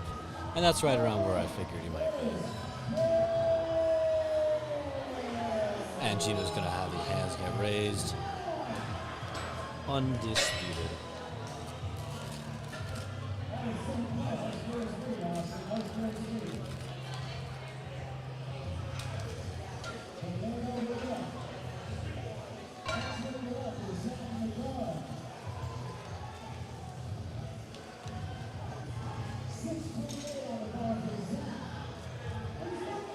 And we're really at the heavy hitters now. And he's bringing the crowd up around him. And this is what you want to see. You want an athlete that not only can execute, but can perform. And he's truly performing to this crowd.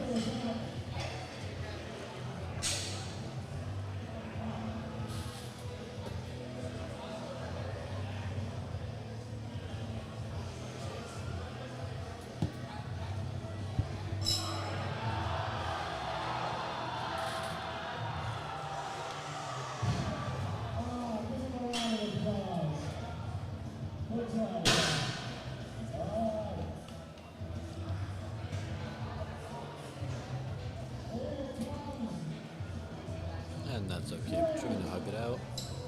And another grow hug. Here you go. And that was 3 minutes.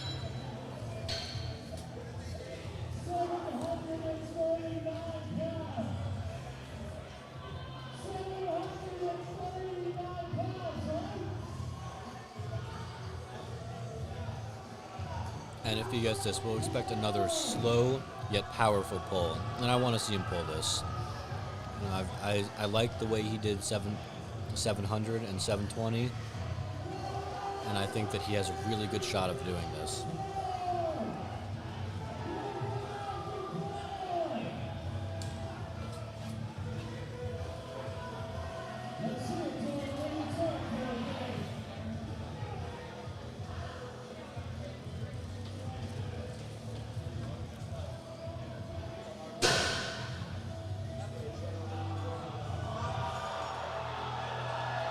It's going up, and it looks like it's all the way up.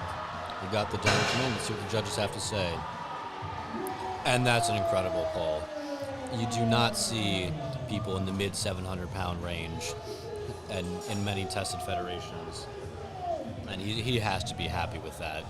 That's just an incredible accomplishment here today. And it's the lifts like that that are what really make this a state championship.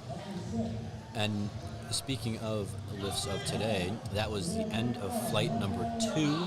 We are now in the final home stretch of our deadlift session today, which means we are almost done with the New York State Powerlifting Championships. Thanks.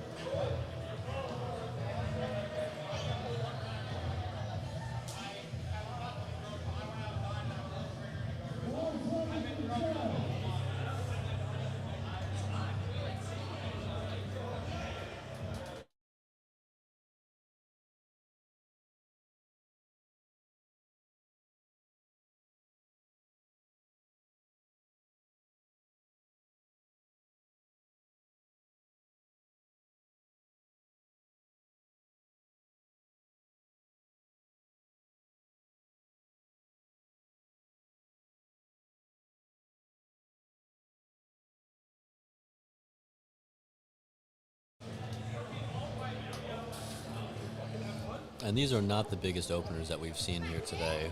We had a 75-kilo opener, and then we had a 100-kilo opener. And I wonder if at this point people are just a little tired, or if they're not sure if they can live up to that 749 pull. And at a certain point, too, some people might be looking to qualify for nationals, which is coming up soon, and they might want to be conserving their energy if they've already hit qualifying totals.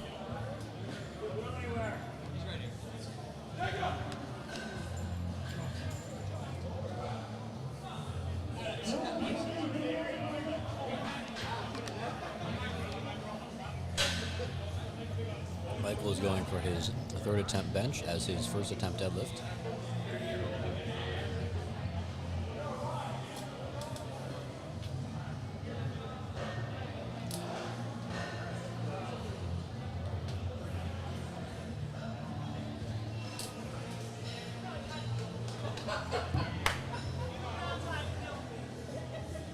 Now we have Daniel, a guest lifter.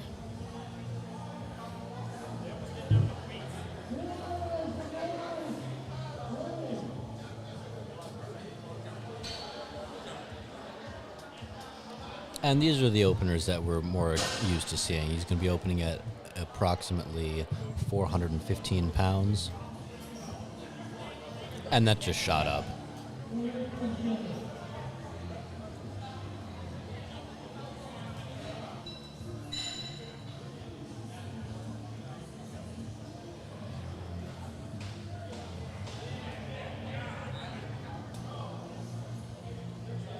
And our next attempt is going to be 2.5 kilos above that at 190 kilograms, which astoundingly was the biggest bench press of the competition. I'm sorry, the second attempt for the biggest bench press of the competition.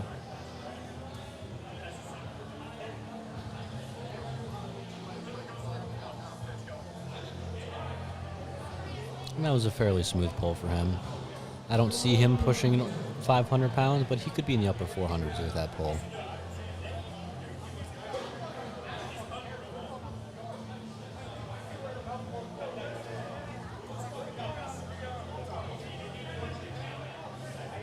And here's an opener in the upper 400s.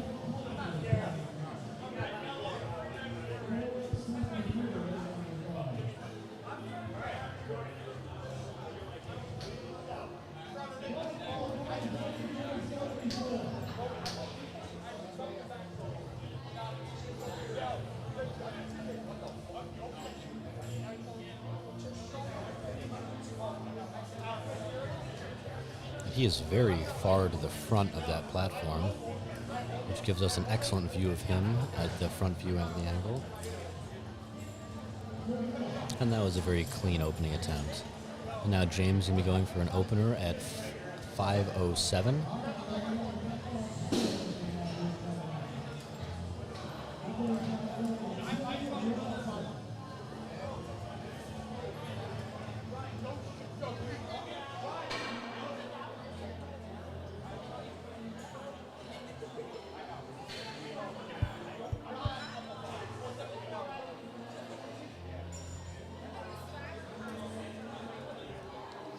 And it's interesting. I wonder if it's more stable in the front of the platform, because they're noticing that the bar is not rolling around a whole lot, and that seems to be where the loaders are setting it up now. And that was a good lift for James. Now Jacob will be going for a 242.5.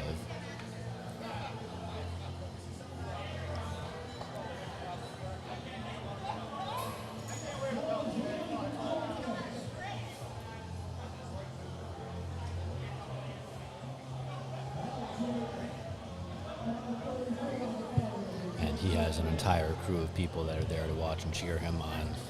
And that's always nice to see. You want to see the fans and your friends that are supporting you, making sure you know that you're loved when you're here. Even though doing powerlifting proves you don't love your body because you're trying to break down all the muscle fibers in it. Being strong is fun, though. That 242 just shot up. There's a little stutter just above the knees on that one, which I'm curious to see how that looks when he gets to heavier weights.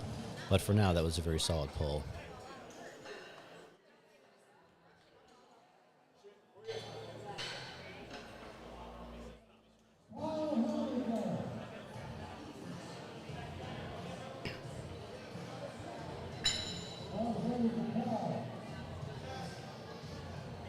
Here's Kyle coming in with a slightly more narrow sumo stance. Some call this the frog stance, which I think is a hilarious name.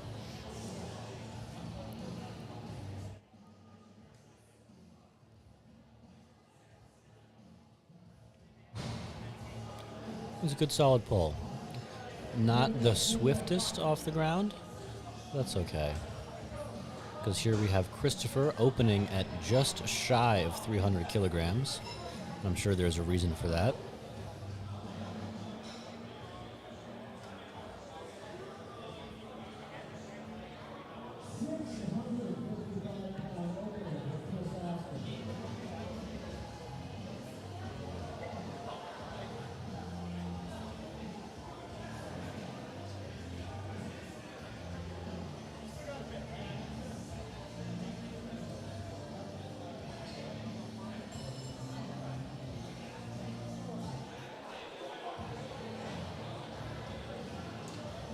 That is an extremely low hip position. I could see him getting a lot of leg drive out of this and being extremely explosive off the ground.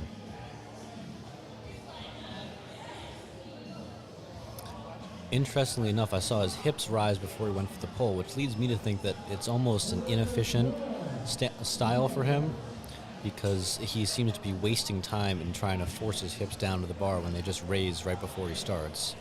However, once again, he has the heaviest opener of this flight, and I believe that we are now in the second round of flight number 3, which means we are moving right along here, because I believe that only took about 10 minutes.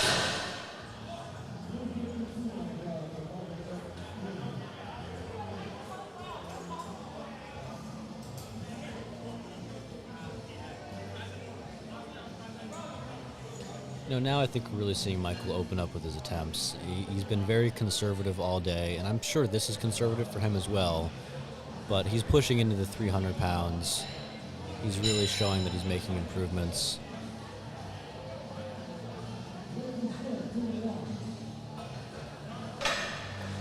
And then Ryan seems to be going from 100 kilos to 180 kilos, which is a interesting choice.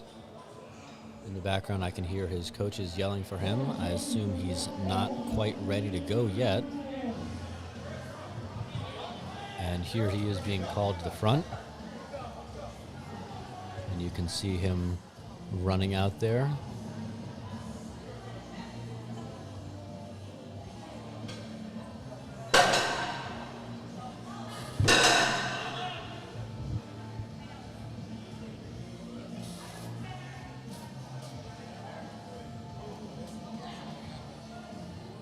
It's a bizarre weight jump, but it moves just as well as his first one did. And it leads me to wonder if he's going to add another 80 kilos before his last attempt.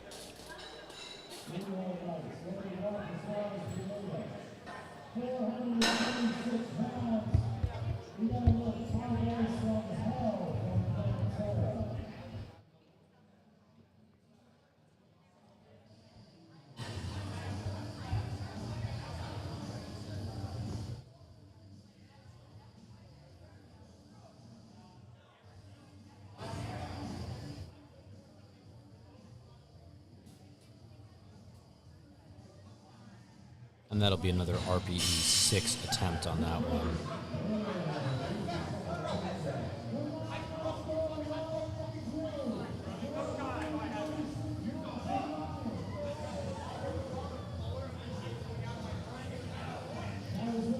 Ryan's making a very similar jump here. He's going to 202.5.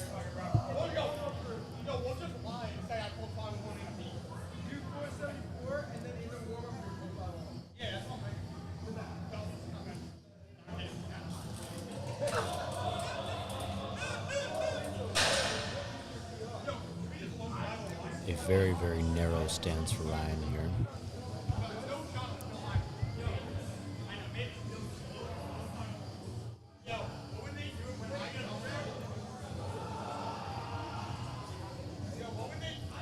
Again, the speed off the ground is not amazing, but once he's at lockout, he is good to go, and that's why he gets 3 white lights there. And we've now moved on to our 500-pound pullers.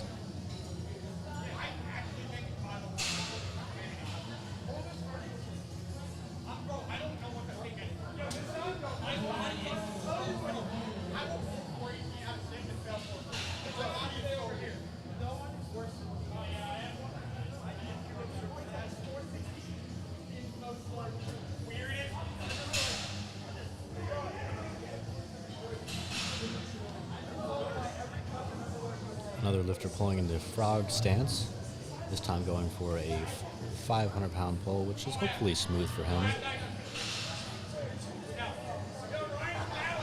That was certainly a controlled and smooth lift.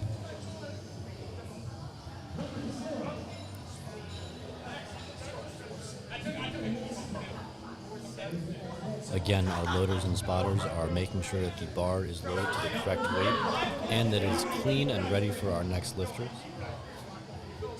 And I'm sure that everyone that's there appreciates that, what they do, but it's always worth mentioning.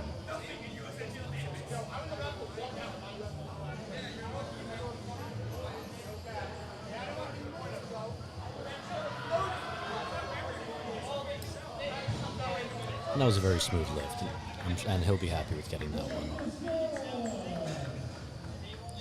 From James to Jacob, continuing the J tradition.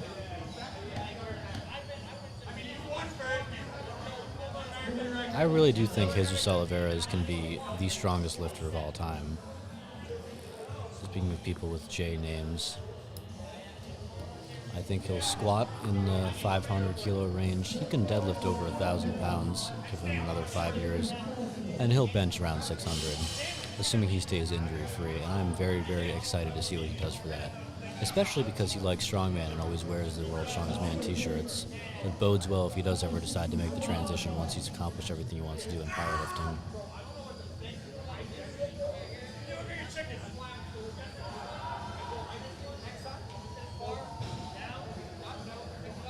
Well, he's falling a little bit out of his left hand, but the judges seem to think that was okay. And who am I to question their decision? Just another voice in the ether that you are mindlessly listening to.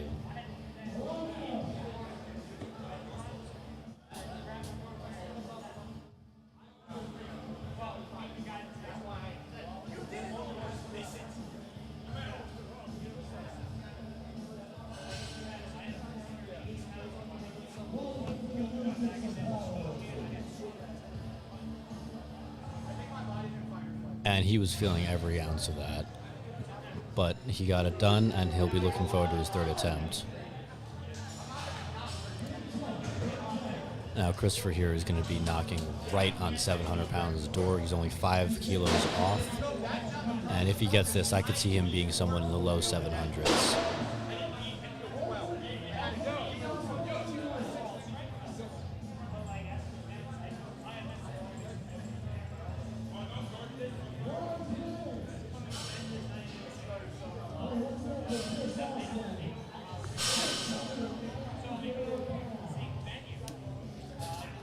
And you know what, him being here now also marks the end of round 2 of our deadlifts, which means that we should be wrapped up by close to 7 for all the lifting today. And then that just leaves the awards, the after party that I'm not invited to because I'm not 21. And that was a very powerful pull by him. Again, not someone I see really pushing too far into the 700s, which is interesting given his build. He's definitely built like a deadlift specialist. Okay, I like that Michael's going for a 400-pound pull. I think this whole meet, he's been sort of holding back and not putting too much weight on the bar. I think 400 pounds will be really something that he actually has to struggle with, but I think he'll be proud of himself if he gets it.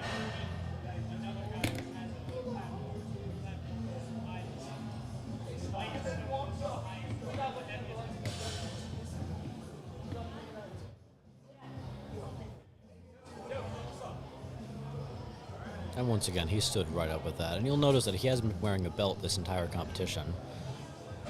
and I believe that was a conscious choice by him.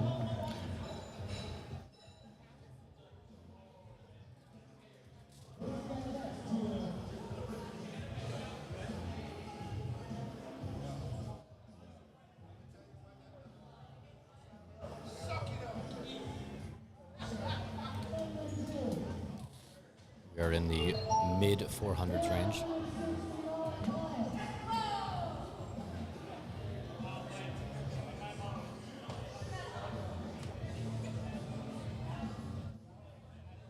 And this will be Ryan, and he's struggled a little bit with his deadlift, especially off the floor. I think that if he can really crack this off the floor and keep it in his hands, he should be good for finishing this lift.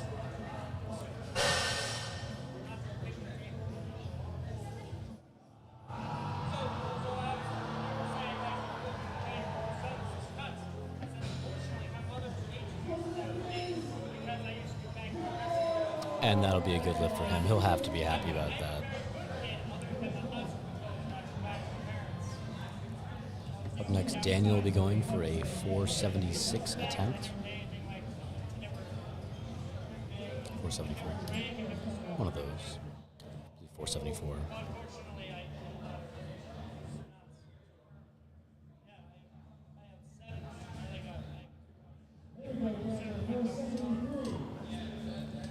But, you know, the way his first two moved, I'd be very surprised if he didn't get this. I would say they each moved at an RPE 6 or so. And realistically, he's looking at something that might be more in the 8 range.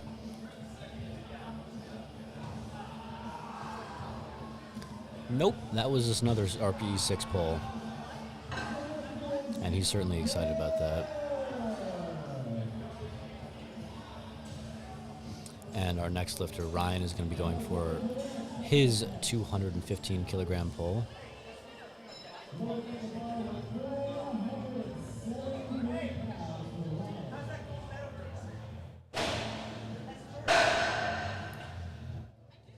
And Ryan's coach came out here and asked our spotters and loaders to move the bar further back. I'm not entirely sure why he wanted that to happen, but I'm sure there was a reason for it. After all, he is the coach, and he does know what would be best for Ryan and how he likes to pull.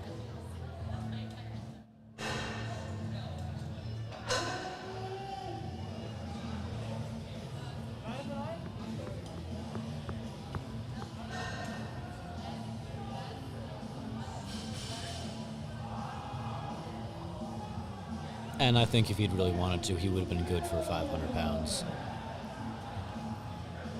I think his weight selection was a little curious, to say the least. He went from 220 to 405 to 474. I think if he was good for that much, he might have wanted to go a little bit heavier. But that was the call that he and his coach made, and I think he'll be happy with a perfect meet.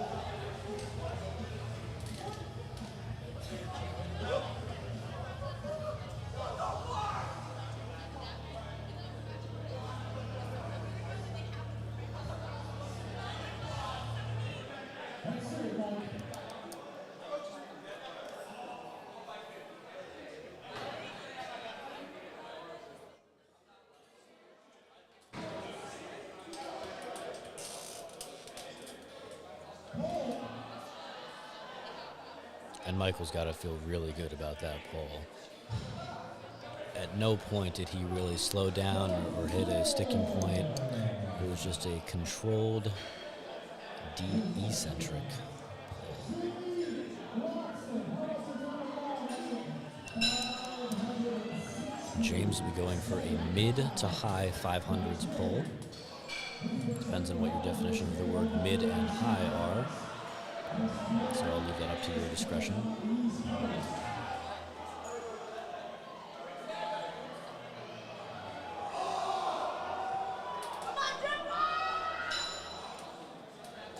A big presence in the crowd here.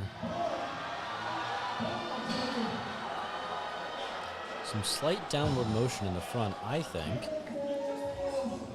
And I think that's what the front judge saw as well, but the two side judges decided that it was a good lift for him. And you can see in the background all his friends swarming him. with phones in hand. They are all very, very excited and happy for him. That's what good supportive friends do. They're there to cheer you on in your biggest successes and make fun of you in your hardest failures.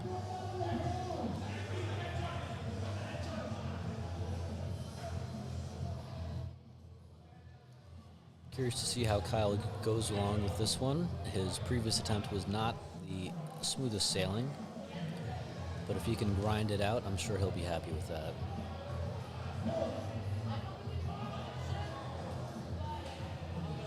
And he is given the down command, and that is 3 white lights for Kyle, and he'll be very pleased with that. Now, Jacob here is going to be going for a 600-pound deadlift, 600 pounds even, 272.5 kilograms. And that's a big pull, and I know we've had a couple 700-pound deadlifters here, but there's no world where 600 pounds is not impressive, except maybe the world's strongest man. Which, although that is this week, that's not what we're here to talk about.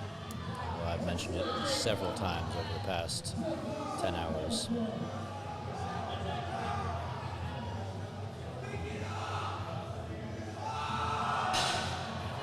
And you can hear his friends encouraging him now, giving him the mental fortitude he needs to pull this off the ground.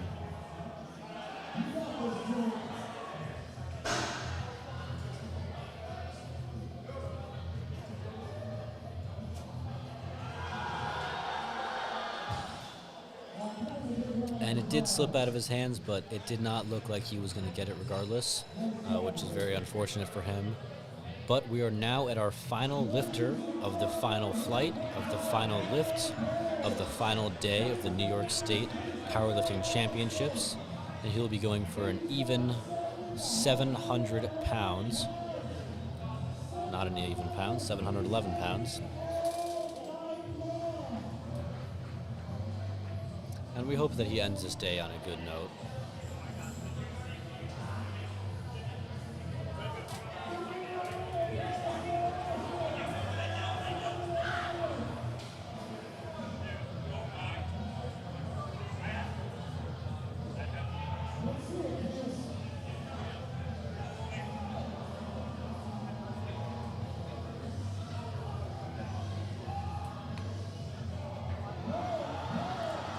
There's that tremendous leg drive I talked about.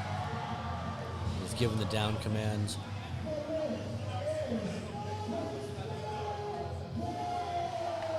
And Gino jumped the good command, but that does it for today. What a wonderful mic flip from Gino.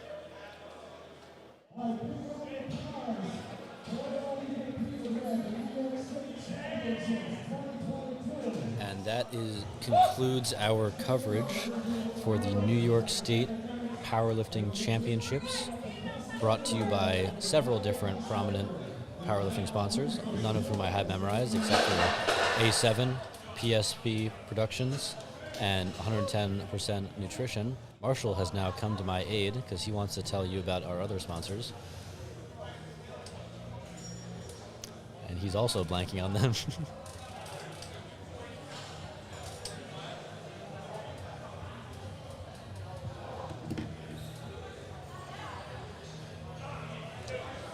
All right, we have Uplift, massage therapy, the Anabolic Baker, iCryo, recovery and wellness, Colin's King of the Deadlifts, A7, 110%, and Sincere Training Systems. Also, Win Everything Media, the pictures. And that's it. Thanks everybody for tuning in.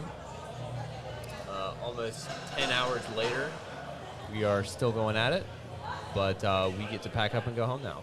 Yeah. Hope you guys enjoyed. Thanks for tuning in.